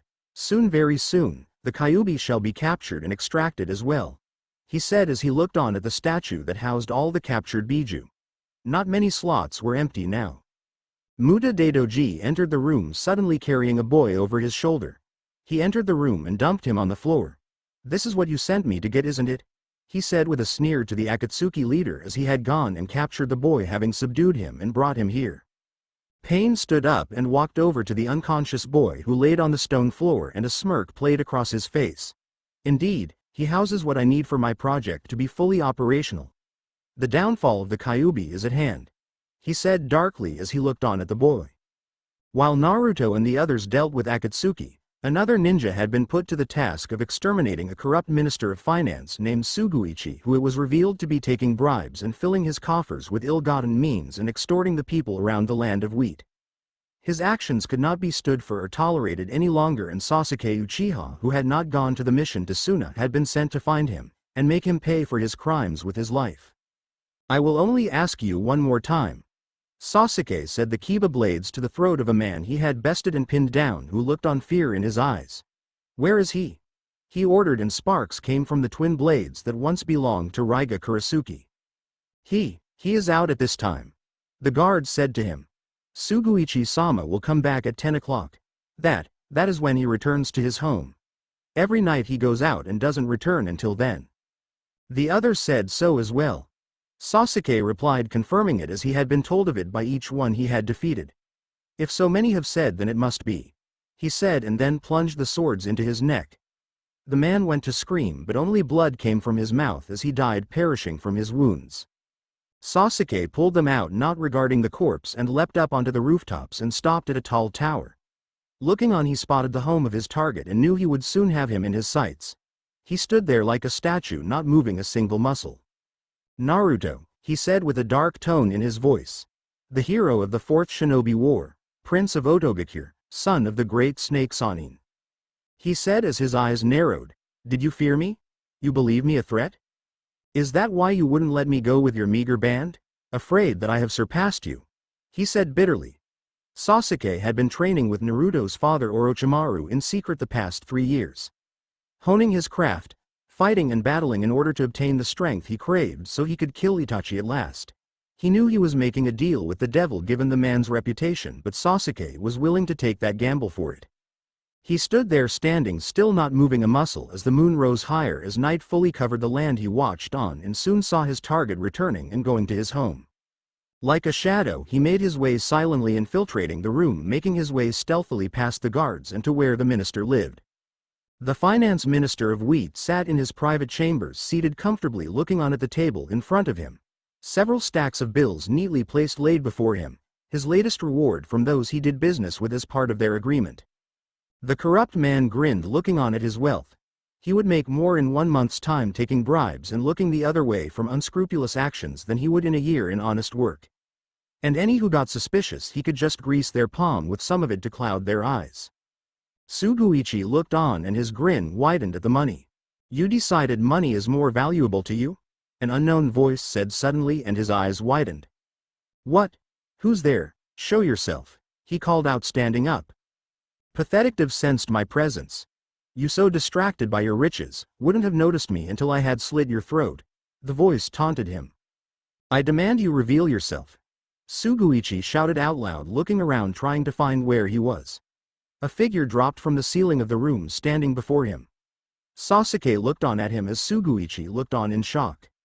"All the money in the world will not buy you another day," Sasuke Uchiha told him, the Kiba blades in hand. "It looks like you chose the wrong time to visit," a voice said, and entering the room was a man cloaked in a light purple kimono with a long sword by his side. The minister's personal bodyguard, no doubt. "I have no reason to kill you," Sasuke told him. "Move or you will die by my hand," he said coldly. The bodyguard smirked at him and pulled out his sword and lunged at Sasuke, slashing fast. Sasuke blocked the attacks with the twin swords, expertly parrying and blocking the fast strikes. The man slashed at him and Sasuke blocked with both blades. "Lightning ball," he shouted, firing a ball of electricity at him, hitting him, causing him to cry out in pain and stagger backwards. Sasuke went to take off his head, but to his credit he recovered and blocked the attack at the last second and slashed at Sasuke. Sasuke sidestepped the attack and appeared behind him ready to stab him, but the man sidestepped it and thrust his blade at him. "Lightning strike armor," the last Uchiha shouted, combing the blades, rotating them, and covered himself up with lightning, protecting himself from the attack. The bodyguard stopped and skidded just in the nick of time, saving himself from being electrocuted. He backed away and waited for the armor to fade before he attacked again. Sasuke dodged and blocked the attacks as the man was adequate in his weapon, but Sasuke sensed he was weakening with each second. Not wanting to prolong this longer than he had to, he tossed the swords up into the air. Markings began to appear across him from the cursed seal. "Fire style. Dragon fangs," he shouted and fired from his mouth a dragon's head made of fire right at him. The bodyguard's eyes widened and avoided it in the nick of time. He wiped the sweat off his brow as that was a close one.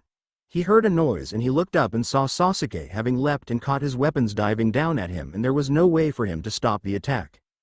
Sasuke slashed in a horizontal angle at him with both blades as they flowed, channeling with lightning, enhancing their power. The blades cut through his stomach going past his ribcage.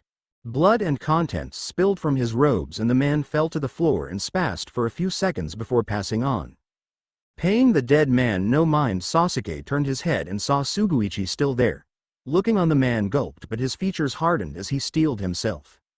"I will stand and face trial for my crimes and actions," Suguichi said to him. "I shall be your prisoner and face the daimyo and take whatever punishment they shall deal to me." "On your word?" Sasuke asked him. "Yes, I still have some shreds of honor," he claimed to Sasuke, who stared at him, no emotion in his eyes. "But please, if you will, allow me to examine one of your blades for a moment," he pleaded to him. "I can't help but admire the craftsmanship and style of them." Sasuke tossed him the right one and he caught it and held it in both hands, examining it. "A fine weapon," he said, as it was well crafted and made. "This along with its partner would be well worth 500,000 ryo alone and 1,000,000 together," he said with a smile. "Give me the other and I know someone who'll buy them and make you quite wealthy," he offered Sasuke, who stared impassively at him. The sword in Suguichi's hands lit up and electrocuted the man, shocking him with lightning, making him howl in pain as it shocked and burned him, as Sasuke had mentally commanded it to zap him, as one of its powers the blades possessed was to shock whoever picked it up. He didn't want to have hold it. Suguichi dropped the weapon in pain, his body numb from the shocks and electricity coursing through his body. He raised his head and saw just in time Sasuke lunging at him and running him through.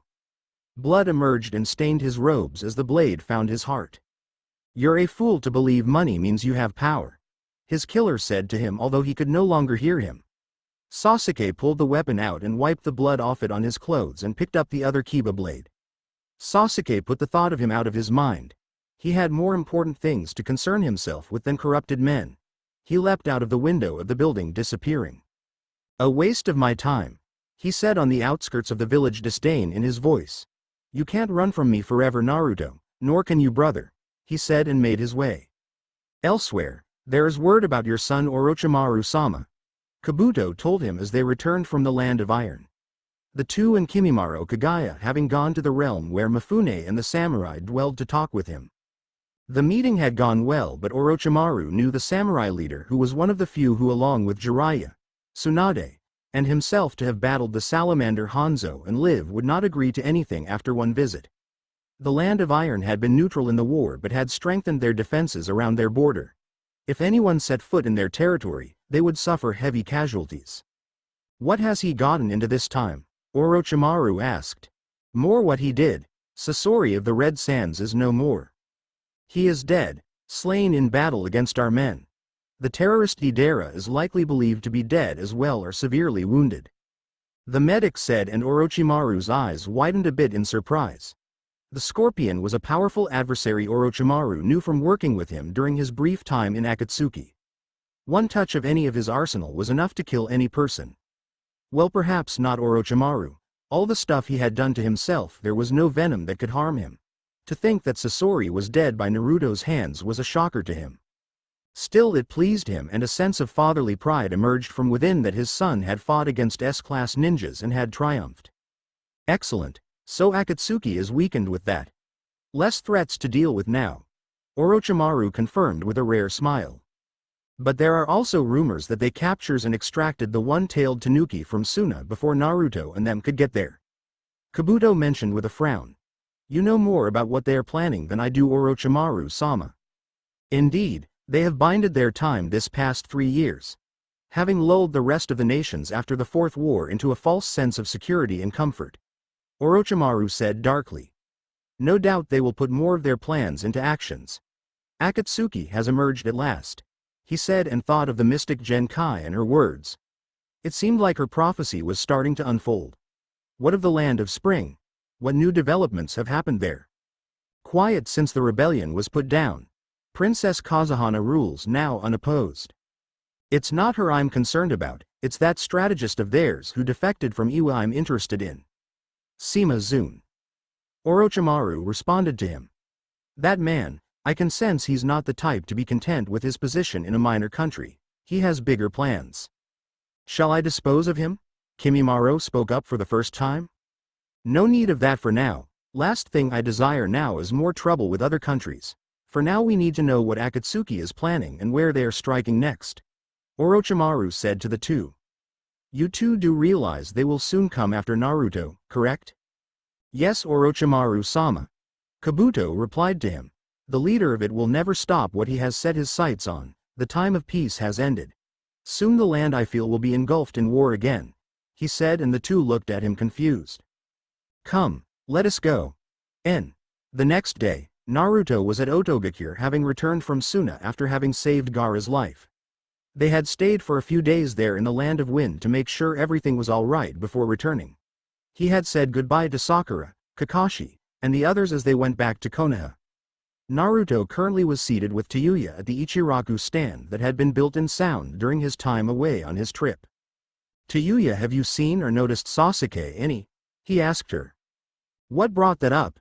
Tayuya asked him, looking up from her bowl. Bit odd for you to say something about the likes of him. Well, Atusan told me that he had been working with Sasuke these past 3 years. I want to know why. He said to her, as leader of the Sound Four she would likely have information. Can't say I have. The Uchiha shows up at random times and disappears randomly as well. Tayuya mentioned. I haven't really interacted with Sasuke any. The way he's gotten, you could stuck a block of damn ice on him and it wouldn't melt. She replied to him. Looks like Pinko doesn't seem to have any gaga feelings for him anymore, as when I first met her back in Konoha years ago. She said, referring to Tsunade's student Sakura saved my life back there in Suna against that scorpion bastard. And I saved her hide as well. She said, recalling the fight against Sasori. Surely you have seen Sasuke any. I haven't talked with or seen Sasuke since the 4th Shinobi War. Naruto confirmed to them, as except for one time he had spotted him, he had not had any interaction at all with him whatsoever. He hasn't sought me out any either. You know how the Uchihas are. They believe their piss is worth more than silver and their shit turns into gold. Tayuya said vulgarly and snickered. Naruto didn't share any mirth with her as he thought of him. About 2 weeks from now we're planning on going to the land of this. It's a small country next to the land of rivers. Apparently there's some event going on and an envoy has asked Sound to witness it. I hear Konoha as well as having people sent to witness the event. Tayuya snorted. Doesn't interest me. Why'd we have go to some place with a name like that? Who names a country this? She said, shaking her head. Naruto during his travels with Jiraiya had met many people, including those who ruled over countries, and found that some had never left their country or even their home their entire lives. Naruto didn't want to be like that. He wanted to go out and see the world and everything it had. He wanted to take in everything the world had to offer him. To see places and things that you couldn't find in a book. At Konoha, the elderly man sat in a secluded park by himself. In his good hand he held a novel he was reading or pretending to read. A person clad in civilian garb appeared walking towards him. There is room for one more on this bench. The elderly man said, and the figure did. Sai, tell me what you have learned, he said, not looking at the young boy. Danzo-sama, I'm afraid I wasn't able to get much information or knowledge about Naruto Uzumaki. I was stopped and cut off from him. Sai told him. I managed to find him, but the battle had been done by the time I did. He said, telling him of what had happened, as Danzo before he had gone had told him to look at Naruto in action and his moves. HMPH, did you at least see his footing and style? Yes, I did. Sai said, and discreetly showed him a sketching of Naruto in a battle stance. Danzo looked over it, studying Naruto's posture, and saw all he needed to see. Just by looking he could analyze Naruto's style and ability. He is a deadly foe, and one would be wise not to make him an enemy, he said. Indeed, but if I cannot find a way to make the snake's son of use to me, then I shall have to find a way to neutralize him. Danzo muttered. Keep an eye on him at all times when you get the chance. Go back to your team, he said, and stood and left. Hi Danzo-sama, Sai said with a bow, and turned and walked away, going the opposite direction. As Sai left, he noticed a small toad barely more than a tadpole hopping in his path and took extra care not to step on it.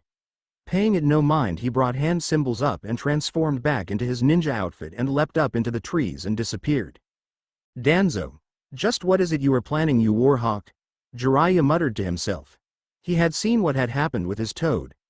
Danzo had something planned, no doubt. We've worked hard for this peace between our countries, and now you're going to ruin it because of your xenophobic views. Meanwhile, get out of my way, I don't have the time to waste with you, the swordsman Akatsuki member said as he made his way through the underground base. Standing before him was a ninja who was one of Akatsuki's mercenaries. He had crimson hair and wore dark blue clothing and black eyes and adorned a pair of gauntlets on his arms. As he walked past him, the mercenary grabbed him by the shoulder. "Hold on, Muda," the ninja said to him. "You had best let go, Khan, if you want to still have that hand of yours," Muda Daidoji warned him. The ninja let go but stared at Muda with a frown. "Word has it, Muda, that some of the higher-ups is upset with you as of late," he said to him, as the two had history. Both had become mercenaries in Akatsuki around the same time, and Khan, who was a missing nin from the land of snow, was said his gauntlets enhanced his strength and could enable him to crush a person's head like a grape. He had fled snow 6 years ago and eventually made his way to AIM and Akatsuki, joining their mercenary forces. "He's not too happy with the way you've been going about recently," he told Muda. "Appearing and attacking people, killing them. You realize the point of our organization is stealth, and you're going off letting people know of us, my rival," he said, as he viewed Muda as his rival for position in Akatsuki ever since they first met. "If they have a problem with my actions, then they can tell me themselves," Muda said to him. "They must not find it that serious if they send you. There's no reason for the dog to deliver the message when the master can himself," he said. "What did you say?" Khan said with a growl at him. "You miserable worm. Pain should have left your broken body at Sekigahara," he said, snarling at Muda, who stared at him impassively. "There are others in the forces who are more worthy of wearing that cloak than you." "Like you, perhaps," Muda taunted him. "You're not even worth scraping the dirt off my shoes," he said to him. "Now go before I decide to mix Satsugaisha in with your blood," he threatened him before leaving. Khan watched him go. "Someday your head might be crushed in between my hands," he said, snarling. The Akatsuki leader held in his hand a dark red orb that glowed brightly. He held it in the palm of his hand and power was emanating from it. Yet the power felt dark and wicked as well coming from the orb. A ferocious power was sealed inside. "It is time," he said as he held the orb up as he entered the room where the project that had been working on for 3 years was. Inoki, looking on, saw him enter. "Stand aside, it is time," Pain said to him, and holding the orb made hand symbols and the orb began to glow brightly. In the room as well looking on was Conan and Zetsu as well, watching what was happening. "Lord Pain, no," Inoki shouted at him. "The process is not done. If you awaken it now, you'll risk." "Silence," Pain ordered, not regarding him. "The time has come for the Kyuubi's destruction to be made," he said, and channeling it, the orb shot the Kyuubi's power inside the tube. "What have you done?" Inoki said, looking on as they watched as the tube began to glow. The water changing color as a dark red aura formed inside it and shot through it.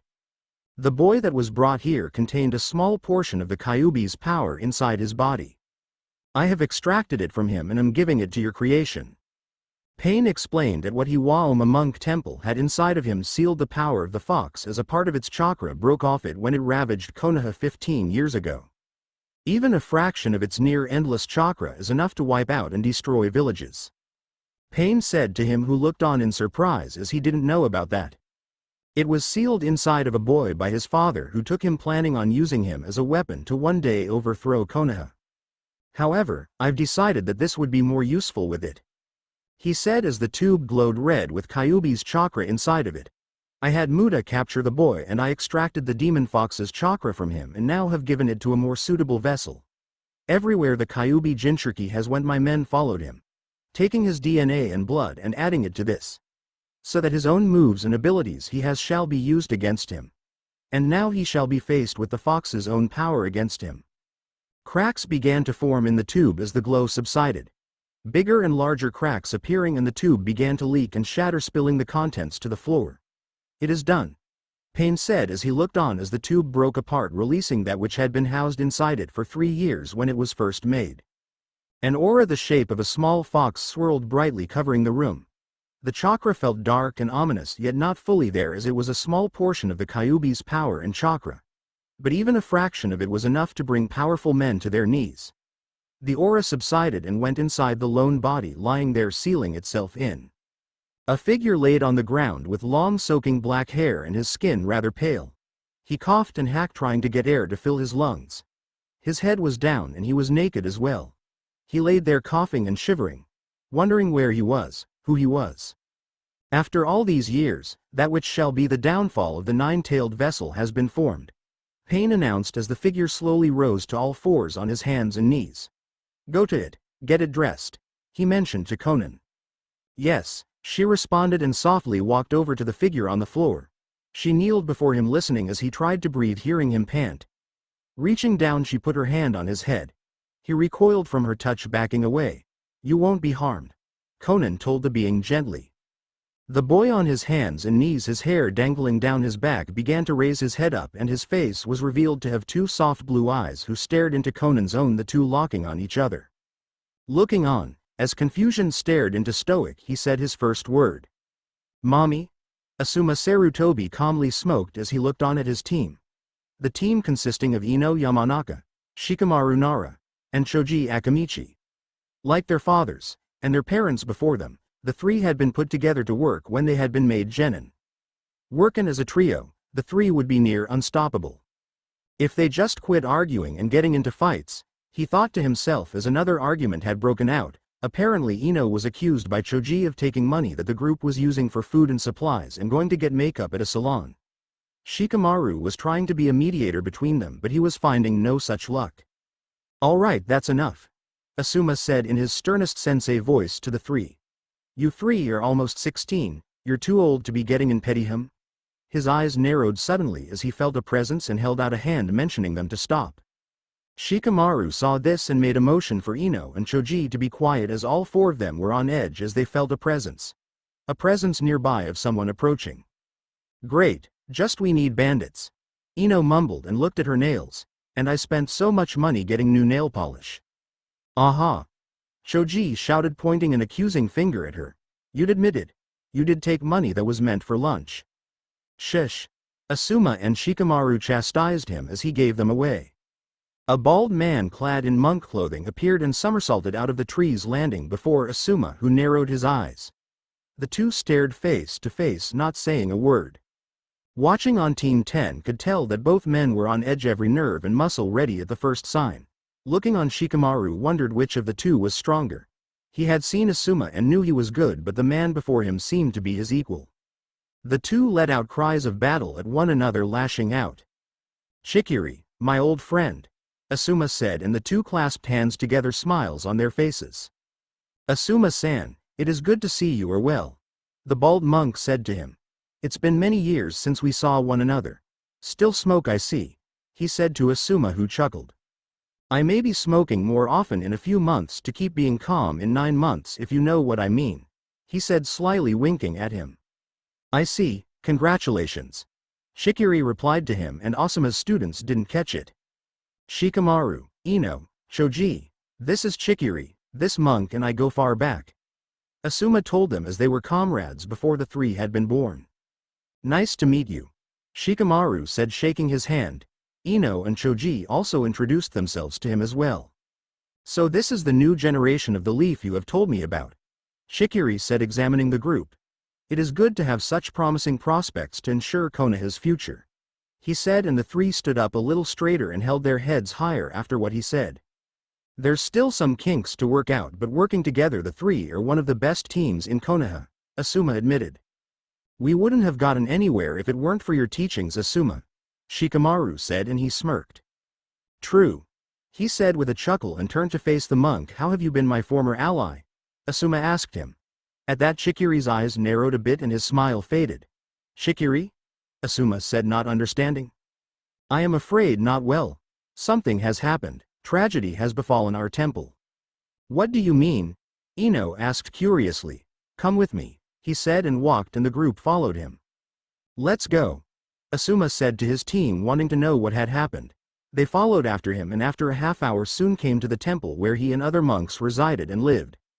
Team 10's eyes widened in shock at the sight before them when they came to the temple. The signs of battle were around it and damage had been dealt. Many monks were shown wounded, and those who weren't tended to them, and ceremonies and prayers were being held for those who had died. Asuma took out his cigarette as he looked on at the sight. Who was it that did this? Shikamaru asked, demanding to know. One, that is all, the head monk told them to their surprise.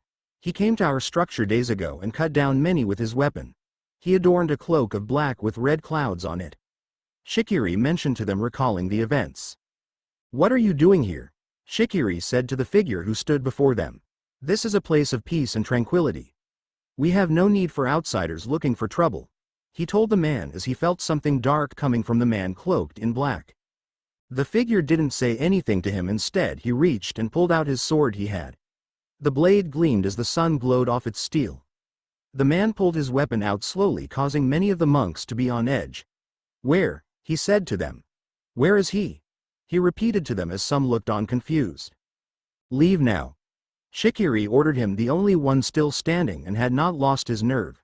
He stared him eye to eye, not backing down whatsoever.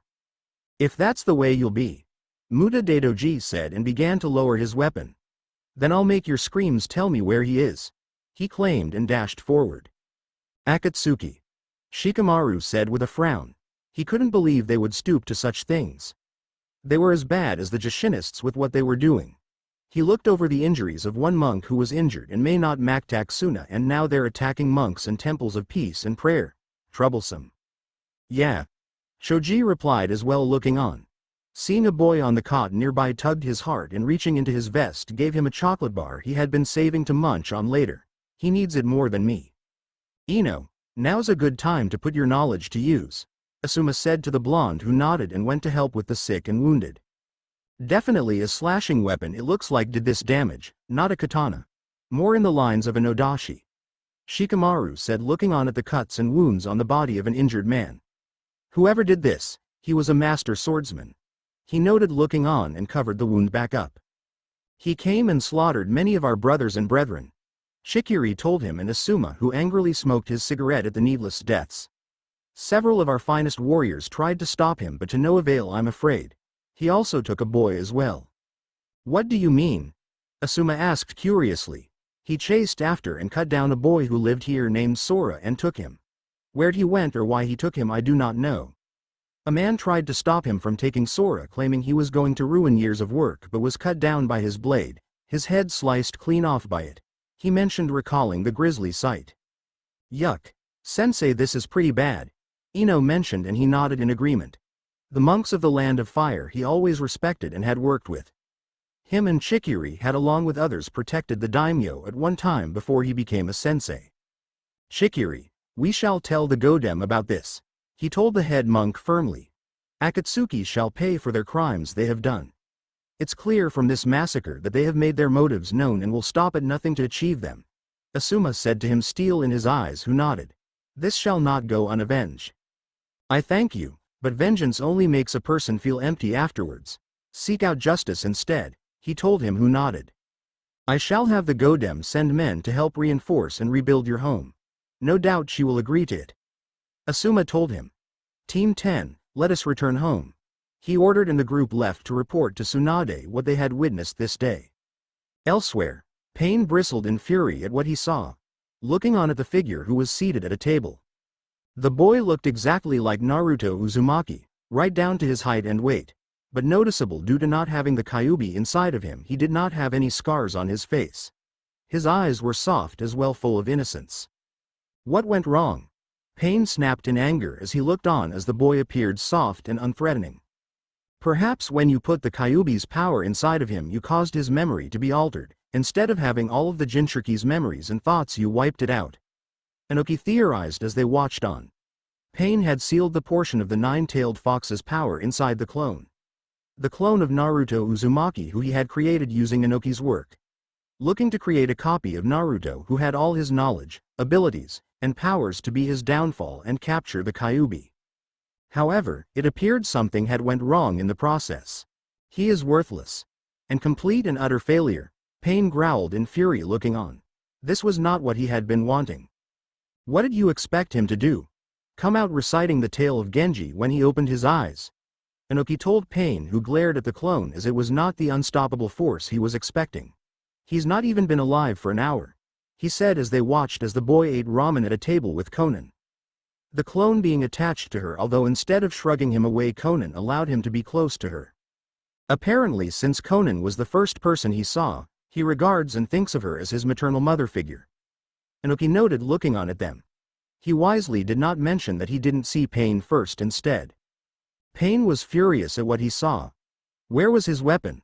This boy possessed zero innate abilities or skills or killing intent whatsoever. A fresh genin would be more threatening than him. The clone, looking over at Pain's glaring eyes of the Rinnegan on him, whimpered a bit, taking hold of Conan's hand as his eyes drilled a hole into him. "This thing is completely useless to me," he snarled in fury as the project was a failure. "It is no use of me against the Kyuubi." "Zetsu," he ordered, and the plant-like man stepped forward. "Make sure to properly dispose of this thing," he said, and Zetsu nodded his head, preparing to do his dirty work that he took pleasure in. Inoki looked on at him, horror in his eyes, knowing what Zetsu would do. "You can't. He's a living creature," he protested. Pain only smirked cruelly at him. "Not for long," he said, and began to leave the room, finished with the matter. No, wait," Inoki said, stopping him, and Pain glared at him, letting him know he was on dangerous ground here for going against him. "He may lack what you desire for now," he said to him temptingly. The boy was seen in a training yard, and he successfully did hand symbols and created dozens of bushions of himself. Bringing a hand seal up, he dispersed them. He didn't know why he knew such things. It just seemed natural to him, as if he knew what to do. They had told him to perform, and so he did. Watching on from a ledge above Pain and Inoki watched as the boy did jutsus and attacks on targets. Not just any moves that Naruto Uzumaki had come up with and used in his arsenal. As you can see, he does possess the Jinchurki's jutsus and abilities like you desired. You just need to give him time to nurture and grow," Inoki said with a smile to Pain as they watched on as he performed many of Naruto's own techniques. Performing them flawlessly with zero effort, as he had access to all the abilities and moves Naruto knew. "Kurai Rasengan!" The clone shouted and threw the orb of energy, Naruto's trademark move, hitting his target dead on in the center, destroying it. He looked at the two with a smile, eager to please them. Pain, looking on, let out a soft growl of agreement. "Maybe I can find a use for it to suit my purposes after all." Naruto slept quietly in his bedroom, laying in his bed on his back. The 15-year-old sound ninja asleep as he laid covered by blankets. His breath come steadily as he laid there, the boy at peace as he slept and dreamed. A pair of golden eyes silently watched over him as they looked on as the boy slept. Orochimaru stood in the room watching on as his son slept through the night, looking on and watching his chest raise and fall. Orochimaru listened to the sound of his breathing as he watched on, his son asleep and peaceful with nothing bothering him. The Otokage looking on at his blood. His soul family left. He walked over to Naruto and stroked his face, softly combing his hair out of his face. Naruto didn't react as he continued to sleep. Looking on at his son, Orochimaru watched for a long moment. His child, his heir, his and Kushina, the only woman he had ever loved in his life's legacy. Almost 16 years ago, the snake Sannin had been little more than a demon. A cruel, merciless monster who had done unspeakable acts and experiments on people. Actions that one day he would have to pay for. When he crossed over to the next realm, he knew no doubt he would be sent to hell for his actions. But ever since Naruto had been born, something had changed over him. He no longer did things to harm others or for the benefit of himself. Everything he had done had been for the benefit of his son. Leaning down, Orochimaru softly pressed his lips against his son's forehead, kissing it gently.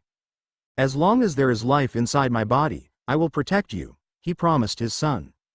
2 days later, Shodem Otokage, "Welcome to the land of this. We are honored that you would come and visit during our greatest festival."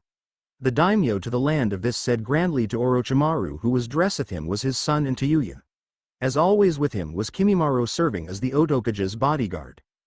Naruto looked around at the sight of the land of this, a small country located between the land of fire and rivers. They had gone all out as this was their biggest event of the year, the annual cooking and eating contest. "I trust that you shall be well accommodated during your stay here and have whatever you desire," the daimyo said to Orochimaru as he bowed his head in respect to the cage. "If there is anything you require, simply say the word and I shall have it done. With both Otto and Konoha here, the whole world shall know the quality of our food and services."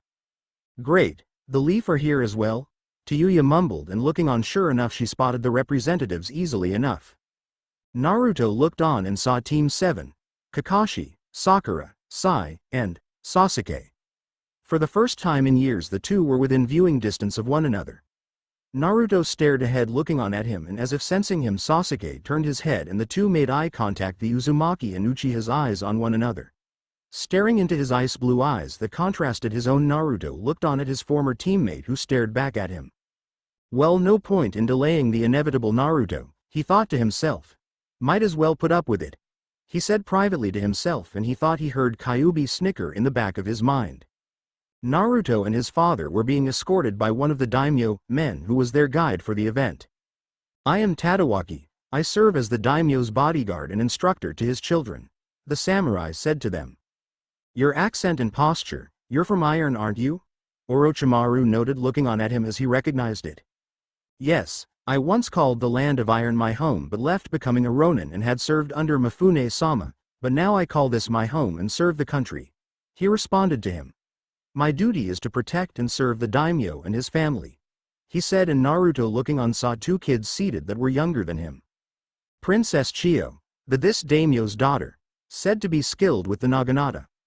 Naruto said, looking on at the girl who sat looking on the festival.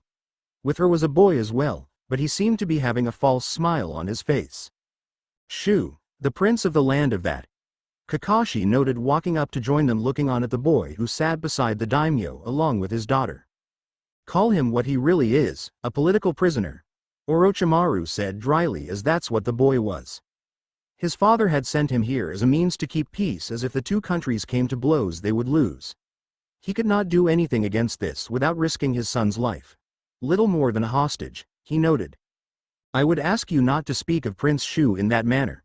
Tadawaki replied to him. Prince Shu is an honored guest in this. Then why is always being followed with an extra shadow? Orochimaru asked. Tadawaki frowned at him over his remarks but did not say anything. The smirking Sannin turned to look at his son. Naruto, Tayuya, go have fun, enjoy yourself and take what you can from here. Although a small country, this could have much to offer to you, he said, and the two bowed and went on their way. Kimimaro, go, he ordered, mentioning to the Kagaya as well. Silently, although with reluctance, Kimimaro left as well. Naruto was walking around with Tayuya, taking in the sights of the land of this. The two venturing around and exploring the sights and sounds of the place. See, told you this was worth going to, Naruto said with a smile to her as they sampled the wares. Yeah, I guess going here after all was freakin' worth it. Tayuya replied to him grouchily, but he knew she was enjoying herself and the time between them. The two went on and walked down a street chatting with one another when Naruto saw somebody standing before them in front of them. He stopped and looked ahead at who it was standing there. Sasuke was calmly eating a tomato biscuit standing before the two. Eating it with interest as he stood, preventing them from going ahead. Yo, duck ass. Move it, you're blocking the road. Tayuya called out to him, but Sasuke didn't respond as he finished his snack, his eyes on Naruto. Naruto, it's been a while. You've met and talked with Sakura and Kakashi, yet you never once stopped to say hi to me? You didn't even want me on your team to save Gaara. I'm hurt, Sasuke said, not moving his eyes off of Naruto, who stared back at him. Sasuke, you know we're anything but friends, Naruto replied to him. Aside from our brief time in Team 7, we've never had anything to do with one another. Sasuke made a scoffing noise in return. You've gotten strong since last we saw one another after the end of the Fourth War.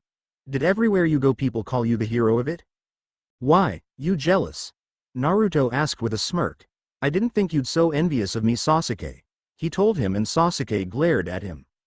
You're still the same fool I saw back at the academy. And you still got an ego bigger than your head, Naruto replied to him. A fool can best a king. Or did you not pay attention to that lesson when Iruka-san taught us that? He said to Sasuke, and his eyes for a brief moment turned into his Sharingan eyes. I'd like to know why a Tucson is training you, Naruto said to him. Isn't it enough you got Kakashi training you? The reasons he is training me are my own and his own as well. Take it up with him if you want. Your father has trained me these past 3 years, care to see which one of us has learned more from him? Sasuke asked, and his hand traced near one of his twin swords. Naruto narrowed his eyes slowly at him. But fighting you now would be a waste, you aren't important to me now, Sasuke said, removing his hands to his side. One day after I finally slay Itachi, I'll show you a power that you can't ever hope to surpass. Until then, try not to do something stupid, Dobi, he said, and turned and walked away. What a prick, Tayuya muttered. Naruto watched him leave, knowing fully well next time likely won't be so pleasant. While that was happening, Orochimaru was at the place they would be staying while there for the festival. Removing his hat and robes, he set them aside and glanced at them for a long moment. Suddenly, without changing his expression, he pulled a hidden kunai out of the hat and effortlessly flung it behind him. Sheesh. What kind of high is that? A voice protested, and he slowly turned around and saw to his surprise a white-haired figure with the kunai embedded into the wall next to him.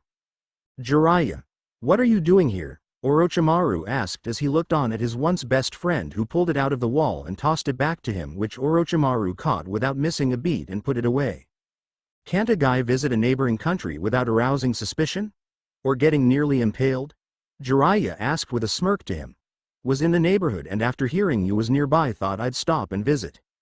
I can have some rice wine brought up if you require refreshments, Orochimaru mentioned to him. If you're offering, I'm drinking. Jiraiya replied with a smile. It's been what since the end of the Fourth War against the Jashinists that we've seen one another. Indeed, since you took my son out from under my nose and on a trip that I could have done myself, Orochimaru replied to him. Jiraiya chuckled at his accusation. He came willingly. I've taught the boy a lot the past 3 years in our time together. Went to a lot of different places and learned different styles. You know as well as I that he needed to become stronger, and soon, Jiraiya said to him. Akatsuki, no doubt. Orochimaru replied, and Jiraiya nodded. Sasori is dead, but no doubt they'll go after the others soon enough. You know as well as I that Kumo houses the 8-tailed ox. There is also another matter I wish to discuss with you. That's why I'm here, Jiraiya said to him. Involving Naruto as well, Ento, a fine man.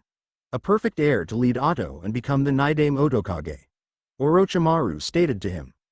Indeed, but there are those who believe him a threat, Jiraiya said, and Orochimaru started to frown at him. I believe Danzo is interested in your son. He has been spying on him recently. He sent one of his own men to spy on Naruto, gauging him and his abilities when he went to Suna, Jiraiya.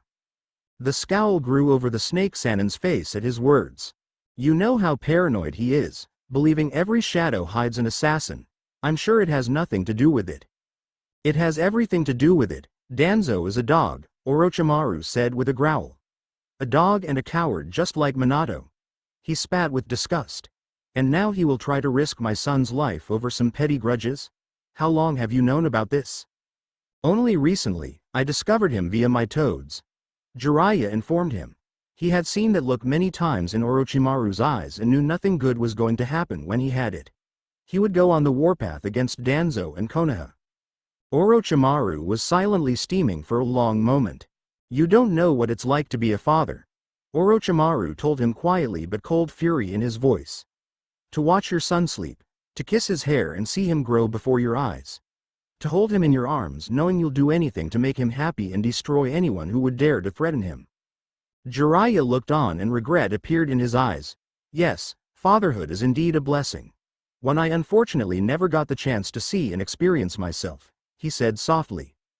Jiraiya, at one point in time we were brothers and I could not have asked for a better friend, he told his former teammate.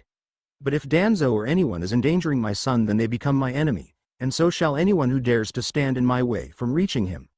Orochimaru said, the threat clear in his voice.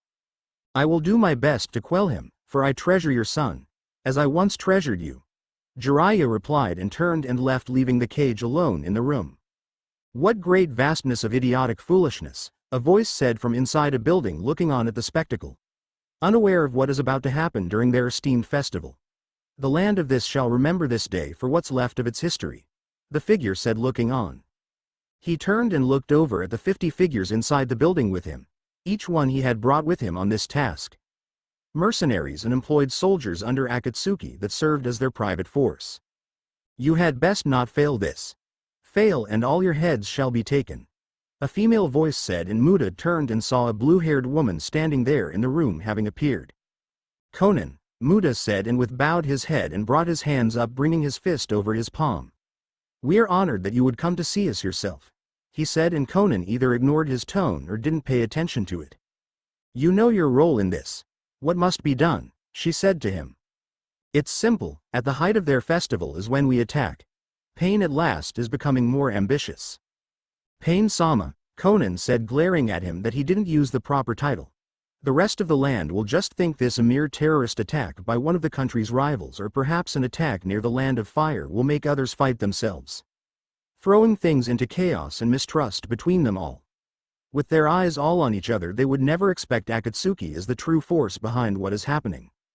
Deidara's new partner has been selected, has he not? Yes, the one known as Toby has taken the deceased Sasaurus's position in the group. Little more than a buffoon. Better if he was just sent on a suicide mission and rid of him, Muda replied disdainfully. The matter doesn't concern you. Be grateful you are being given this chance. Fail and know that no crevice, no country, no rock will hide you from us, she said warningly to him. Conan turned and walked out of the building.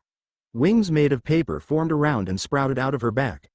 Looking on, she saw what looked like Naruto Uzumaki seated by himself on a nearby bench watching. The boy watching with fascination and curiosity at what was happening, as this was a new world. Let's go. We need to head back.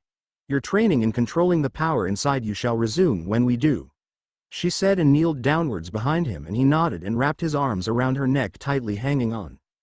Conan flapped her wings lightly and ascended into the air and flew away. All preparations are made, correct? Muda asked his men, who nodded, and each revealed a small bomb. Good, you all know what to do now. Go. Kill any who get in your way and burn this place to the ground, he ordered, and they departed to set the plan into motion. Muda suddenly felt something coming from his nodashi. Reaching towards its hilt, he slowly pulled it out, and his eyes widened when he saw that it was glowing blue. The enchanted weapon only glowed blue when it sensed the presence of a Biju. He is here, he said, a smile on his face as he pulled it out. Sakura, if I may, can I ask you something? The ninja said to her as they looked on at the festivities. Sakura currently sampling some jam that only came from here, which she found delicious. Shoji Akamichi no doubt would think he was in heaven right now with all the food that was being shown. Sakura looked on over at Sai. Over the past 3 years since he was put a part of their team replacing Naruto, she had known him for the bluntness of his questions, at times coming out and saying the truth rather brutally and bluntly due to the upbringing and training he had, which had left him little room for realizing how harsh he sounded. More than once Sakura had to restrain herself from slugging him when he unknowingly said something stupid that ticked her off. Sakura, do you love him? Sai asked her. Do you love Sasuke? Sakura was quiet for a very long moment, her head down, not responding to him. Sai looked on at her as she was silent. No, I don't, Sakura responded at last and raised her head.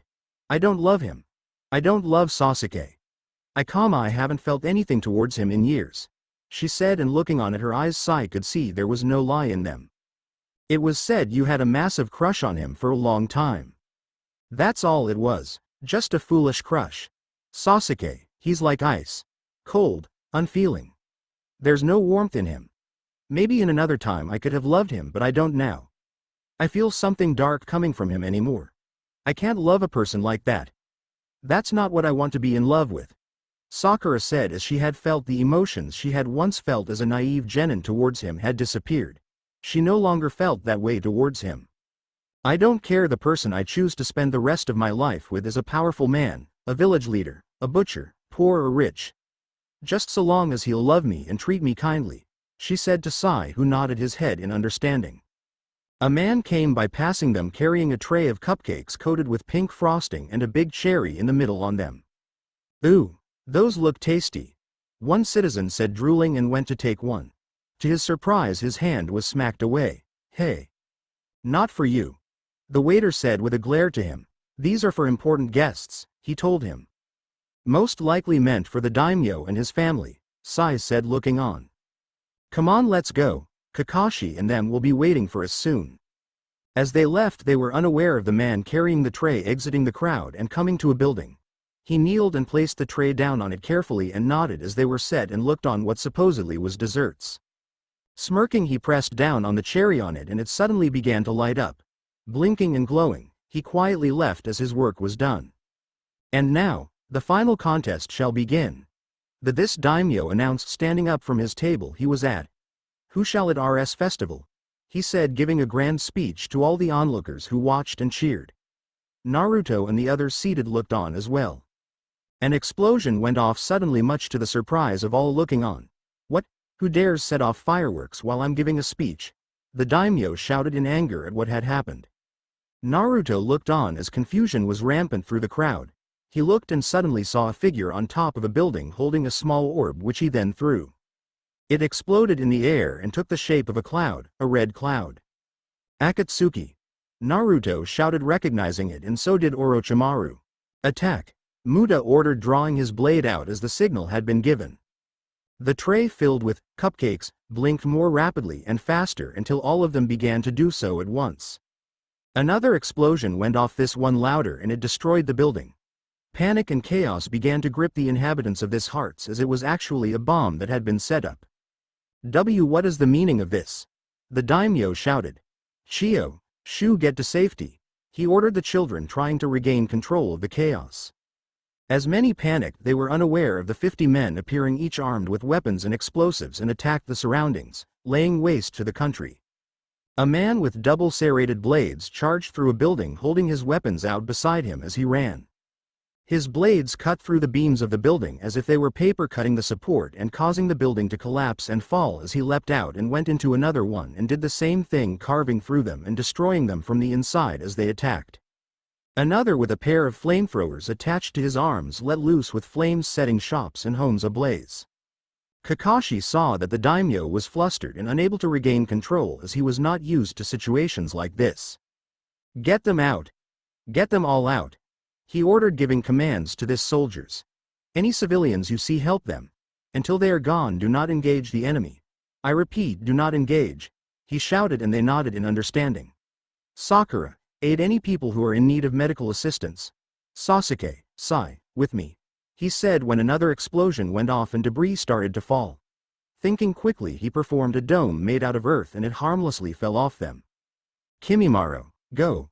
Orochimaru said, and the Kagaya nodded and pulled out a bone sword and leapt away as he was being unleashed. Naruto, Tayuya, go make sure things don't turn into outright chaos.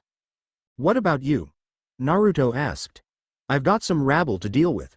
Orochimaru said venomously, and tossing aside his robes and hat summoned a snake which spat out Kusanagi. Itachi. Where are you? Sasuke shouted, having drawn his blades, having recognized the cloud as the one on Itachi's cloak. The Kiba blades sparked furiously as if channeling his anger. A hand grasped his shoulder and he turned and saw Naruto stopping him. Let go, Naruto, he said threateningly to him. The people are our priority now, we need to get them out of here, Naruto told Sasuke, who scoffed at him. Their lives are more important than your crusade, he said to Sasuke. Itachi's not here, you think this is your brother's style? He asked him. When Sasuke didn't say anything, Naruto forgot about it and went to help out. The soldiers underemployed by this tried to fight back, led by Tadawaki, but Muda had taken only the finest mercenaries employed by Akatsuki for the attack. They cut down the soldiers with little difficulty as most were sent to escort the civilians out, leaving them underhanded. One prepared to kill a man when a boulder was thrown onto him, crushing him. You bastards! This was supposed to be my damn vacation. Tayuya shouted at them and summoned her doki via her flute. Get them! She commanded, and they attacked, swinging their weapons. Fighting beside her was Naruto, the two working together as chaos and panic had engulfed the country. Destroy everything, except for one. Muda ordered as he stroked his glowing blade. That one I'll kill myself, he promised. Sakura was with Kakashi as they lead a group of civilians out. Get going and don't look back, we'll hold them off, she shouted as they made it to safety. Kakashi dodged a sniper archer on a rooftop who narrowly missed him and pulled out a giant shuriken and leapt and threw it at him the same time he fired at him. The whirling ninja star cut through the arrow and struck the archer right in the chest, and Kakashi smirked underneath his mask as he got him.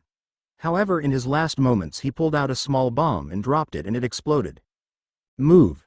Kakashi shouted as debris fell onto him and others. He leapt over to the side, just narrowly avoiding being crushed by it. He looked and saw that most of them were all right except for a few bruises. Sakura? Kakashi said, looking around but didn't see her. Sakura? Sakura, he shouted, looking for her, but he didn't see her anywhere as she wasn't with them. Sakura dizzily opened her eyes and coughed as dust covered the area. She winced as she felt her leg was in pain. She was on her back and could see the damage and rubble from the blast. She had been knocked back and separated from them. Come on, get up. She told herself but found her body had been rocked by it and she couldn't move. Sakura tried to move but her leg was caught under rubble buried underneath it. She struggled but found herself unable to pull it out from it. "What have we got here?" a voice said, and her eyes widened and she saw emerging from the dust 3 men looking on at her. "Looks like we can have some fun," the men said, each having the same dark thoughts. "Hold her down and undress her," one of the group said, and the other 2 went to grab her. Sakura struggled against them as they grabbed her, trying to fight them off but to no avail. "This one has some fire in her," the man said with a laugh. Sakura thrashed about, fighting like an animal, trying to get them off her. "No," she shouted in rage as she fought back against them. One went to remove her shirt and she bit him on the side of his head, biting off part of his ear, and he screamed in pain and struck her across the face hard. "You bitch! Let's cut out her tongue so we don't have to listen to her squeal," his partner shouted, and he nodded in agreement. Grinning darkly at what the others were doing, the leader of the trio was unaware of the figure behind him until a hand clamped around his throat and he was hoisted up into the air. He tried to cry out but only a gurgle sound was heard. A blade pierced through his chest from behind. His companions looked in surprise as he was dropped, and revealing Kimimaro behind him. The one whose Sakura had bitten off his ear lunged at him, but Kimimaro caught him by the throat and hoisted him up and stabbed him through his stomach, letting his innards fall out as he gutted him and was tossed aside. The last panicked and tried to dash past him, but Kimimaro got him from behind and, not even listening to his pleas, tranquilly snapped his neck, twisting it sideways, and dropped the body. Not regarding the corpses, he walked over to Sakura. "You're all right now, little flower," he said softly towards her as she finally managed to get her leg free.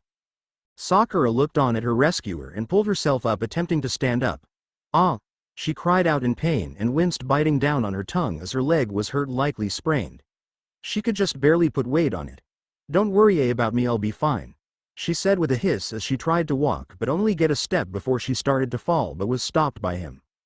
Kimimaro without a word hoisted her over his shoulder and carried Sakura, taking her back to the others. Kakashi saw him and was relieved to see Sakura alive. Kimimaro set her down as she was now able to put some weight on it and walk with a limp. "You have my thanks," he told Kimimaro. "I didn't do it for you," he told him, and sprouted a pair of bone swords and his lord. The land of this had become a battlefield with dead piling the streets. What had began the day as one of their greatest festivities had become a nightmare. Naruto and this forces led by Tadawaki fought on against them and were beating them back by much of the country was being destroyed and set aflame. Naruto and Kakashi combated the flames using wind jutsus, and Tayuya had her doki throw dust onto them to snuff them out, but the damage was severe. Another building had been cut down from the inside and collapsed, falling apart as a mercenary landed and looked for another building to destroy. He stopped when he sensed a presence and turned and saw Orochimaru staring at him, his gold eyes on him. "I'll cut you to ribbons," the man shouted, twirling his serrated blades in both hands. Orochimaru stood before him, not moving.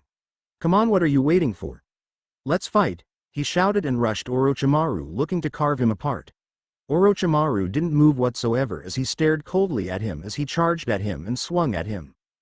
Orochimaru in the blink of an eye pulled out his kusanagi and passed at him, delivering a deep cut across his chest.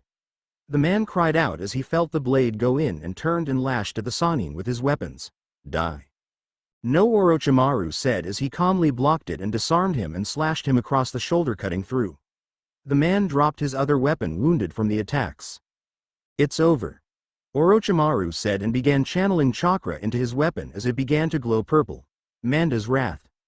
The snake boss Manda appeared in miniature form behind Orochimaru, and the snake spat out a kusanagi of its own, wielding it in its mouth, and both attacked.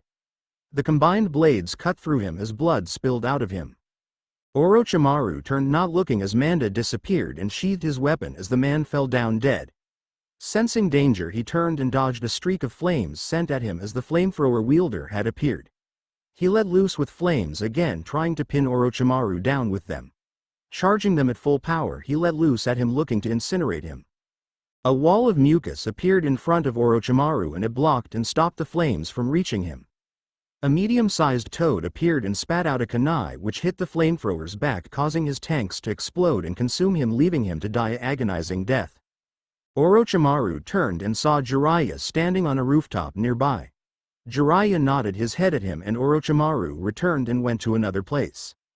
Jiraiya went to go when another bomb that had been placed on the building he was on went off, catching him in it.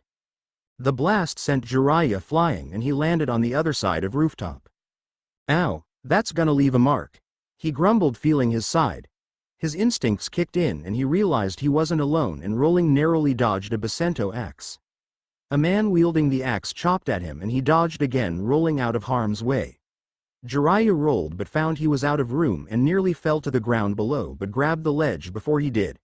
The man stomped on his hands, but Jiraiya held on and he raised his Basento overhead, ready to chop off his fingers. A blade went through the man's throat, much to Jiraiya's surprise, and he fell off the roof dead. Looking on, Jiraiya saw Sai standing there, having saved him just now. Reaching his hand down, he helped the Sannin up. "Thanks, kid. Now then, use some of your bird drawings to figure out if there's any more of those bombs," he told Sai. "Right," he said, and opening his book released several small birds and they flew off. Orochimaru stood on top of a summoned snake and doing hand symbols created several clouds, and they began to drop rain onto the ground and buildings, taking out the fires, dousing them with water. Naruto, as the rain soaked the place, looked on and nodded in appreciation of what his father had done stopping the fires. A group of mercenaries were blown backwards, hitting the ground. Their assaulter, the daimyo, glared at them, cold fury in his eyes over what they had done, attacking his home and people as he had taken to the field himself. Although he did not look it, he was more than capable of defending himself and his country. "Get out, and never return," he warned them, and to make his point clear he fired another jutsu, killing one. "As daimyo of the land of this, I shall not tolerate such." He was cut off in the middle of his speech, as tends to happen when one is stabbed in the lungs from behind. Blood soaked his robes as he felt his life fading from him. "Sichio, Shu," he said weakly before falling down, passing on to the next world. Muda pulled his sword away, not bothering to look at the dead ruler. "Wipe out any in your path," he told his men. "If you find the nine-tailed vessel, I want him alive so I can kill him myself," he said to them, and they went to fulfill his orders. A slicing sound was heard and they all fell down, suddenly deep cuts on them. Muda turned and saw the one who had slain them, his katana in hand. "You're different from the rest. Unlike the other rabble, I sense strength coming from you. Someone who is actually worth killing," he told Tadawaki.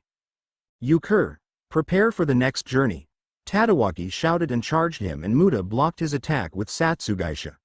The two attacked and parried each other expertly as they engaged one another. Tadawaki knew he might die, but he had learned long ago when he first took up his sword not to fear death. They slashed and hacked at each other expertly, countering and parrying with great skill. Muda aimed for his head, only for him to spin and slash at his ribs, which Muda avoided. Tadawaki lashed at him, his eyes steel and unmoving as he fought with discipline. He performed a horizontal slash which Muda blocked as steel clashed against steel and they came to a deadlock. "As a samurai you are bound by honor," Muda said as they were locked together. "Bound by your code, which dictates you fight cleanly against your foes," he told Tadawaki as they fought for control. "I am not," he claimed, and spewed out green mist, hitting the samurai right in the face. Tadawaki screamed in pain as it stung his eyes and blinded him, preventing him from defending himself. Muda then slashed and cut him deep from behind. Tadawaki gasped at the feeling of the blade going through his skin and knew he was dead before he fell to his knees and then to the ground. His last thoughts lamenting that he wasn't able to protect the ones he had sworn to do so. "Akatsuki," a voice shouted, and he turned and saw a figure above leaping down at him, sword in hand. He brought his blade up in the nick of time, just blocking the strike and missing being cut in two, and the attacker leapt away. What? No," Naruto shouted in disbelief as he got a look at the ninja standing before him. "It can't be. I killed you at Sekigahara," he shouted, shock in his eyes as he stared at his old enemy. Muda smirked at him. "At long once we meet again, Naruto," the swordsman said to him as his nodashi glowed fiercely. "When you go to kill someone, always make sure they are truly dead," he taunted him. "Otherwise they'll come back to kill you instead." Naruto looked on at his hated enemy from years ago. Remembering their battles in the Chunin exams and the Fourth Shinobi War, he never imagined that Muda Daidoji had lived after being blasted off by him at Sekigahara. "Now you die," Muda shouted and lashed at him, Satsugaisha in hand, looking to cut him down. Naruto dodged it and slashed at him with Kusanagi, which he parried. "Naruto," a voice shouted, and Tayuya was seen. Her eyes widened upon seeing him as she recognized him from before. With her was Kakashi and Kimimaro as well. Muda, seeing her and others, backed away as he saw the group. "Perhaps now is not the time," Muda said, and left, disappearing without a trace. "You gotta be kidding me, that dude's still alive?" Kyuya said in shock. "Yeah, and he's got an even Saint," Naruto said solemnly, looking on at the destruction that had been wrought. "Where is he?" Sasuke asked the downed man. "Where is Itachi?" he demanded, his blades that sparked with electricity to his throat. Don't," the man started to say when Sasuke put him out of his pain with a quick stab to his throat. "Sasuke!" a voice shouted, and Kakashi appeared. "What have you done? We could have used him. He may have had information about Akatsuki and how we might be able to thwart their plans. Now we're in the dark," Kakashi said to him as he possibly killed their only lead to know what they were planning. If he didn't know where one of the strongest members was, I doubt he knew anything else that would have been used to us," Sasuke answered in response. Kakashi went to say something, but Sasuke turned and walked away. Later on, the survivors looked on at the destruction that had happened. Sakura, her leg now better, helped the wounded, with Jiraiya taking a look at the dead bodies, examining them. It had been a devastating attack, a blow from which this might never recover from. "Report," Orochimaru said to Kimimaro as they looked on. "The daimyo is dead. Princess Chiyo and Prince Shu have successfully made it to his home country. There are a number of casualties, most of them inhabitants. A number of the attackers have been slain and the rest have fled.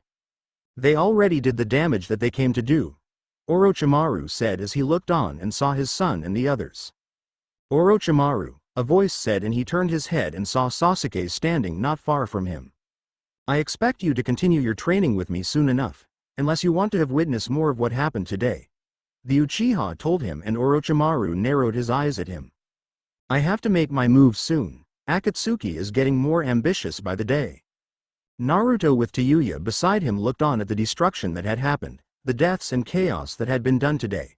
After 3 years, a new enemy, one that had a hated face, a part of it, had emerged from the shadows, and they were even greater than the Jashinists and Keiji Sosano, who he had barely defeated. Things were going to get much more serious now. Naruto stood beside his father, who was seated as they stood in the chamber. Right now, Naruto was trying to keep himself entertained as he listened to the man from the land of Cloud went on. Leading a country in war was one thing, delegating and politics that came from ruling was another, he found out. An emissary had arrived from Kumogakure today, a week after what had happened at this, and the man had come offering a wedding alliance between their two villages. It was not uncommon, and Naruto saw the benefits from it. In times of peace and in war, for clans and countries would offer marriages between them in order to bring support between them. Plus they would ensure that the other would not try anything against them due to being related by marriage, and would be considered betraying and treason against your own family if you did.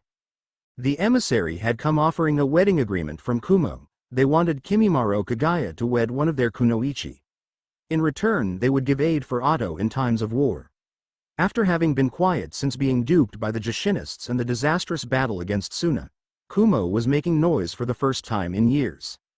Naruto watched on as the ninja finished his offer and waited for his response. "Denied," Orochimaru said plainly and bluntly without even pausing to consider it. This surprised the emissary, who stumbled over his words trying to find his tongue.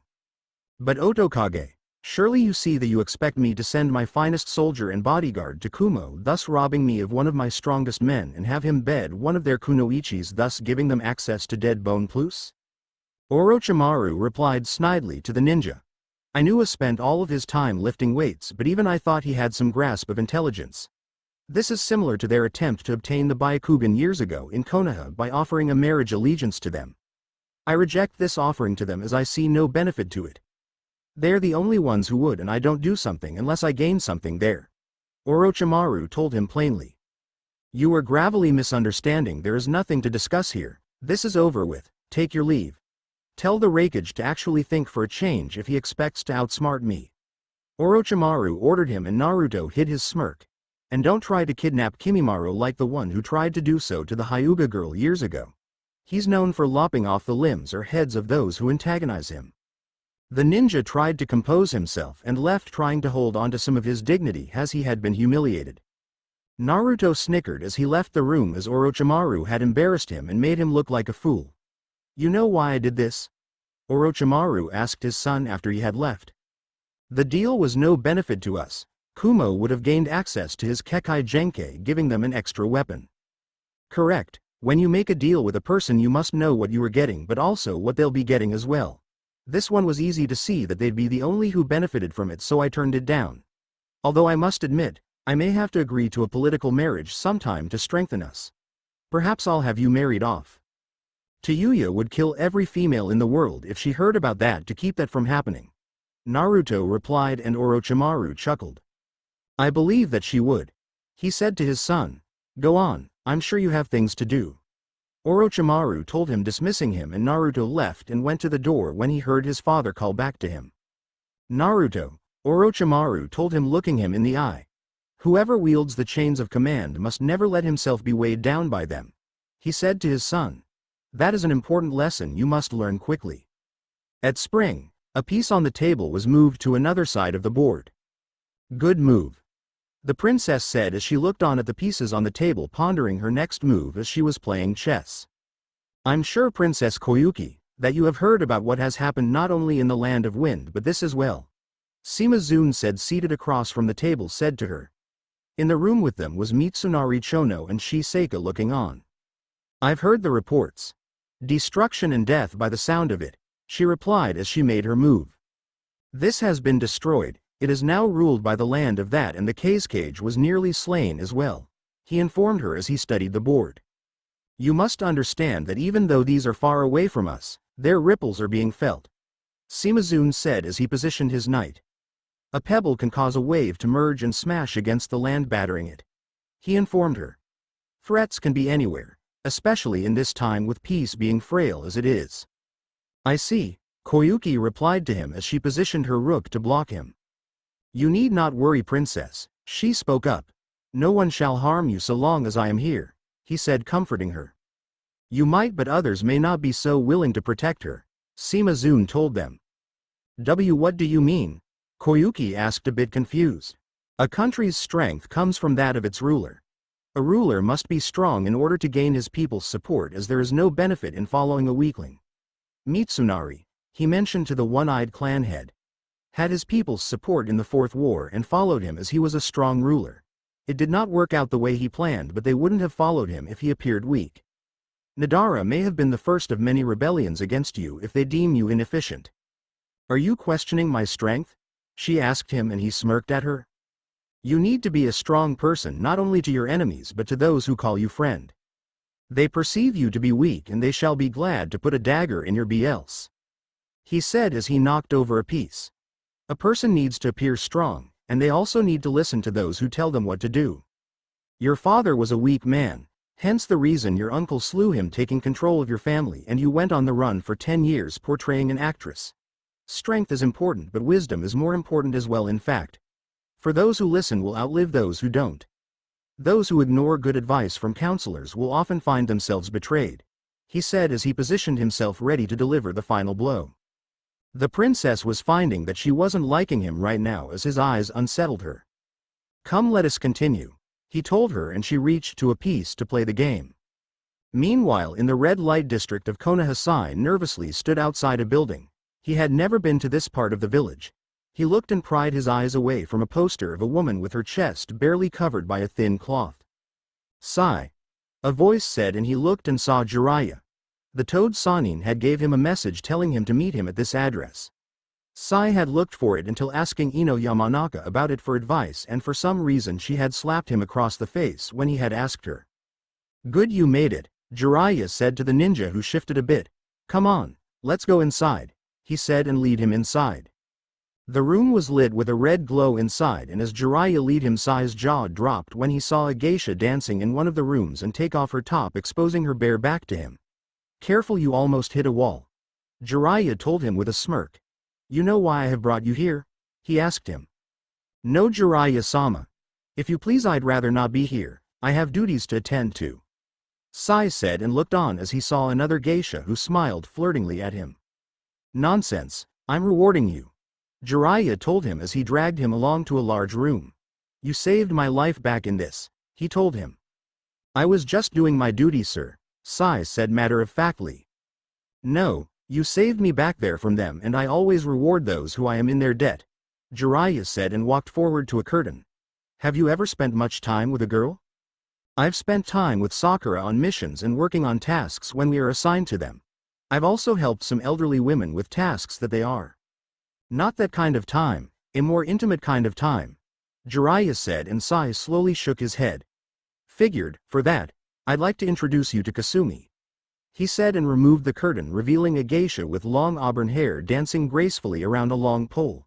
She stopped as she spun and turned her head and gave a lustful smile to him who blushed hard as he never saw a woman this bare before.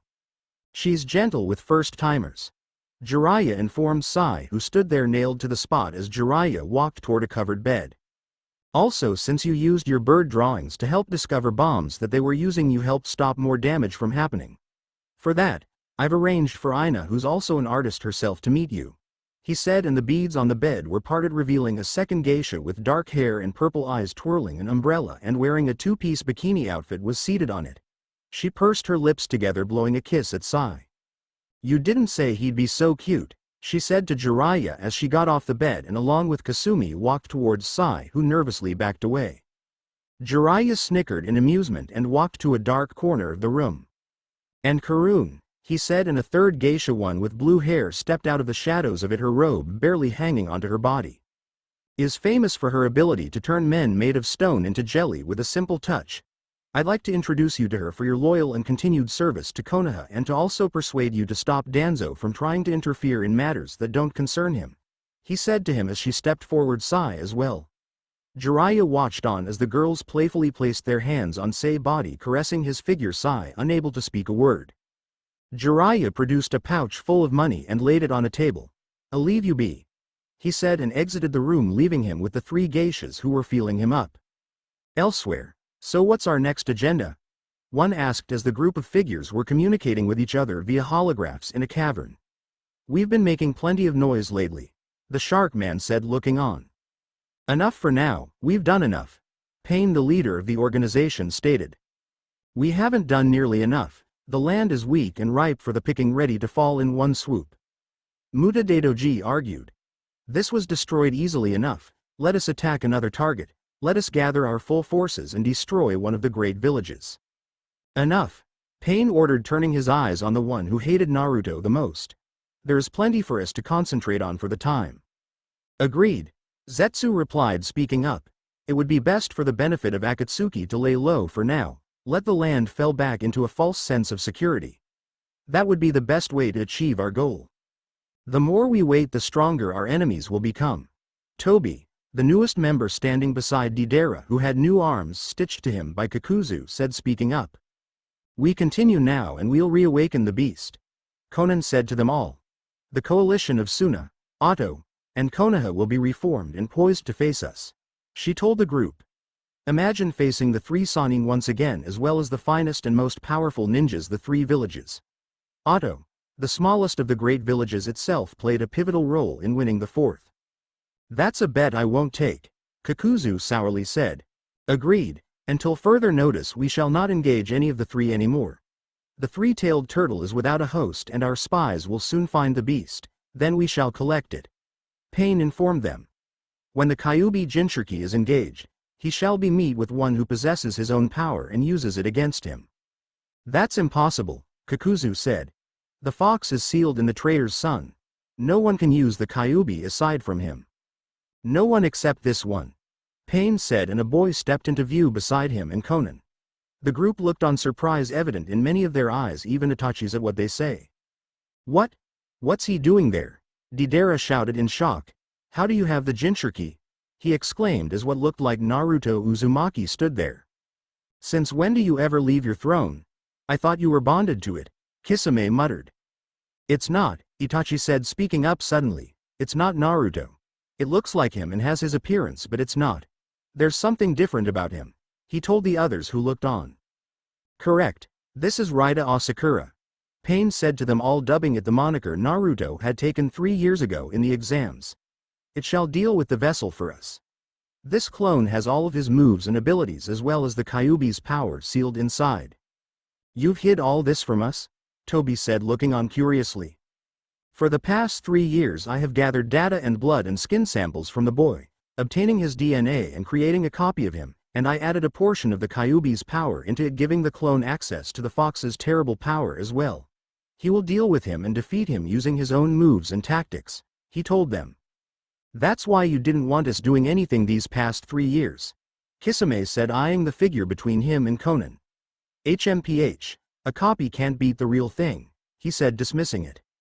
Itachi looked on with interest in his Sharingan eyes, staring at the clone, Arida. It seemed as if Pain, who believed himself to be a god, had found a way to create life. What do you plan on doing with it? Even with access to the fox demon's chakra, he'll be overwhelmed when facing the full power of it should the Uzumaki unleash it. It will not fail. P voice. Akatsuki's time is coming. The world is weak, soon all will bow before us. Those who don't will be slaughtered. A plague of destruction the likes of which the bloody mist could not produce shall soon be unleashed with the power of the Biju. A new era is approaching. Those who do not declare, shall be declared, and they shall know the true meaning of the word pain. At Otogakure, Kabuto was going through medical notes and books when he heard a noise. What now? He mumbled to himself in irritation. Knowing those idiots, they're probably playing their music at full blast again, he said with a scowl, thinking of Zaku's band. He went to go but soon heard another noise, and he detected that it was coming from Orochimaru's chambers. Confused, he went to go there, and when he opened the door to it was surprised at what he saw. Hunched over, seated on the floor, his back to the wall, was the Otokage. He sat there, a broken look in his eyes as he had a bottle of sake in hand. Looking on, the silver-haired medic stared at the man as he had never seen him like this. Always Orochimaru had been in control, now he seemed like a wreck, as if he had lost everything. Orochimaru-sama, Kabuto said, not understanding. Orochimaru solemnly brought the bottle up and took a deep swig of it. The gods are a mocking sort, he said bitterly. They lead you around, filling you with false hope, and then at the last second pull the damn rug out from underneath you, he said, shaking his head. That is why they are gods and we aren't, Kabuto said with a smirk, as if thinking he was humoring him. Orochimaru flashed him a look that told him more than enough that he wasn't joking. Kushina, he said, and took another long drink. It's been 15 years since she died. I have not slept or laid with another woman, or even meaningfully looked at one in that entire time. She was the one for me, the only one. When I first met her, I deemed her another pawn I could use. A tool for me to use how I see fit and discard in the trash once I had no further use of her. But she did something to me. Something no one else was ever able to do. She reached into my soul and lit something that had been dormant in me for years. Not since the death of my mother and father. He said, and went to take another drink but saw that it was empty. Scowling, he set it down beside him as he sat on the ground, thinking of the one woman he had ever loved. Oro-kun. He faintly heard her voice in the back of his mind. The nickname that Kushina had for him. I hear her voice, and I expect her to be beside me, as I was going to wed her after Naruto was born. Yet whenever I look for her, she's not there. Minato, he won in the end. He got Kushina, and turned Naruto into a pariah before he died. Orochimaru lamented. Every night I've dreamt of killing him.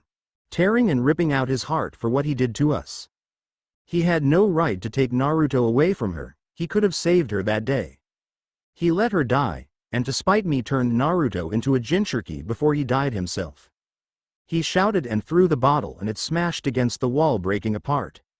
He got what he wanted. Made himself out to be a beloved hero, got to have Kushina in the next world, and everyone else believing me and Naruto were nothing but monsters.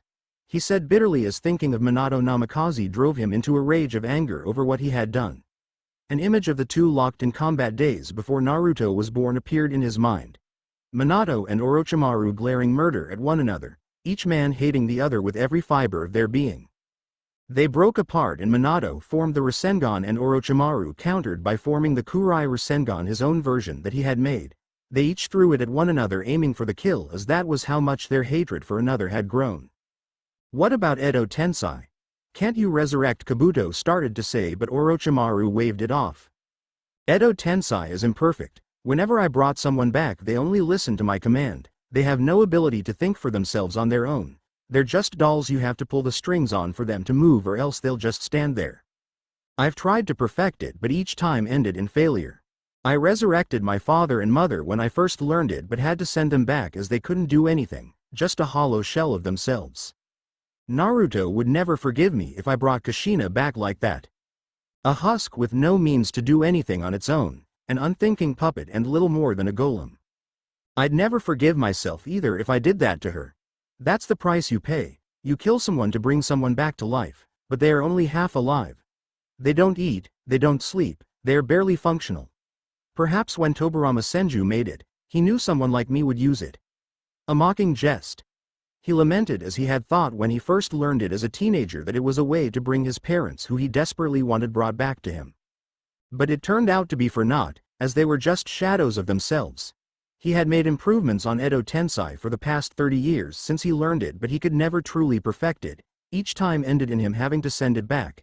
He had sacrificed numerous lives over the years in his attempts, justifying himself with believing that by perfecting it, he could find a way so that human sacrifices would not be required. Kabuto looked on at his master watching him sat there wallowing in despair. It was most uncommon and unwelcoming sight to see him like this with how he always presented himself. Despite having gotten back his son, his soul was only half filled. Did Naruto as well go through such bouts having his mother? Having never known Kushina and felt the some emptiness that his father had over the hole in their soul? Leave me. Orochimaru ordered him and Kabuto slowly closed the door to the chambers and left. Perhaps Edo Tensei isn't the forbidden fruit I believed it to be when he first told me about it. Elsewhere at the training yard the sound of battle cries was heard. Naruto was shown at an empty field all by himself. He was surrounded by the aura and chakra of the Kyuubi as he was using the nine-tailed fox's power, strengthening his blows and attacks to where he was capable of knocking a training dummy's head off with a half-hearted punch. Naruto couldn't believe that Muda was still alive. He could have sworn he had killed him back at Sekigahara 3 years ago during that battle. That he had slain him during it, yet Muda was still alive and now was a part of Akatsuki, and he had become stronger and even more dangerous in the 3 years since then as well. The two hated foes each having sworn to kill the other. Naruto had lost track of the times they had fought and battled weapon against weapon. From when they first meet on the outskirts of Oto, to the exams, to the battle with Gaara and in the Fourth War and seeing one another last week. It seemed as it was their destiny to battle one another. Naruto took a deep breath and focused as slowly the red chakra around him evaporated and his eyes went back to normal. The training over the past 3 years he had undergone with Jiraiya had been beneficiary to controlling his power.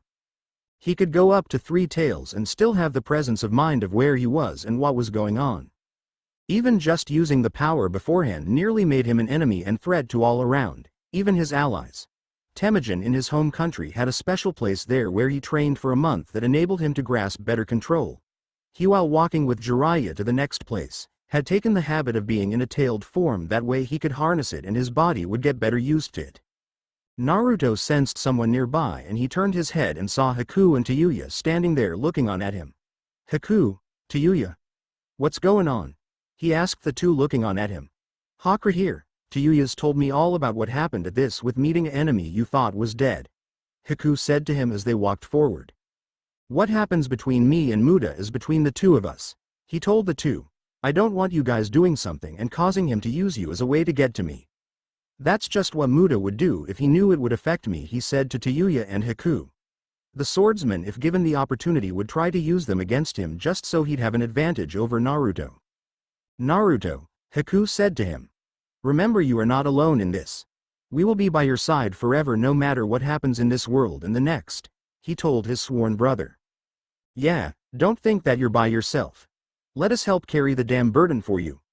Tayuya said to him, placing her hand on his shoulder. We're with you till the end. Don't think for a second in that thick skull of yours that you gotta do this all by yourself. She told him, and Naruto was about to say something. Don't even give us any of that damn. This is something I gotta do myself, garbage. She cut him off. We're with you whether you like it or not. Naruto smiled for the first time in a week at the two. I could never ask for more stubborn people to know, or better friends to have. He told them, truly thankful that they were going against what he wanted him to do and staying with him. At Konoha, Kakashi was with Jiraiya at his apartment in Konoha that the Toad Hermit was living in. The copy Nin and Sanin speaking to one another about all that had happened. 3 years, and already it looks like war will once again be upon us soon enough. Jiraiya said, shaking his head. Peace is something that will constantly evade us, it seems. Akatsuki is a powerful foe, no doubt about it. Kakashi agreed with him. They may even have hidden bases in fire if we're not careful. Especially since Itachi is a part of the group. They've got S-class ninjas from just about everywhere, as well as mercenaries who fight and spy for them as well. You've informed Tsunade about this? Way ahead of you. I've already done that. She recognizes the threat as well. He told him as he had talked to the Godem about the threat. She knows when she's sober that this red cloud is something not to underestimate. Orochimaru was once a member as well. He knows what they are capable of. One of them, Sasori, is dead, but that was just a setback for them.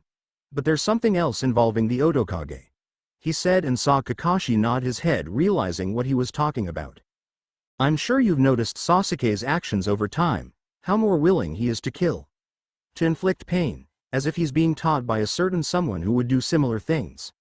Jiraiya said to him, and Kakashi grimaced. I've heard the rumors that Orochimaru has been training Sasuke in secret these past 3 years. Why? Kakashi asked. Orochimaru, although he may have changed for the better, a part of him is still obsessed over obtaining the Sharingan. Perhaps he wants it so he can master all jutsus like his dream he had. Perhaps he wants it to combat Akatsuki, who knows, but 9 times out of 10 the things he does aren't good for everyone else. Jiraiya replied to him. Does Naruto know? I wouldn't see why he would not. I wouldn't doubt he likes it either. At one point in time him and Sasuke may have become like brothers if things had gone differently in life. Perhaps. Kakashi said with a sad tone. The two are on a collision course, I'm afraid, only a matter of time. Just great. This is going to cause a strain on the relationships between Konoha and Oto. Last thing we needed, especially with Sasuke's attitude as of late. The Uchiha is descending further into madness with his obsession that I doubt Orochimaru is doing little to quell. Danzo is trying to stir things up, and who knows what else is going on. Jiraiya said with a shake of his head, but I have an idea, and I'm going to talk to Tsunade about it later on. They heard footsteps and turned, and Sai walking into the room having returned. Ah, the return of the conquering hero. He said good-naturedly. Kakashi, it is just me, or is there a jaunt in his step? Jiraiya teased with a smirk. He's practically skipping. Kakashi said, smirking under his mask, as well as he had heard about how Jiraiya had rewarded him for saving his life. You've been gone for quite some time, Jiraiya said to Sai as he came into the room. I trust you got your money's worth with the girls, or my money's worth. He said, and Sai wordlessly tossed a pouch onto Jiraiya's table. The same pouch of money he had given him when he left him with the geishas. Sai, it was a gift. He chastised him, shaking his head. Use it as you see fit. If you don't want to spend it on girls, buy yourselves a damn set of clothes or something. This is more than you get in a month doing ninja work. Root doesn't get paid, Kakashi spoke up. They're housed for but don't receive money. Then it's much more than you get in a year. Jiraiya said sourly that Sai had refused to use it. What's the matter with you? Those 3 geishas know the true secrets of unlocking passion in a mon's body. They didn't take it, Jiraiya-sama. Sai said to him, and Jiraiya looked at him a bit confused, and Kakashi raised an eyebrow in amusement. They said they didn't want it. Perhaps the geishas thought you'd be peeping on them. Kakashi said, barely hiding his laughter. Or maybe they're trying to curry favor with Danzo. Have you ever known a geisha to refuse Ryo? When I come by they're happy enough to flock to me. Jiraiya asked dryly to him and looked back at Sai. Did you tell them anything? No, Jiraiya-sama, I didn't say a word, Sai said sheepishly. What happened there? What did you do? Kakashi asked, interested for the first time. Lots of things. Sai stated to them. And they enjoyed these things? Jiraiya asked, and Sai quickly nodded his head. Of course they liked it. Hostesses and geishas are paid to pretend they enjoy being around you. Kakashi said snarkily. Only they weren't paid. Jiraiya replied, holding up the pouch of money. Those 3 are some of the most expensive in the red light district. What are you saying? Those 3 geishas enjoyed what Sai did so much they entertained and gave him their time for free. Kakashi said skeptically, but turned to look at the standing boy, who shifted nervously. Is that what you're saying, Sai? Jiraiya asked him, and Sai didn't say anything in response, but looking at his eyes, Jiraiya saw smugness. Sai, Sit down, he ordered, standing up, and Kakashi now was interested and made him sit in the chair. Jiraiya got a bottle of rice sake and poured 3 cups for the 3 of them. We're going to need details, he said, handing him a cup. Plenty of descriptive and copious details. Music was heard playing at a venue. Several people were inside looking on and listening to the beat of the band that was playing. Zaku Abumi, playing his guitar, was seen performing on the stage as the group performed. Playing the tune on his instrument, he began to sing into the mic. Believe in me, you can see with your own eyes all the many wonders I can do. Believe in me, I'm a wizard in disguise, why would I want to lie to you? Kin Suchi, with her long black hair done in a multiple ponytail style with ribbons, appeared, a mic in hand, and began to sing to counteract his lyrics. Don't believe everything you see, there is more than meets the eye. Don't believe in a fantasy, the truth is underneath the lie. While they performed on the stage, a group of individuals made their way undetected through the lights hanging from the ceiling, balancing skillfully on them and leaping through the air as the group stopped, and one played out a dagger and tapping against the roof revealed a hidden compartment, and pushing it over revealed a hole big enough to get through, and scaled in it as the group continued performing. Believe in me, there's no reason you should doubt all the many marvels in me. There's no trick to figure out, 'cause I got nothing up my sleeve. Crawling through, the group stealthily made its way quieter that an alert deer wouldn't detect them as they came to a vent and saw a man inside putting a file inside in a safe and shut and lock it, and exited the room while Kin sung again. Don't believe in everything you hear, don't be blinded by the light. Don't believe. Stay to see and clear, the truth is hidden out of sight. Kicking the vent down, the group slid down into the room and approached the safe. One had veins appear on his eyes, and he checked the safe, and after a few seconds cracked the safe's code, revealing its contents. On the stage, the lights flashed from above, illuminating Zaku, Kin, and the band in many different colors. Don't be afraid of superstition, or be misled by blind ambition. Having gotten what they came for, one put the file in his outfit and shut the safe, and the group fled back the way they came, as on stage the group were finishing up as Zaku leaned in close to Kin. Believe in me, he sang with a trusting smile. Don't believe everything you see, she sang back with an accusing frown. Believe in me. Don't believe everything you see, as the music ended and the audience applauded as the lights on the stage dimmed. While backstage the lights brightened and revealed the group who had taken the file. This is what we come for? Neji Hyuga asked skeptically, looking at the file. While Zaku, Kin, and the others had performed on stage, they had taken the task of infiltrating and getting into the office of the man who had rumors about ties he had and finding anything of interest. Yes, this is what we need. Dosu Kinuda responded, as with him and Neji was Tenten and Kagero Ato Kunoichi. They were joined by Zaku and Kin, who finished performing on stage as they had done their job. Just what exactly is this supposed to be? Tenten, looking at the file that was sealed. The owner of this place is said to have had meetings with people of unsavory reputation. Those who have connections in the underworld and work in illegal trades, including the selling of bodies. One of the men he meets with is said to hail from a megacure. Dosu explained to the group as he unsealed it and opened the file, revealing what was inside. What's it say? Zaku asked as he put his guitar up in his case. Encrypted. Just great. Neji said, looking on at the paper from the file. An encrypted letter written, so we have to break down the words in order to figure out what they are saying. Whoever had sent this must have been properly prepared in case anyone got their hands on it, he muttered, looking at it. Well then, we'll have to get to work on deciphering it and figure out what's going on, Dosu said as he took the letter and examined it. At Otogakure, Tayuya was by herself, having had supper, and was making her way through the compound. HMPH, what are you doing here? A voice said, belonging to a glasses-wearing redhead, to Tayuya, who stopped looking ahead at who she saw. There goes my good mood, Tayuya thought disdainfully, looking on at the girl before her wearing a purple long-sleeved shirt and black shorts. Tayuya thought very little of Karen, and by little I meant if she saw her laying on the ground before her, Tayuya would make sure to step on her. She was lower than scum in her eyes, and only because of her unique ability was the reason Orochimaru kept her around. Tayuya believed she had a mad crush on Sasuke Uchiha, believing they were soulmates destined to be and would be lovers. Tayuya found it to be stupid beyond belief, her attitude and belief that Sasuke cared anything about her. I happen to live here in Otogakure, dumbass, Tayuya replied to the glasses-wearing girl. And I just so happen to outrank you, so best watch your damn tongue. Tayuya told Karen, who narrowed her eyes at her. Honestly, I don't know what Orochimaru-sama saw in you to make you the leader of his elite corps. Karen told Tayuya. A witless brigade would be more suited to it than you. Then again, I suppose if you want something bad enough, one can go straight to the prince's bed instead, she said to her. Tayuya narrowed her eyes at what she was implying. I suppose his standards are very low if he wants to be with you. Aren't there any old maids to catch his eye? Karen said in a mocking voice. Of course, if he ever talked to me I would brush him off. Only Sasuke-kun is the one who shall have my love, she said with a smile, envisioning him. You had best watch what you say about Naruto. Tayuya warned her, daggers in her eyes. Naruto is nothing but a deluded fool. Sasuke-kun, he is the one who shall bring true greatness to Oto with his power. Karen boasted, apparently forgetting he wasn't a sound, he was a leaf. And I shall help him restore the Uchiha clan being by his side. Wow, that is the stupidest thing I've heard you say yet. I know pigs that have more intelligence than you.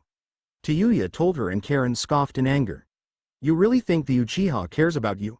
As far as he's concerned, you're just a speck of dust on his clothing. I could kill you right this instant if I wanted to. Only 'cause of your special chakra does anyone bother keeping you around. If it wasn't for that, you'd only find employment in the red light district. How dare you? You're nothing but a vulgar, rude hoodlum, Karen shouted at her. That's exactly who I am, and you're a sow who's better at spreading your legs like a cheap whore in the hopes of losing your virginity than actually being a ninja. Tayuya responded to her. Angry, Karen turned and walked away. Worthless bitch. Tayuya muttered in disdain. She was going to wind up having a painful demise if she actually believed Sasuke cared for her.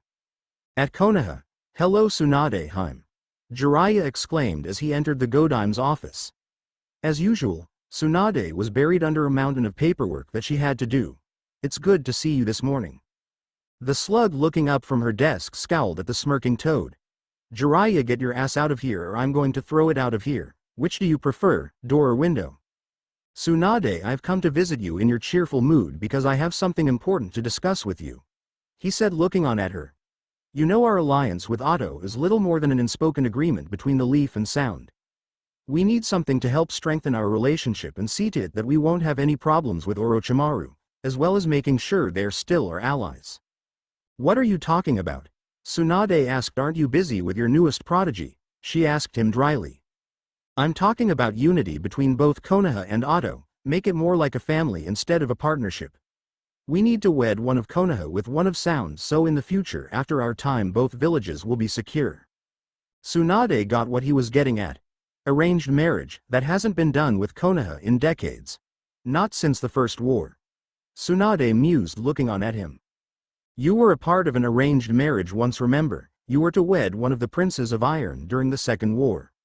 Yeah, until the idiot while hunting one day a week before I was to meet and wed him didn't notice that branch that was level with his head and cracked his skull, killing himself.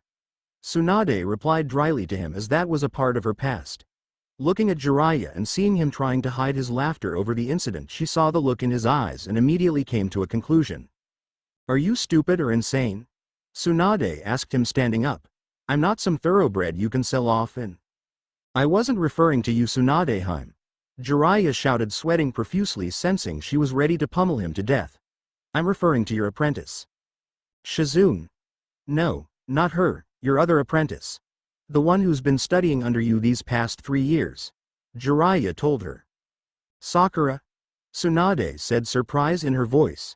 You want Sakura to be married to one of Otogakure's ninja? She said with a frown. Yes, I bell component of making sure our relationship with Oto stays good. Tsunade was skeptical. Arranged marriages were used so countries would have allies and also prevent an attack from a would-be enemy. Notable families and countries had done this. Sarutobi and his wife had been an arranged marriage, but the two had come to love one another. I don't know about this. Sakura's young, and just who would you want her to be married to from Oto? Naruto? Nah, not the Gaki. I'm thinking of someone else. Someone like Kimimaro Kagaya. Him? Tsunade said doubtfully. You want Sakura to marry him? She said to the toad skeptically. Why not? He kills people, she heals people, he said with a shrug. Jiraiya, be serious. Tsunade chided him. I am. Sakura is strong, stronger than anyone thinks she is. The girl has learned from the best, and Kimimaro, despite his clan's less than savory reputation they had gotten, would not harm her. I can tell just by looking at him that he will not harm a person without reason. I know you have your doubts, but trust me on this. Kimimaro is the last of the Kagaya, and I'd find it a shame if the clan died out. Sakura is well on her way to becoming an outstanding ninja thanks to you. It's for the best of both our villages if we have them wedded. You think this will go well with Sakura and her family? Not to mention Orochimaru, after I heard he turned down Kumo, will be skeptical of this. Tsunade said to him. We're not going to have them get hitched tomorrow night, let them spend time together first. Jiraiya assured her. That way if they don't match up we can figure something else out. Trust me, I've thought this over. He explained to her. Let me contact Orochimaru. Tsunade grumbled and stood up and exited the room, and Jiraiya followed her. I bet you 100 ryo he'll turn it down. Let's make it 200. Jiraiya replied with a smirk. 5 minutes later Tsunade grumbled as she handed Jiraiya several bills. Thank you, Tsunade. This poor old man is grateful for your donations. Jiraiya said with a smile. Tsunade, as she handed him the last of it, grasped his hand and squeezed down hard, forcing him to one knee, nearly breaking it. Don't mention it, ever. Tsunade replied with an evil smirk as she crushed his hand. They had communicated with Orochimaru, and to Tsunade's surprise he had accepted it, agreeing to allow Kimimaro and Sakura to be wedded in an arranged marriage between the two villages. I better tell Sakura about this. Tsunade said. What? Marriage? Naruto said in surprise as he was in the room with his father and Kabuto and Kimimaro, having told them of the meeting he had just had. Indeed. The Otokage replied to the group. Kimimaro, he said, turning to the last of the Kagayas. You are to be wedded to Sakura Haruno. He told him, and Kimimaro in his usual stoic manner didn't show anything. Jiraiya, it seems, wants to have a marriage alliance between Leaf and Otto. Sakura Haruno, she's Tsunade's student and Sasuke's teammate. Kabuto said, speaking up. Orochimaru-sama, are you sure this isn't a plot by Konoha? This isn't something Jiraiya or Tsunade would plan if they tried something against us, and they both know they need us as allies right now. Orochimaru said to them all. They wouldn't dare try anything, not even that Warhawk. It wouldn't have surprised me if he was the most eager for it. Naruto looked over at Kimimaro, who stood there not saying anything. You will wed Sakura, Kimimaro. Orochimaru said to him. Do you have any protest over it? Is that what you command?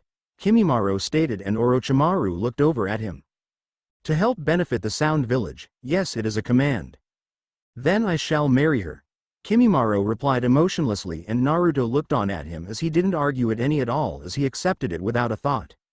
A Tucson, Naruto said, speaking up. We'll have an alliance through marriage and blood if the two are married, but won't that make it prime for an assassination attempt by enemies who hate both Leaf and Sound during it? Correct, it'll be something small and in private with no one able to get in or try anything. But we're not doing it right away. I've talked to them about it, and we have agreed that in 1 month's time the two shall be wedded. Orochimaru said as he stood up. I guess I shall offer my congrats to you, Kimimaro, Kabuto said with a teasing smirk to the warrior. You have longed for a chance to restore your clan, now is your opportunity at last to restore the Kagayas. He said to him. Bed her and put your seed in her, and in a year's time you shall. She is not a pig, Kabuto. Kimimaro said, his voice filled with disdain, surprising him as he raised it up for one of the few rare times. I'm not like my father, who thought of my mother as that with the way he had me conceived. I won't take her against her will like he did my mother. He said, a bitter tone which surprised Kabuto and Naruto. Kimimaro, Naruto said, what was he hiding from them? Enough. Orochimaru said out loud. I doubt Konoha expects you to do such a way, and no doubt the girl won't put up with it.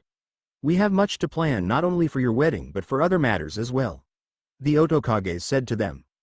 Elsewhere, Konan looked on as the Akatsuki member watched as Raida Asakura was shown performing many attacks and jutsus as he was at a training area in AIM. He had already shown that he could use many of Naruto Uzumaki's attacks, including the Auto Kage Bushin and the Kurai Rasengan. Raida was shown fighting and striking against a training dummy, bashing his hands and legs into it. Occasionally his eyes would turn red for a brief moment as he drawled upon the portion of Kyuubi that had been put in him, making his attacks stronger and more dangerous. Pain had forced the clone to continually train and fight in order to grow stronger, making him spend most of his days since the week he had been completed.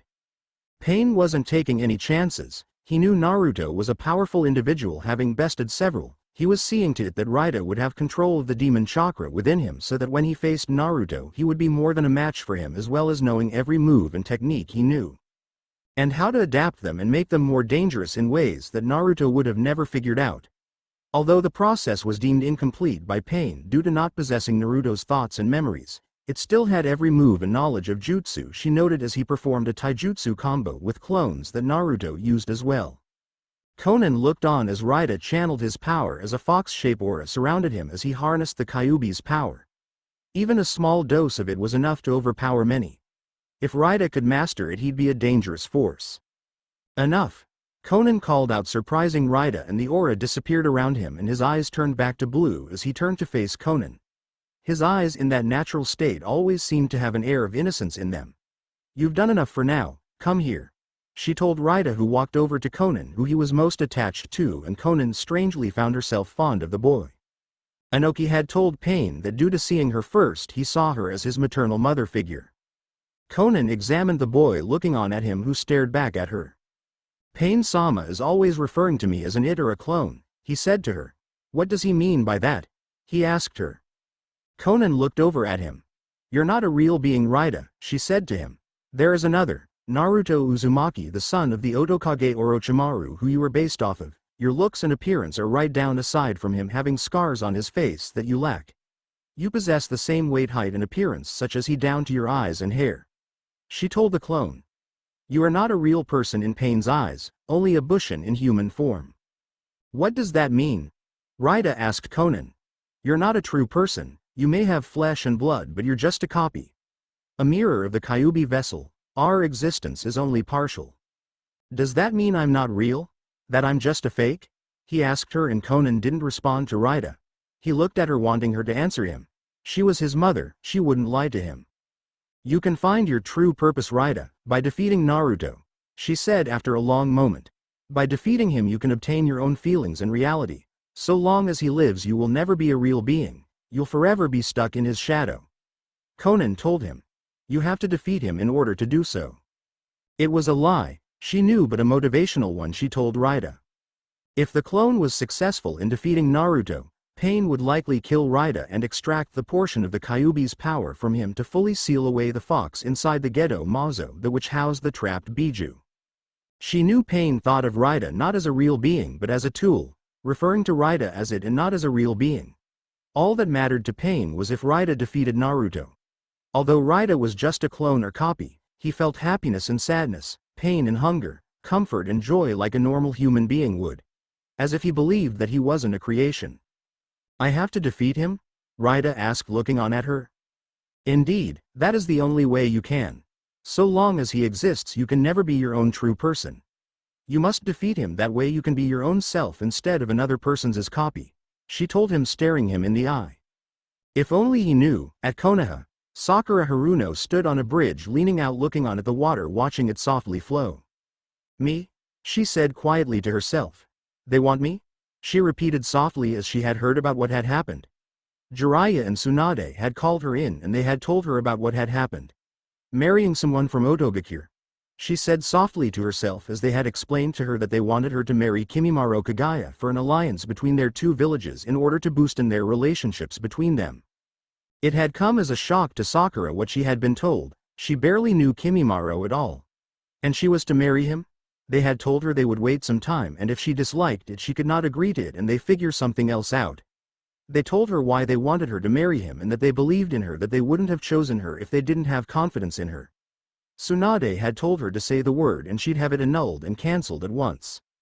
Sakura thought of Kimimaro. She'd admit he was rather good looking the times she had seen him, but he was also cold as well, as he rarely raised his emotions.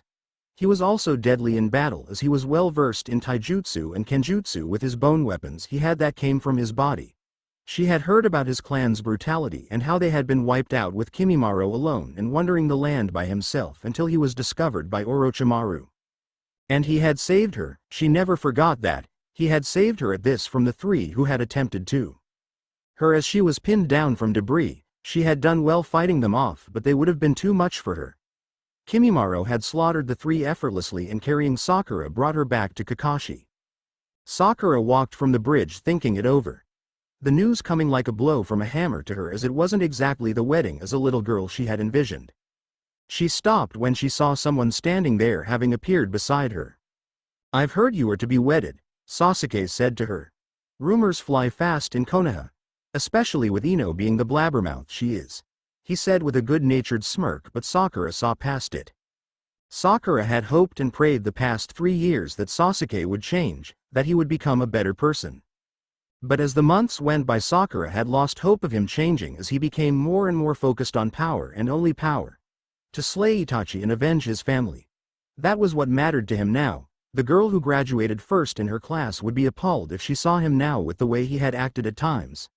Sometimes the boy she had a crush on would be there, but most of the time this cold figure would be there instead. "Yes, I am. There is the talk of me wedding Kimimaro of Oto, to help foster the relationship between our villages," she told Sasuke, who stared at her, amusement in his eyes. "Hardly the one you expected to wed, isn't it? You know, by being his wife he has the right to mate you whether you want him to or not," he told her, and Sakura took a deep breath. The Kagayas were reviled for their barbarism and acts in war. Dying as often as they bred, they committed suicide on themselves when they tried to attack Mist, wiped out to the last man. "Well, except for Kimimaro," he told her. "Sasuke, stop," she told him almost pleadingly. "You don't want this, you don't want to be his bed warmer. This isn't the fairy tale dream you had, isn't it?" he said, as if mocking her. "No, you had something else in mind, someone else you wanted to marry.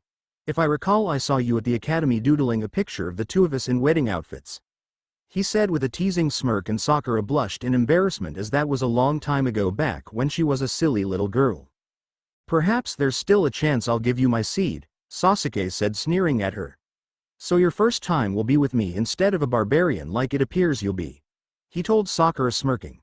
"Isn't that what you wanted, to be my bride, instead of some savage's plaything?" "Sasuke," Sakura said slowly, but her voice changed and her features hardened and her eyes became sharp as ice as she stared at him. "I am the student of Tsunade, the Slug Sanin, the Godem of Konohagakure, and most powerful medic to have ever lived," she told him, and Sasuke's face changed to surprise at how she was standing up to him, as no longer was there the scared, naive 12-year-old girl.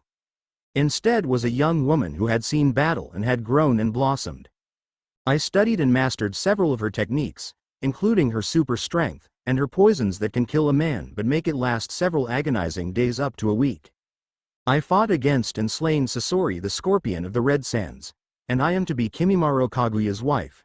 He'd be a better husband, I'm sure, than you'd ever be," she said to him, not backing down whatsoever, as her emerald eyes stared into his as she gained more strength with each word.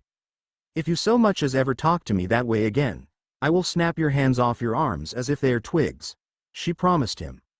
Sasuke bristled in fury, not expecting her of all to talk this way. "What?" she interrupted him and smirked almost smugly. "Going to go on your Uchiha speech and how your clan is so superior again? I've memorized all your speeches, so there's nothing I haven't heard already," Sakura said to him, as if daring him to rant. Sasuke glared at her and she smugly smiled at him, as if daring him to prove her right. "Enjoy your husband," he said, and turned and walked away as Sakura watched him go, no longer affected by him. Later on, the group of ninjas looked over the letter, trying to make heads or tails of it. "This is getting us nowhere fast," Zaku Abumi grumbled, staring at the paper. "Are you sure this isn't just gibberish? Let's just burn it," he said, as patience was never his strongest quality. "Be quiet," Dosu chastised him, as they had spent hours trying to decipher the encrypted letter. "If Shikamaru was with us, we'd have it done by now," he said bitterly, looking on at it.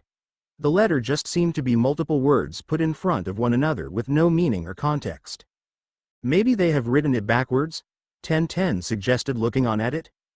"I doubt it," Neji said, as not even his Byakugan could help with it.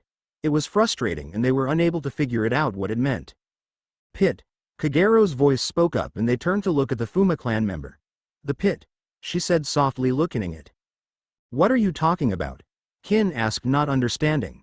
The girl took the letter and pressed her fingers against the first 2 words in it. "The pit," she explained as she covered the rest of the words, revealing the 6 letters. "Wait a minute," Ten said, and examining a word saw one hidden in it, covered it with her fingers. "Land of bears," she said as she repeated them out loud. "Hold on," Neji said as he looked on and his eyes widened. We've been going about this the wrong way. Make the words shorter, he exclaimed as they now saw how to crack it. Of course, why didn't I think of that sooner? They are saying what the message is but by hiding it within bigger words to make it more complex and indescribable. Dosu said, shaking his head as it now made sense. We need to find the proper letters in the words in order to figure it out. Get a pen and paper, so we can write it down. All right, that should do it. Neji an half-hour later said as they had finished deciphering the letter and now it appeared they could see what it was saying. The pit, that shall be our next meeting place.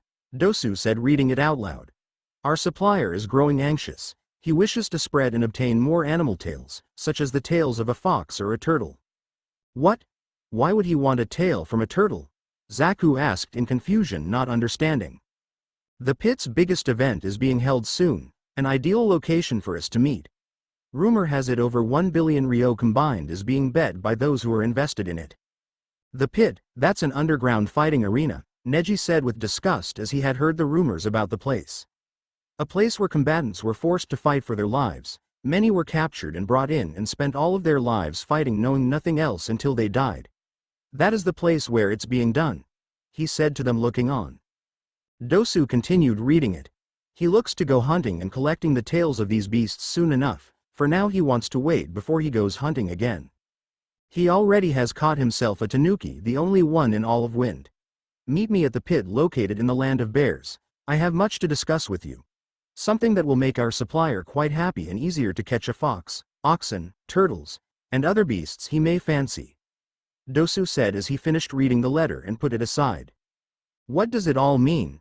Hunting, tails? Kin asked, looking on at him. Whatever it is, it's ominous. Kagero said. There's a hidden message and the pit holds the key to whatever they are up to. We have to get this to the Otokage as it could bode ill for us all, she said, speaking clearly.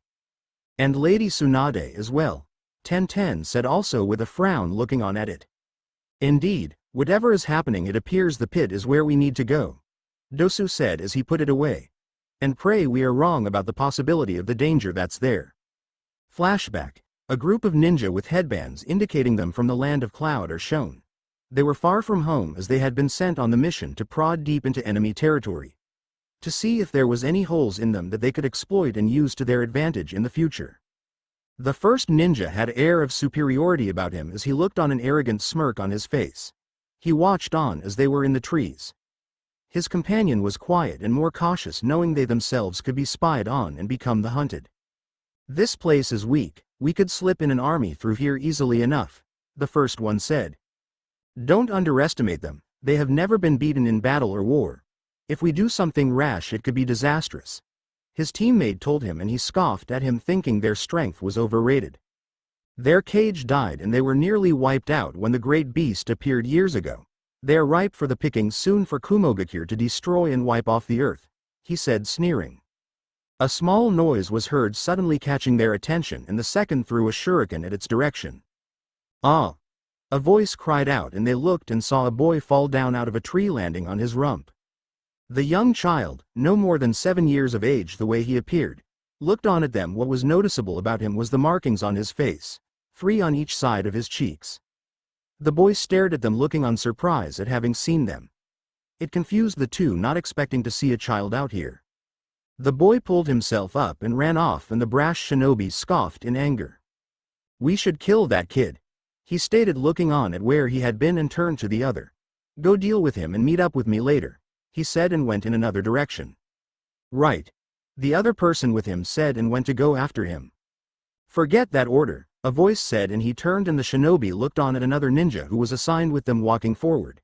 He wore a hood and a veil covering his face, leaving only his eyes peering out from them. If he can't bother to dirty his own hands, why should we have to clean up his mess? He mentioned, referring to the one who had left. But, the kid, he saw us. The ninja protested but was waved away.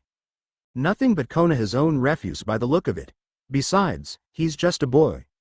He's no threat to anyone, as he would know nothing and forget what he just saw in a few minutes, he stated. I have more important things to concern myself with than needless chases. But our orders. Before he could continue, he was backhanded twice across the face before he could even blink, staggering him as he held his face. Are you a golem? Programmed to only command what that fool says no matter what? The ninja asked him. Do you really think because of his family lineage he claims he has that you are bound to do whatever he asks? He said snidely to him, utter disgust in his voice. You're only good for your body to feed the worms if that is what you believe your life is about, he told him. The other ninja didn't say anything in response. Let's get out of here, the masked ninja said and turned and left, leaving Konoha the hidden leaf village far off in the distance behind him. Otogakure, the pit, Naruto replied, looking on at it.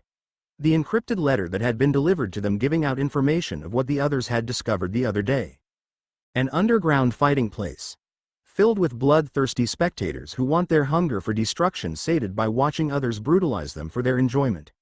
Orochimaru said as he knew of it. A vile and wretched place where millionaires looked on and watched as men fight at times to the death for their amusement. Do you believe this is a plot of Akatsuki? Are they looking for soldiers, Orochimaru-sama? Kabuto asked him as the three stood in the room. Perhaps, Kakuzu, the treasurer of them I suspect, would have an interest in it, Orochimaru noted. If they in fact are involved in it, then it's important that we see to it that they are stopped and see to it that they lose that base there so we won't have to worry about what they are doing there. The land of bears seems to be where it's being held at, Naruto said as he looked on at the letter. Small country, no one would think or expect they're there. A perfect hideout for Akatsuki, Naruto noted, and Orochimaru nodded. It appears that we need to infiltrate it. The land of bears is a country that keeps to itself mostly. Tsunade and Konoha likely is planning the same thing as well. Therefore, Naruto, I want a small group to go there and investigate it. 3 at the most it'll be. A large group would raise suspicion. Send information to me that you discover via the snakes about what is going on. Understood, Atusan, Naruto said to him, nodding his head, and turned and left the room to make preparations. Sakura Haruno stood in the spot looking on as she was at a small village set between the middle of the land of fire and sound. Sakura watched on at what was before her as a gentle gust blew a bit. She turned her head and saw a figure leaning against a shed nearby as he was in a rare relaxed state. She looked on at her betrothed, Kimimaro Kagaya, the two having been put in an arranged marriage that had been set up between their villages a few days ago to secure an alliance between them. The wedding would take place in a month or so, there was talk of. She had come here to meet him so the two would get to know one another before it. Tsunade had reminded her if she felt unsure about this and didn't want to do it, it would be called off if she said the word. She knew Anbu sent by the Godime's orders was close by in case anything happened. Sakura took a deep breath as she readied herself. To make this work she had to show him that she could be strong, as she knew the Kagayas were strong. Kimimaro was currently practicing swinging and twirling a bone sword he had pulled out of his arm. She couldn't let herself be seen as weak by him or anyone else no longer. She walked towards him and started to say something when a whinny was heard catching their attention. One of the horses from the farms around the village was heard and they looked on at the animal. A saddle was put on it and the animal pawed the ground with its front hoof. The black-coated animal stood there as it trotted over and stopped. Sakura looked on at it and peered into the trees, a suspicious look in her green eyes. Was the Anbu trying to give them a nudge just now? As the horse no way would be able to outfit itself with a riding saddle. Kimimaro approached the horse and it snorted a bit as he looked it in the eye. He stroked its mane softly, a gentle touch with his fingers through its black hair. The horse let out a low neigh as it looked on at the Kagaya, neither ninja nor beast blinking. Kimimaro approached the side and putting a foot in the stirrup hoisted himself up on the saddle and took control of the reins as the horse let him have control of it and it obeyed his command. Kimimaro guided it over to her using the reins to control the horse so that it would go where he wanted it to go. Can you ride? Kimimaro asked her, and no, Sakura said as she never rode a horse before. Kimimaro looked down at her and suddenly grabbed her by the back of her shirt and lifted her up easily, much to her surprise, making her flail her arms a bit. He placed her seated on the saddle before him. Sakura scrambled and hanged onto the saddle, trying to keep on to his amusement. The horse let out a snort and whinny of protest over the additional passenger he had to carry but didn't do anything. Kagayas were taught from the time of 5 how to ride a horse and how to match its power. Kimimaro explained to her softly, his voice in her ear causing Sakura to blush a bit. Lack of speed means death, and few can outpace a galloping horse, he said, and suddenly kicked the horse in the side and it broke off into a run and then into a gallop. Sakura cried out in surprise and grasped onto the first thing she could, which naturally was Kimimaro himself, as she brought her arms back and clung to him as the horse galloped too fast for her taste. Although she didn't see it, Kimimaro had a hint of a smile on his face at how his fiancée held onto him due to her amusing antics as they rode on it. The horse continued to ran and gallop through the countryside, carrying the two on its back. Kimimaro led the horse as they galloped through the countryside, passing by farms and forests. Sakura only looked on, and slowly she began to relax and smiled, loosening her hold as she leaned back into his chest as they rode across the plains, and he wrapped an arm around her to hold her steady as they rode. They continued to ride for hours, it seemed like, and Sakura, when they came to a stop, looked on as she saw the beautiful sight of a sea of grass that stretched for miles, it seemed, with no end in sight. The two looked on at what they saw before them. She did not notice that his hand, which no longer needed to be there, was around her waist. A smile was on her face as she watched on and put her hand on his own, feeling it against her own. Kimimaro led the horse, and it went into a soft trot as it went back, taking them, the two taking the first steps. Unknown to them, a group of Anbu who had kept up with the two looked on and nodded their heads in confirmation at what they had seen. "Pay up," the Falcon Anbu said to the others. "Told you it was going to work," he said, as it was his idea to use the horse, having borrowed it from a farmer to use on the two.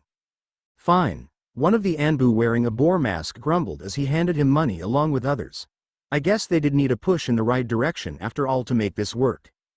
Taking his glass in hand, Shimazune casually sipped his wine as he had finished his breakfast.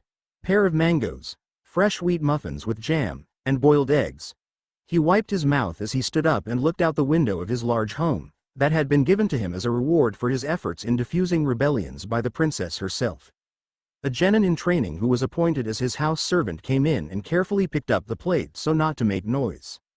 "Master Zune," he said, a bit nervous as he looked on. "Yes," he replied, not bothering to stare at him. "Shiseica is here to see you as you asked." "Send him in," Shimazune said, and the boy walked out of the room. He did his work without complaint and spoke when he was spoken to and speaked when he was told to. Obedient, but that was more of a sycophant than someone of their own will. The boy wouldn't be much use to anyone. Most people would enjoy those who agreed with what they said every time, but he didn't.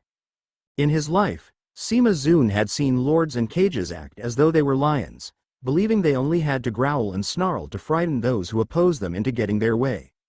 That all would automatically fall in line with what they say, and that a single roar was enough to get what they wanted lest they incur their wrath. He saw himself more in line with a wolf. Wolves don't roar and parade themselves such as lions do. They slink amongst the tall grass without a sound. They slide and they prowl towards the unsuspecting prey and find what they want and then pounce and snatch it away before anyone even knew they was there and what had just happened. Shiseica entered the room as Shimazune continued sipping his drink. "Shimazune, is there something you'd wish to discuss with me?" he asked as the hat-wearing shinobi looked on at the strategist who had called for an audience with him. Shimazune didn't say anything as he looked out as the sun raised above the country formerly known as snow. The heavy coats and furs had been discarded by many now in the land of spring. Looking on, he finally spoke up, letting himself be heard. "Tell me, you are on a mission, you and another. You have obtained information that could let decide the fate of your village, during your attempts to flee back to and let others know of what you have discovered. An arrow suddenly hits your accomplice's leg, preventing them from running or even walking. With pursuers closing in on you, what do?" he asked him. She looked over at him before speaking up. "I would do what I can to help my companion so to save their life," he said without hesitating. "I figured you would say that. Myself, I would kill him," he said, and she looked on at him a bit shocked at how callous and cruel he sounded. "Tell me, what's more important? The information that could save your home and country, or the life of another? If I saw him wounded and unable to do anything, I would kill him myself," he stated. "If you attempted to carry him and save his life, you'd be overrun in seconds and the information would never reach your village, thus dooming it due to your foolish actions. You'd die your final thoughts lamenting your choice and forever known as the one responsible for its destruction. You know the will of fire, and the copy nin of the leaf claims that Yules are trash, but those who abandon their comrades are worse than trash. Utter nonsense that I'd expect from a fool. It's the nation that lives on after we have all passed on. Would one life really matter in saving tens of thousands? I have seen and read of how once great clans and countries that have disappeared and forgotten about due to foolish actions such as what you claimed you would do. It is not you who lives on but them. Tell me, do you think the land of spring will still be about in 100 years? He asked him. Or will it be destroyed in whatever next inevitable war that happens, such as it could have been 3 years ago, or the foolishness of Dodo? That won't happen. I won't let it. Shiseka told him, and he looked on at him amused. How do you plan on doing that? Even if you were somehow alive a century from now, you'd be too frail and old with your body decaying from age and past wounds to do anything of note. He told him, and the ninja had nothing to say in response. Look around at the world. It is changing before our very eyes. What was once mighty has become inferior and outdated. Empires have fallen like petals to the ground, and new lands have sprung up grasping power, such as Otogakure. He explained to him. Her Highness is young but inexperienced and unaccustomed to her position. Right now those who seek power of their own don't see her as a ruler, just a target to catch so they can fulfill their own short-sighted desires. Sima Zun nonchalantly turned and poured the remaining contents of his glass out the window, letting it fall to the ground below. The age of the ninja is coming to an end. It has reached its zenith. A new era is set to begin in the world. Ninjas will soon become obsolete and a thing of the past. He said as he turned around. Hundreds of years ago, the simple sling was considered a powerful weapon on the planet once. It has now been outperformed and rendered useless due to advancements. The world is changing. You can now contact a person hundreds of miles away as if they were right beside you. Technology has changed, as now there are those who can build machines capable of flight and puppets created from metal instead of wood that can move without chakra strings. Spring will not last if they do not adapt with the rest of the world. Think about it well, Shiseka, he told him, and the ninja looked on at him, allowing a glare to cross his normally smiling face as he turned and walked out of the building. My time is soon coming, Sima Zun stated as he prepared himself. A group of shinobi looked on at the small country which in the center of the capital city was a giant bear statue, hence the name the Land of Bears. They had made it here to the place for their mission. They had been assigned to it.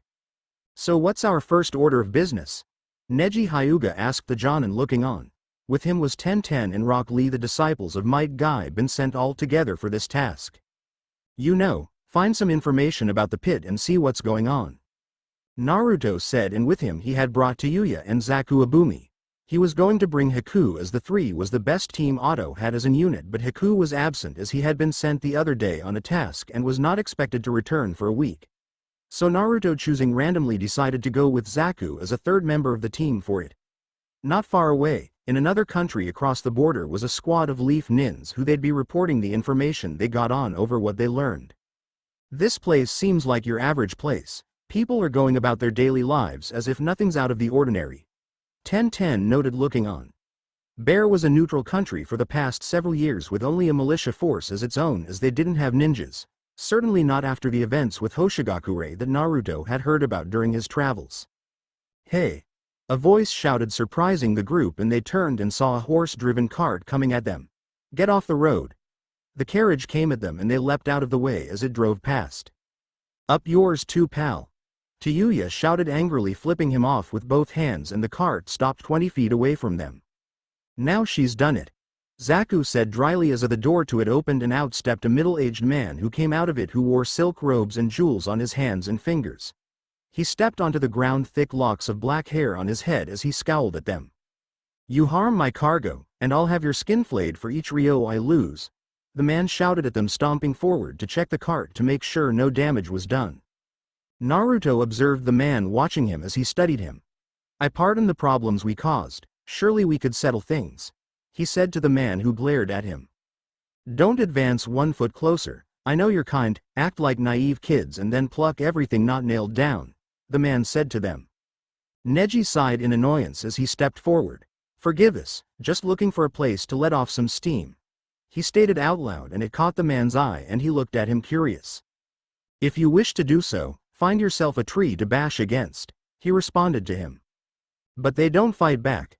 Wood may be strong but flesh can resist and fight you, Neji replied, and the man grinned. As Neji had spoken to him the hidden code for outsiders to gain entry. Guy had informed his team of it to say to those and wanted to see the pit shut down, calling it an insult and mockery of fighters. So, you have interest in the pit The man said with a grin, surprising the ninjas that he knew about it. My name is Kyosuke, he said as he handed him a card. Come to my place on the far side of the city in 1 hour. Then we can talk without prying eyes on us all. He said and got back in the carriage and it rode off. Neji looked at the card and held it out to the others. So this Kyosuke apparently knows his way around our target, he said to them. Guy looks as trustworthy as a damn rat. Tayuya replied dryly, looking on as the carriage disappeared from sight. Maybe, but he's our only lead right now, Naruto said to them. We should go to this place and see what he's about, he told the others. 1 hour later the group made it to his business, which after showing the card was granted entry by the man at the door. Unfortunately for them, said place happened to be a strip club.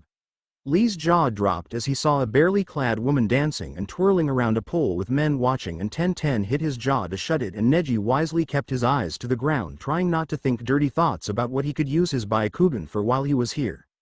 Zaku looked on as well, envisioning Kin dancing for him. Naruto, however, didn't get to see anything as Tayuya upon entering had covered his eyes with her hands, so he didn't see anything. An angry look on her face as she forcefully led him around, and he heard her angrily bark to know where Kyosuke was, and he was taken to a back room, drowning out the noise played over the speakers and where the man was seen waiting for them. At that, the shinobi got another look at him.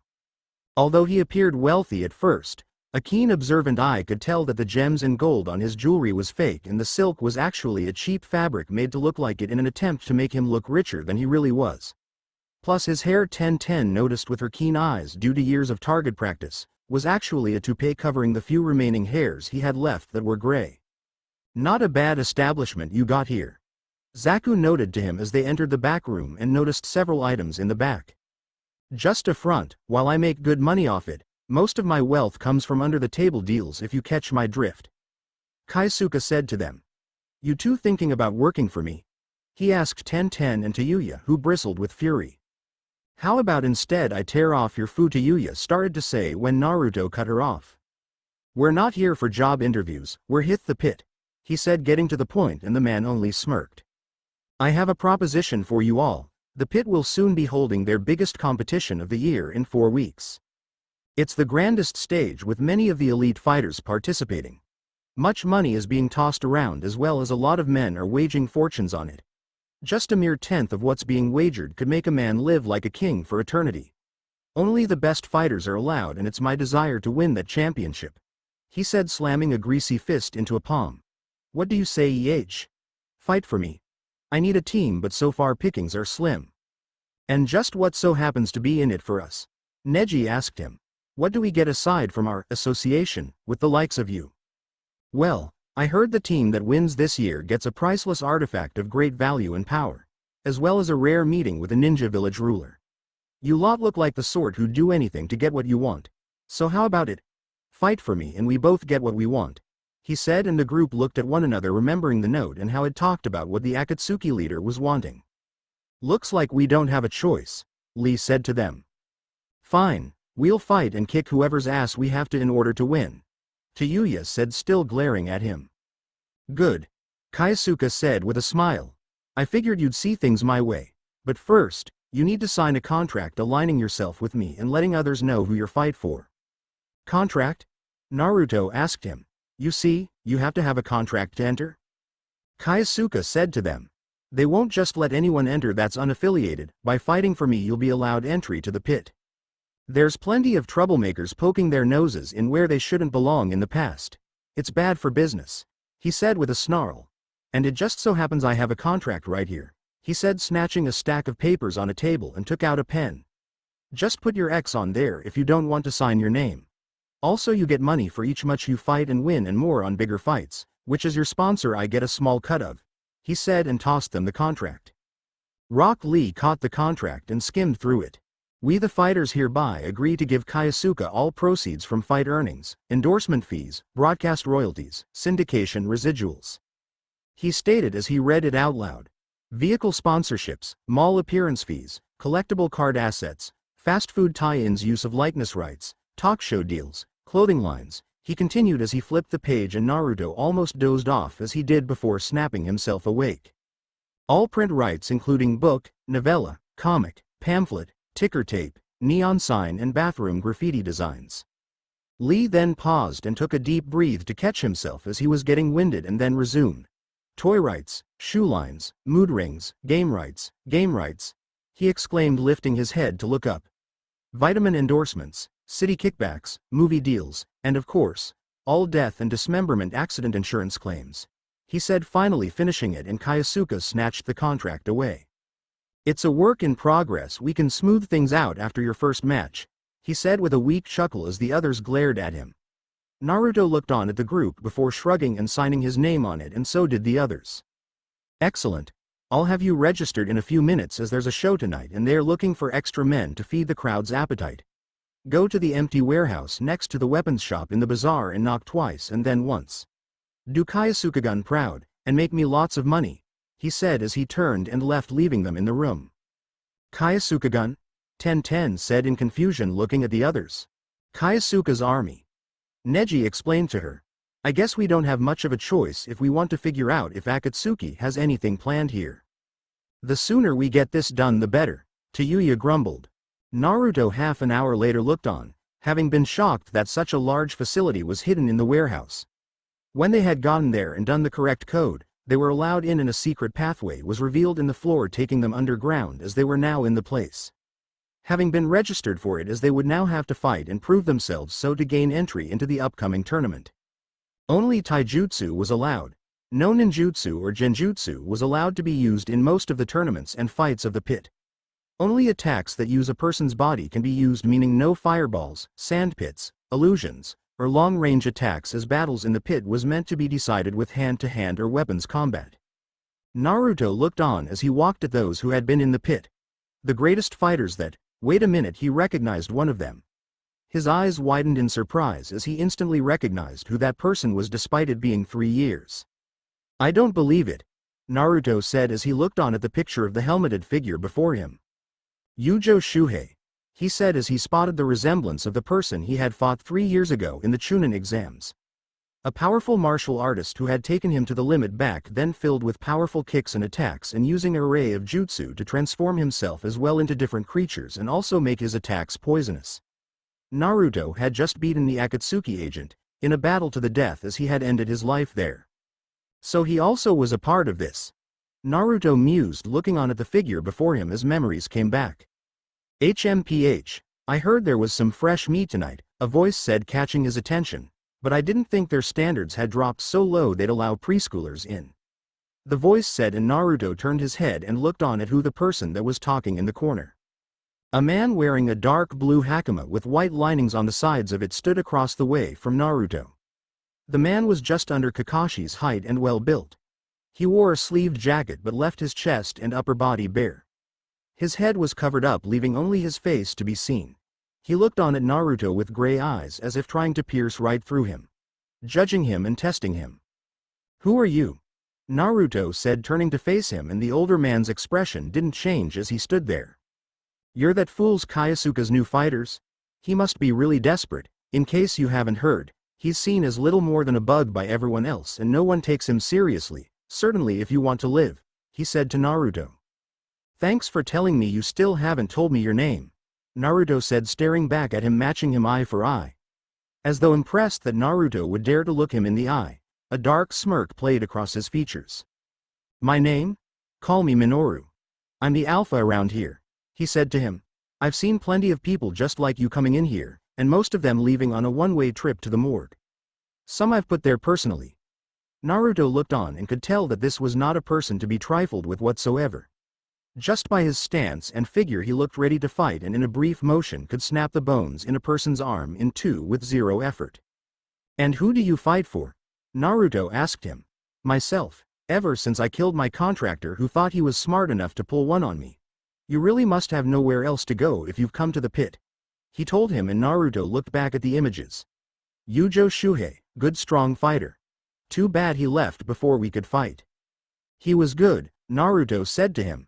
I fought him, and killed him 3 years ago, he said, turning to look back at him, and Minoru was silent for a long moment at what he was just told before he gave a smile showing all his teeth. Really now? Yujo wasn't someone anyone could just take down. You're something special if you could beat him. Perhaps yourselves soon. I'm ready right now if you are. Naruto told him and he let out a laugh. Oh, we'll meet eventually. That is, if you don't die beforehand or get your lungs ruptured. See you around. Minoru said and turned and walked away, leaving Naruto by himself. As that was happening, Konosuke is seen talking to Zaku and Rock Lee, the two having been put in a tag match together for the show.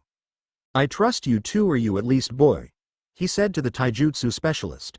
Aren't planning on going out there looking like that, he said to them, and Lee looked at him a bit offended that he was mocking his green jumpsuit. I have you know this is my lucky jumpsuit. Each time I wear this Do you want to be laughed out of the arena? Konosuke snidely told him, and he frowned at him, and so did Zaku. Listen, a fight is not only about the physicality but the spectacle of it. If the crowd believes you to be clowns with the way you dress, they will laugh you out of the arena and you'll never be allowed back in, he told him. And just what do you suppose we do? Zaku asked him dryly. Spruce up your image a bit. There's a closet where articles and gear are stashed for you to use. A standout look will get the crowd on your side easily and demoralize your opponent.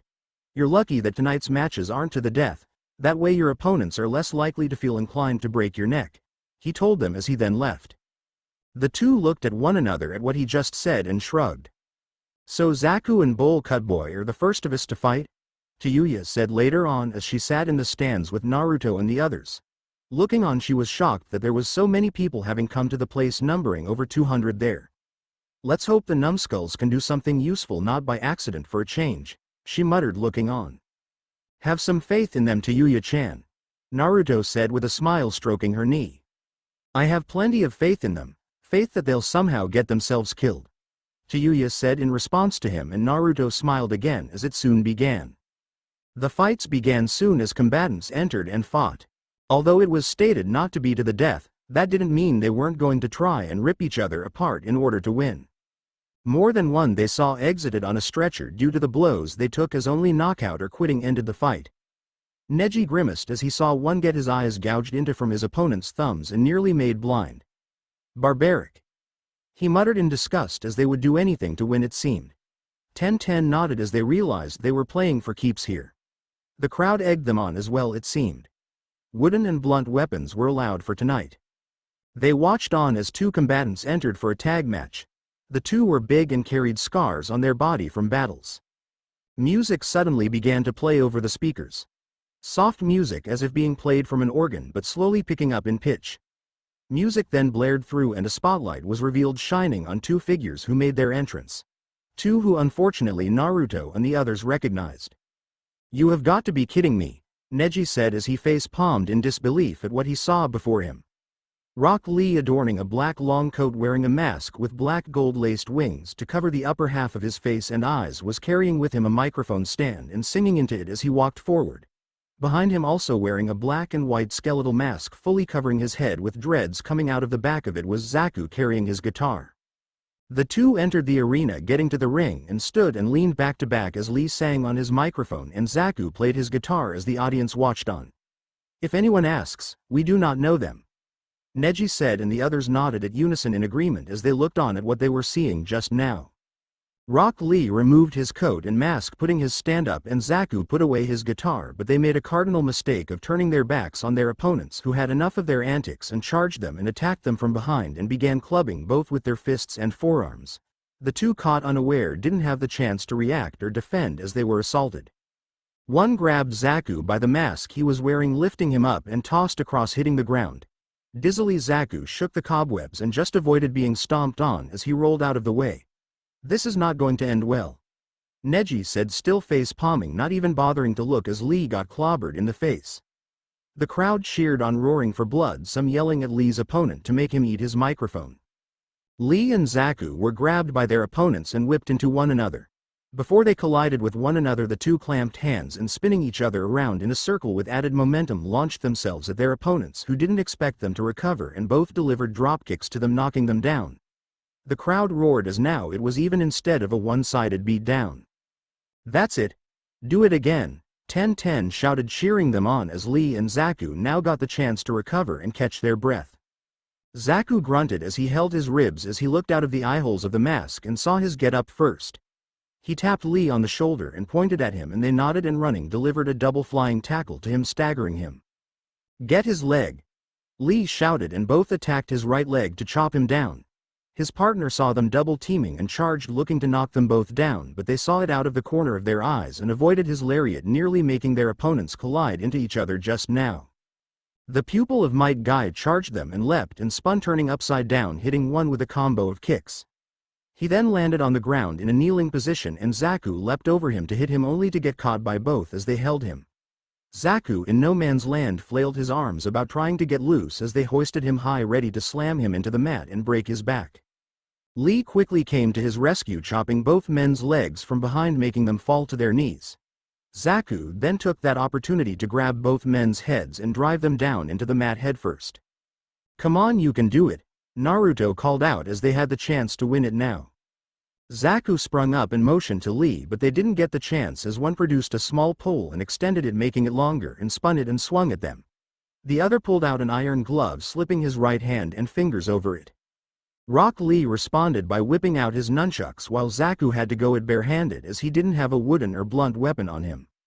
The one with the quarterstaff attacked Lee whilst Zaku dodged the iron glove wielder. Rock Lee dodged the attacks as his opponent spun it expertly, and he deflected it with his weapon, twirling them and keeping them not in one place, so he didn't know where they'd be coming from next. The two attacked and locked their weapons, and a power struggle ensued. Zaku avoided the thrusts of the attack as he had to keep his distance from it. His opponent attacked and Zaku dodged, but that was what he was wanting to do, as he stopped midway and stomped on his foot, making Zaku cry out in pain from his mask. As that was happening, Lee won the struggle and launched his foot up, catching the quarterstaff user under the chin, making him stagger backwards. The iron glove came at Zaku, but he ducked out of the way just in time and instead hit his partner in the larynx, reeling him and knocking the breath out of him. Shocked that he had hit the wrong guy, he was unaware of Lee appearing and bashing him upset the head with his nunchucks, knocking him out. Zaku then slipped the iron glove that had been knocked off, and when the other had gotten up, struck him across the forehead with a blow, making him tumble down unconscious. The bell was rung and the two were announced THT having won their first match. The two breathed hard as they got, of course, now that they had won. Kaisuke had ran out and raised their arms up as the victors, as if he had been there the whole time, as the crowd applauded and cheered as their opponents were stretchered out. "Well, so far so good," Naruto said to the others as Zaku and Lee soaked in the cheers. "If we can win, we can figure out what's going on here and what Akatsuki's planning." "Yeah, but something tells me those two assholes were on the bottom of the ladder."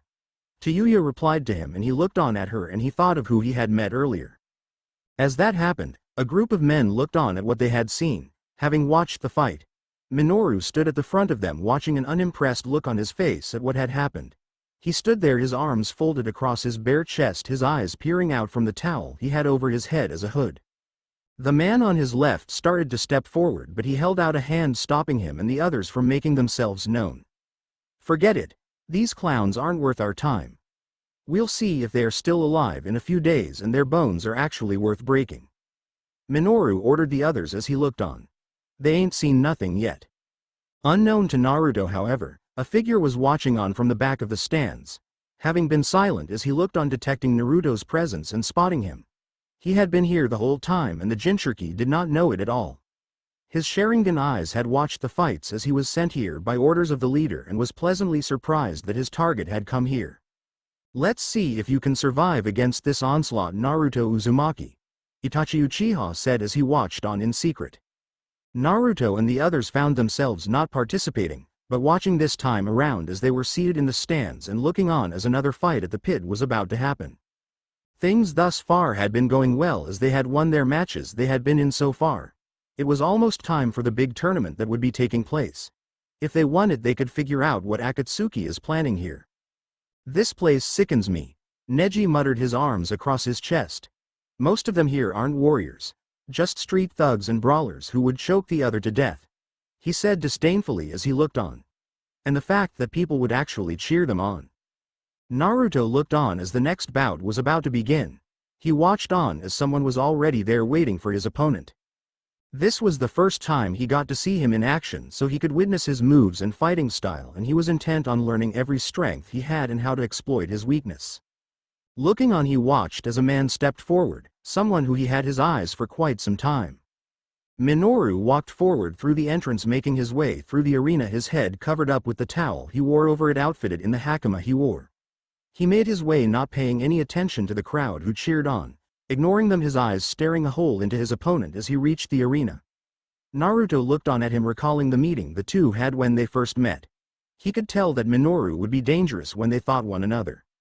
Minoru reached to the towel and yanked it off, revealing his head that he had shaved, with markings on his head representing lines and rin kanji as well. The back of his hair, it was spiked and gelled as he stood there stone-faced in front of his opponent. The fight began and Minoru simply stood there, his arms to his side, his opponent cautiously looking on. The man stood there not moving an inch. He didn't even seem to notice his opponent getting into a stance ready to deliver a move. A hard kick was delivered to his shoulder, and followed by another blow as his opponent took the opening to attack, unleashing kicks and blows against his shoulder which would crack through the bones and break the arm from the force of it. Minoru made zero move to defend himself or block the attacks. His face was still the same, as if he wasn't even noticing what was going on. Despite it, his opponent still delivered blows to him. If Minoru felt any pain, he didn't show it. In fact, it appeared as though he was enjoying the attempts as he stood there taking blow after blow. "What's he doing?" Tayuya muttered as they looked on at what was going on. "He's just daring him to hit him as many times as he wants. Yet, he's not taking any damage whatsoever, he just absorbing the shots and letting him waste energy and strength." Naruto noted, watching on, as very little of those blows were doing any real damage. Years of taking hits and attacks on your body would render you immune to feeling hits with the way your skin hardened from it. Minoru's body was like iron from all he had gone through. Just what kind of battles had he gone through to turn his body like that? Minoru dared his opponent to kick him again, and he did, but Minoru blocked it, bringing his hand up to catch and struck him with his other hand with open palm slap right aside the ear, making his head ring. Faster than most could see, he delivered multiple open palm thrusts to the sides of his face, smacking him around relentlessly.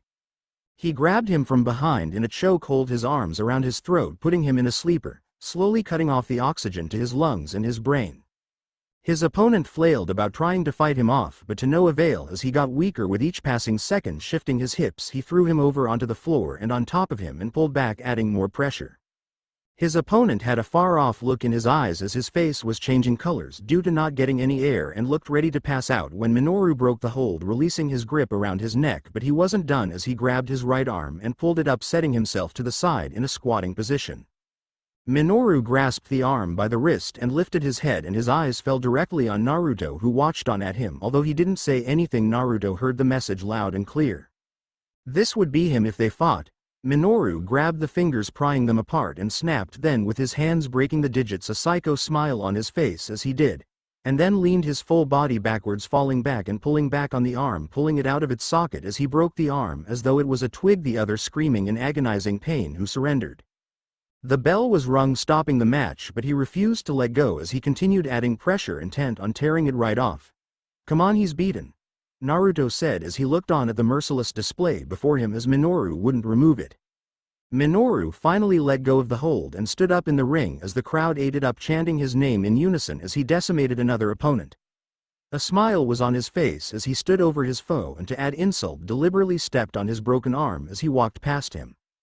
Naruto grimaced as he looked on at the brutal display, knowing that Minoru would be no easy task to defeat as he didn't learn anything just now.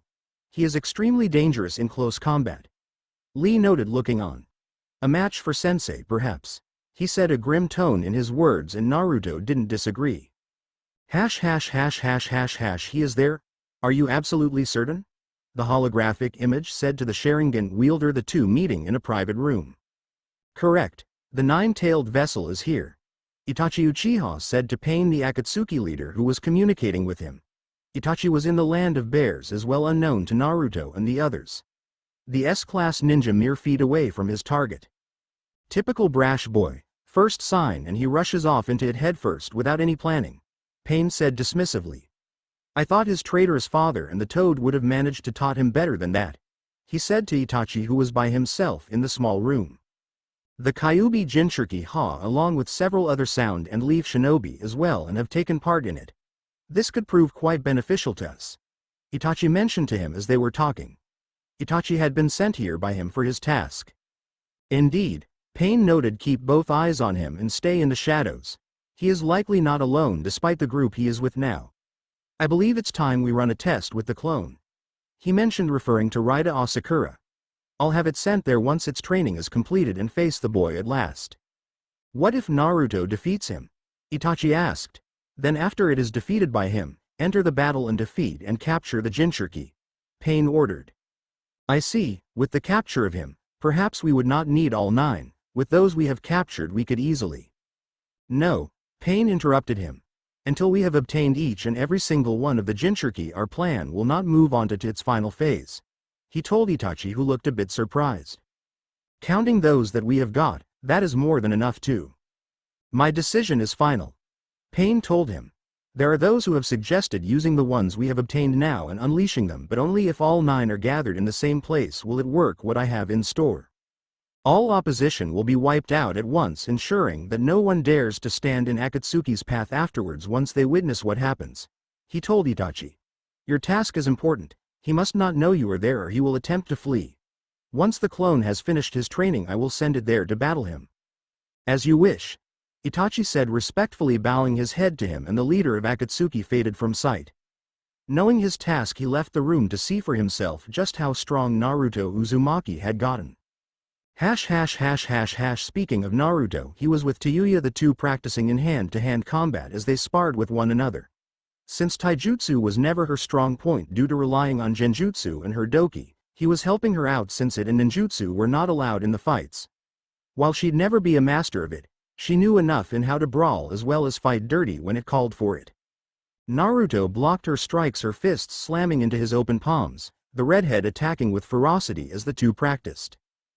Don't throw everything you got in one go. Keep them guessing where the next one is coming from. Naruto said to her as he blocked the punches and jabs she threw at him.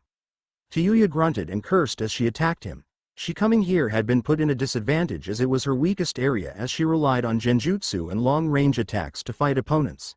She threw a kick at him which he avoided, and Naruto dodged her punch aimed for his face as she was showing fire when she attacked. Tayuya attacked him, aiming at his chest when he backed up, dodging her blows. Tayuya continued moving on as she was backing him up. She swung and Naruto leaned his head back, avoiding it, and she attacked again and he shifted out of the way, putting him behind her.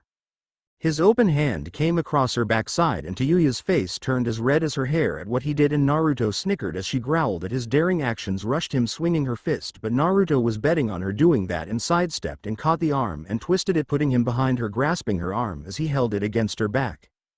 Gotcha, Naruto said, telling her to yield. Tayuya only smirked and leaning back kissed Naruto on the cheek. This surprised the black-haired boy and enabled her to trip him up onto the ground, and she got on top of him, seated on his chest. I win, Tayuya said with a smirk. Ahem, a voice said, and they saw Zaku standing in the doorway. If you two are done with your version of wrestling, apparently that Kaisuke bastard wants us all to meet. Apparently there's a meeting going on over whatever the hell it is we're fighting for, he told them and left. The two got up and went to see what it was they had to see. You've done well so far, Kaisuke, their sponsor, told the two groups as he fanned himself. Keep this up and the riches will start pouring in, he said with a greedy laugh, envisioning the wealth he would obtain. Just what is it that we are fighting for? Naruto asked him as they still didn't know what it was they were competing for. It was supposedly some priceless artifact, but Akatsuki would not be here just for a piece of gold, so who is it that we've got to bash their skulls in before you tell us? Kaisuke scoffed at him. The tournament is starting soon. They're having a preliminary fight and I expect you all to win it. Only the strongest are put in, he told them, ignoring the question. Naruto frowned at him for dodging them and could tell the others were getting upset at well with the looks on their faces. Look, sleazebag, why don't we go hang out here and count the piles of money, while you go get pummeled? Tayuya told him, and he glared at her. We're not doing any more fighting for you until you tell us why Akatsuki is here and how they are involved with this, Naruto said as well. I should have had you all shoulders broken, he said in fury at them all. All I know is that there's a deal being made between someone of high power of a ninja village and those who run the pit. They have kept it from being shut down from legal authorities, and in exchange the pit operates and gives them men to use as soldiers for their village. So it's their way of getting men, no doubt, for an army, as they only want the best fighters, Neji noted. But that deal can't last long, Most here with the exception of a few are not proper warriors. Well, whoever's in charge is wanting more men, and those who run the pit are falling out of favor. Kaisuke told them.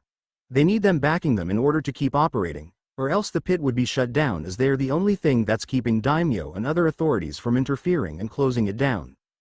We'll fight and win this tournament that you want so much. Naruto spoke up to him. And, we're taking the artifact that's going to be rewarded to the winners after we do. He told them and Kaisuke bristled in fury but had no chance to protest as the group walked out of the room. We should probably just abandon this and go home, Neji said, voicing his opinion.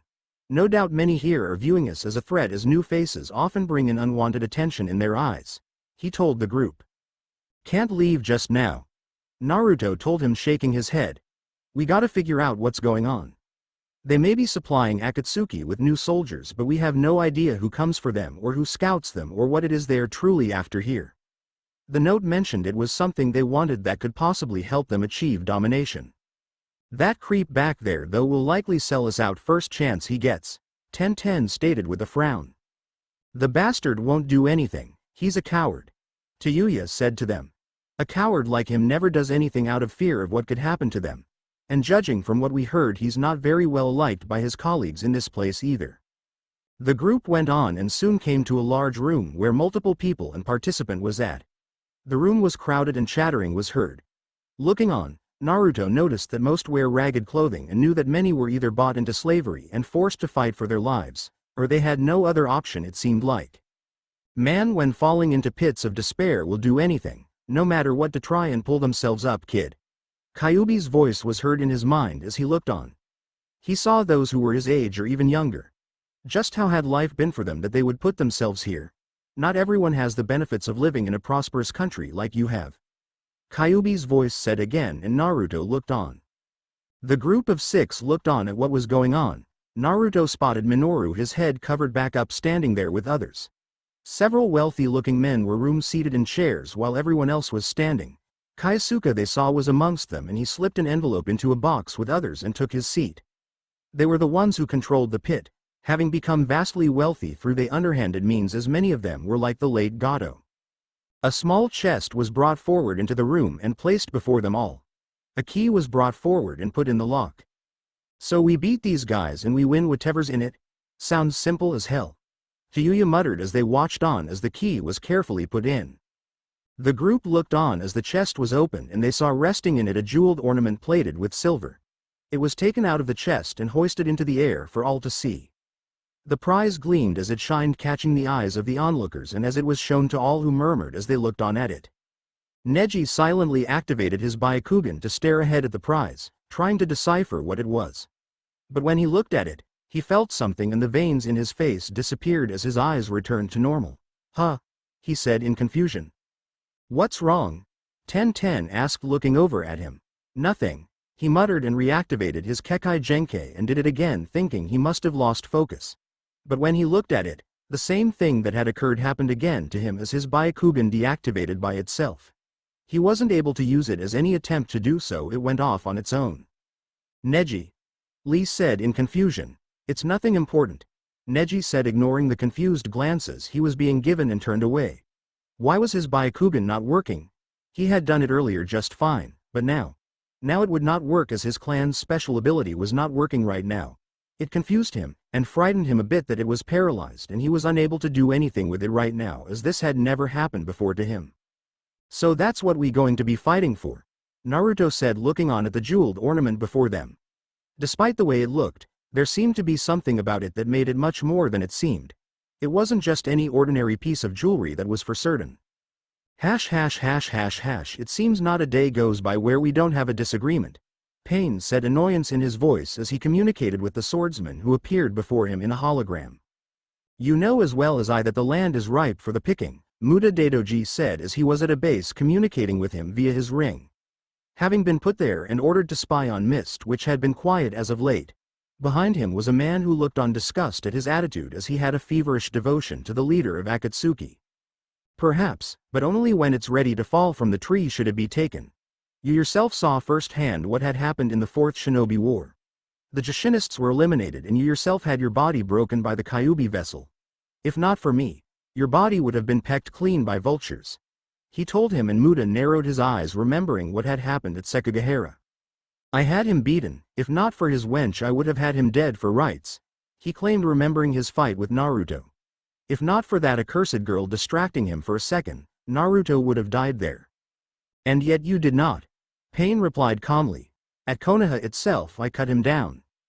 And yet he recovered and lived. Pain responded, not impressed. And is your victory true, considering you struck him from behind when he was worn out and distracted instead of in open battle? A hollow victory it was. He told him, reminding of his failures. He is beyond you. You can never defeat him. He told him, and Muda glared at him. If he is beyond me, then is he beyond a god like yourself as well? He asked, and Pain raised an eyebrow in amusement. Behind Muda the ninja glared furiously at his remarks. You claim that you are a god, but if you truly was a being of divine origin like you claim, the land would already be yours. Muda shook his head. Look around you, the ninja world is weak, heroes no longer exist anymore. These so-called alliances that have been made have the density of glass, ready to break at the hint of force pressed against it. Our time to strike is now. Instead of cowering on your throne believing that fairy tales will win battles for you, we should launch an assault and take the land by might. Muda told him. The Taira didn't wait for the land to be given to them on a platter. They took the land because they could and mounted the heads of their foes on the walls of their castles for those who opposed them to see. They had no Kekai Genkai, no vessels, not even summoning contracts. Yet they took and won the land by sheer force because they could. Akatsuki must do the same. There are those who believe that sticking your hand into the lion's den will get it torn off, Pain told him. And there are those who believe that cautious is another word for cowardice. Muda responded, and the man behind him snarled in fury and stomped forward. You insolent bastard! He yelled at him, storming right behind him. You will show proper respect to him and listen when he speaks to you, and speak only when he grants you permission. Those were his last words, as without even looking to gaze at him, Muda backhanded him with a hard chakra-enforced fist that snapped his neck, killing him as he fell to the ground dead. Not even registering the corpse, Pain looked on at him. Does the word bastard hold some meaning to you? Pain asked with feigned curiosity. A title given to those who had no choice or desire to hold it, Muda replied to him. Maybe so, but in end, bastard, daimyo, clansman, commoner, jinchuriki, it does not matter. Death is the one thing that each will experience. Pain told him. And many shall witness death firsthand once all 9 have been gathered, if they choose to oppose and stand before me. Sima Zun. Just what is this? Mitsunari Chono asked as he and others looked on in the courtyard of the palace. The strategist had called him the princess and many others here to see just what he had set up. Something I've had been working on. Before I left Iwagakure, my former home, I took blueprints and designs with me. This is one of the weapons I have decided to show you. He told them as they looked on at the weapon before them. It was similar to a ballista in shape, but multiple bolts were attached to it and there was a crank that would be turned. How it works is simple, just turn the crank. A child could operate it. Try it for yourself, your majesty. He told the princess, who looked on at it skeptically. Weapons such as these aren't uncommon. Princess Koyuki told him. The Land of Sky possessed them as well, but they were noted for their inaccuracy and deemed unreliable. The movie star turned ruler told him. Yes, but modifications have been made to them, increasing their accuracy and rate of fire, observe. Simazun noted and walking up turned the crank. As he did, multiple arrows came out of the ballista in a constant stream of fire. The firing continued on and they looked on as the set-up targets were hit by them. He continued on turning the crank and letting loose with them. He paused and turned the weapon and continued firing. After several minutes had passed, he stopped as he had ran out of ammo. I believe the demonstration is done here, he told them all and smiled as they looked on. Koyuki looked on as the bolts and arrows had hit the set-up targets, filling them up and hitting vital organs as well. Simazun smirked as many were stunned at the accuracy and devastation, as all of the targets, if they were alive, would be dead now with the hits they had taken. With just one of these you could easily take out a squadron, 5 a platoon, 10, an entire army. He told her and the rest in attendance. With these, no sieging army could penetrate the walls without taking massive losses in return, and put them on the plains in clear view of the rushing tall annihilation for anyone in their path. He told them all. This is a game changer in battle, your highness. You sound as though you are preparing for war, Mitsunari stated to him, but even he had been impressed with what he had saw. Only for defense, I assure you I have no intentions of bringing war back upon spring after what has happened over the years. Shimazune told them all. With times the way they are now, it'd be wise to see to it that the land of spring will be able to defend itself should something happen. He told them all, but there were those who were unsure. Princess Koyuki looked on at him, wondering what his true purpose for this was. Sakura Haruno was on her lunch break after working at the hospital and helping Shizune. She munched on her meal as she sat outside on a bench, a peaceful look in her eyes as she looked around. There you are, a voice said, and she lifted her head up and saw a blonde in purple. Been wondering if I'd be able to find you, Ino said as she walked over to her and sat on the bench. Ino, surprised you're back from your mission so early, Sakura said as she and her team had gone to Suna a few days ago to check up on Gaara's status and the village's recovery from the attack. Yeah, a week of torture. I don't know how the heck they can live in such a place. I was tempted to cut off all my hair and shave my head bald since there was so much sand, Ino said, shuddering, recalling being there and it being in her hair. Sakura snickered as she figured she wouldn't like such a place. But Sunagakure had its own charm and beauty that it possessed, she'd admit. Is it true that you met your betrothed? Ino asked suddenly. Yeah, I met him. So, Sakura repeated, and Ino looked at her with distraught and reaching over flicked her on the forehead. Hey. So, come on, give me the goods, Ino chatted eagerly, wanting to know every last juicy detail. What's he like? Does he like you? What are his hobbies? Does he have a brother? If he's not into you, are blondes more his type? Ino, Sakura said and rolled her eyes at her best friend's behavior. I just got to meet Kimimaro for the first real time the other day and get to know him, she told her. That's plenty of time for you to make an impression on him, unless you fall and landed on that billboard of a forehead of yours when you met him.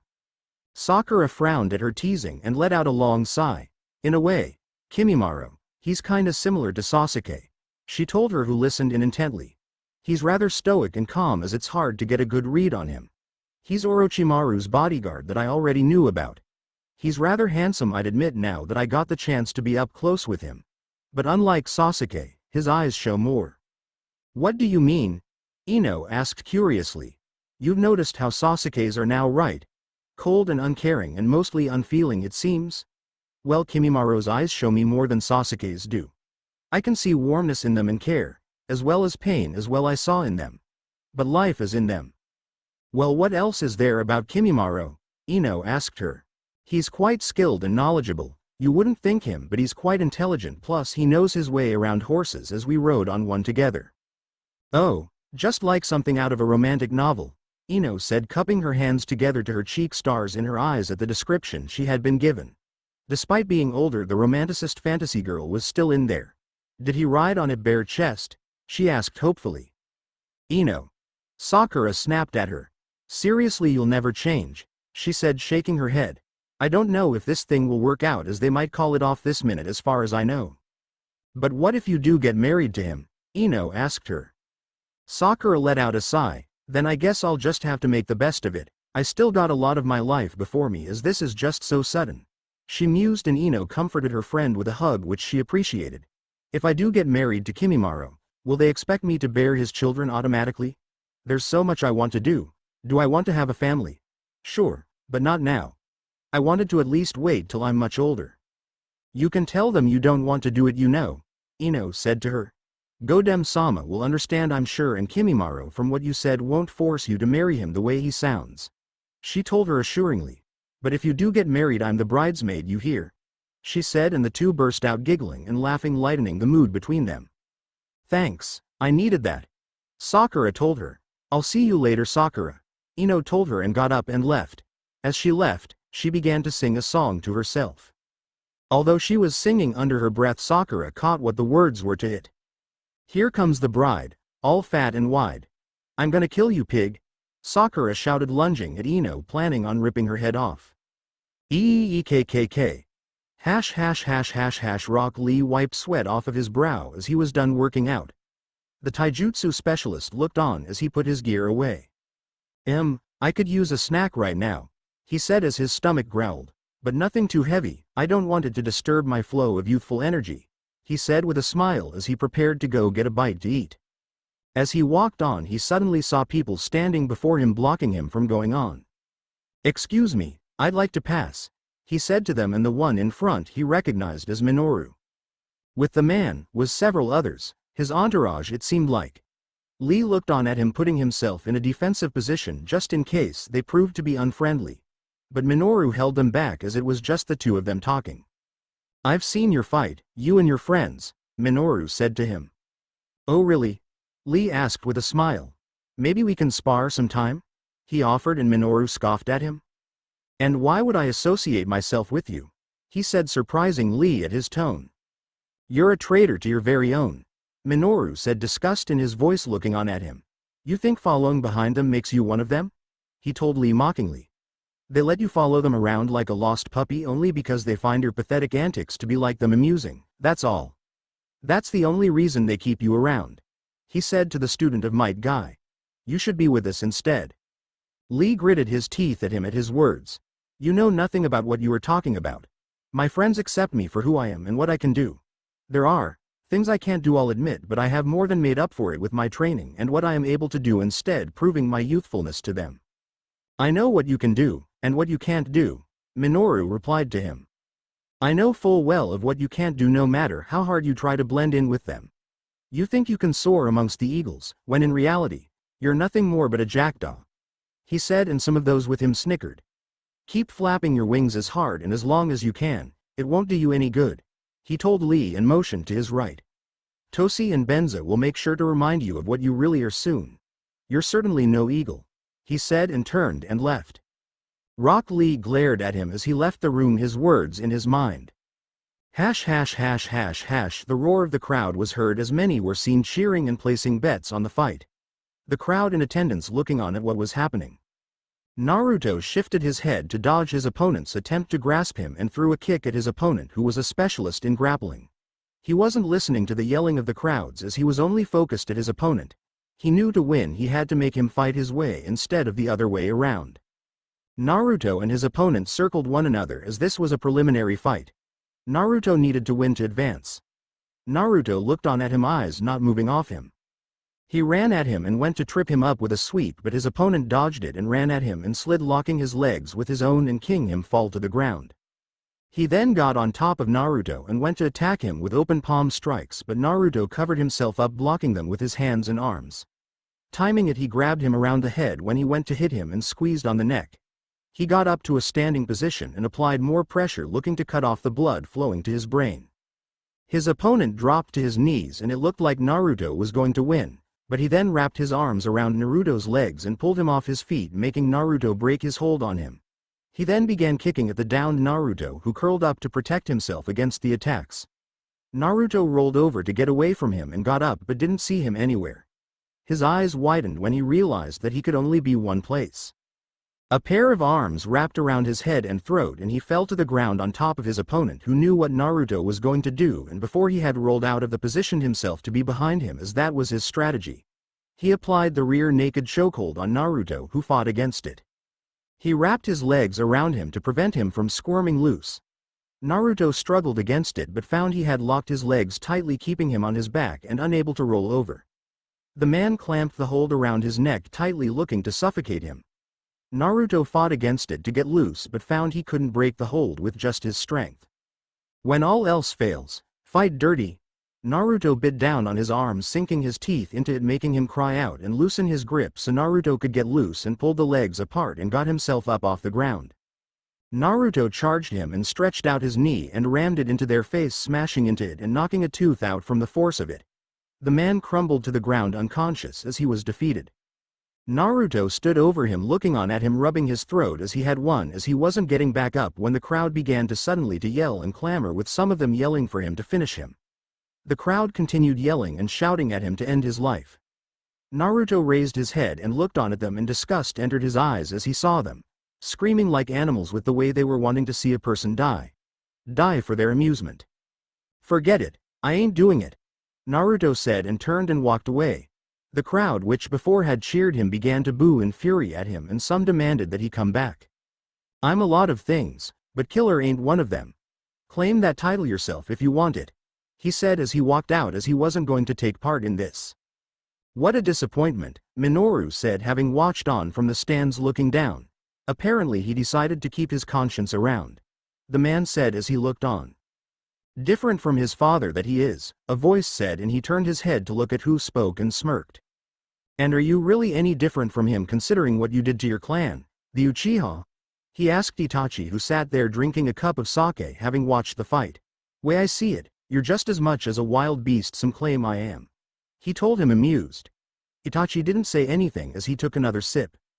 Tell me, those fancy eyes of yours, you ever turn them off? He asked him, referring to his Sharingan eyes. Whenever I go to sleep, but only then, Itachi replied, and Minoru chuckled in amusement. Tell me, regarding your unique fighting style, you ever think about what could have been? No, the thought never enters my mind. There's only two things to enjoy in this world that I have been put in, I've discovered. 1. Breaking the body part of an opponent who wants to defeat you, and 2. Watching his face twist and contort in pain when you do it. Oh, Itachi responded to him.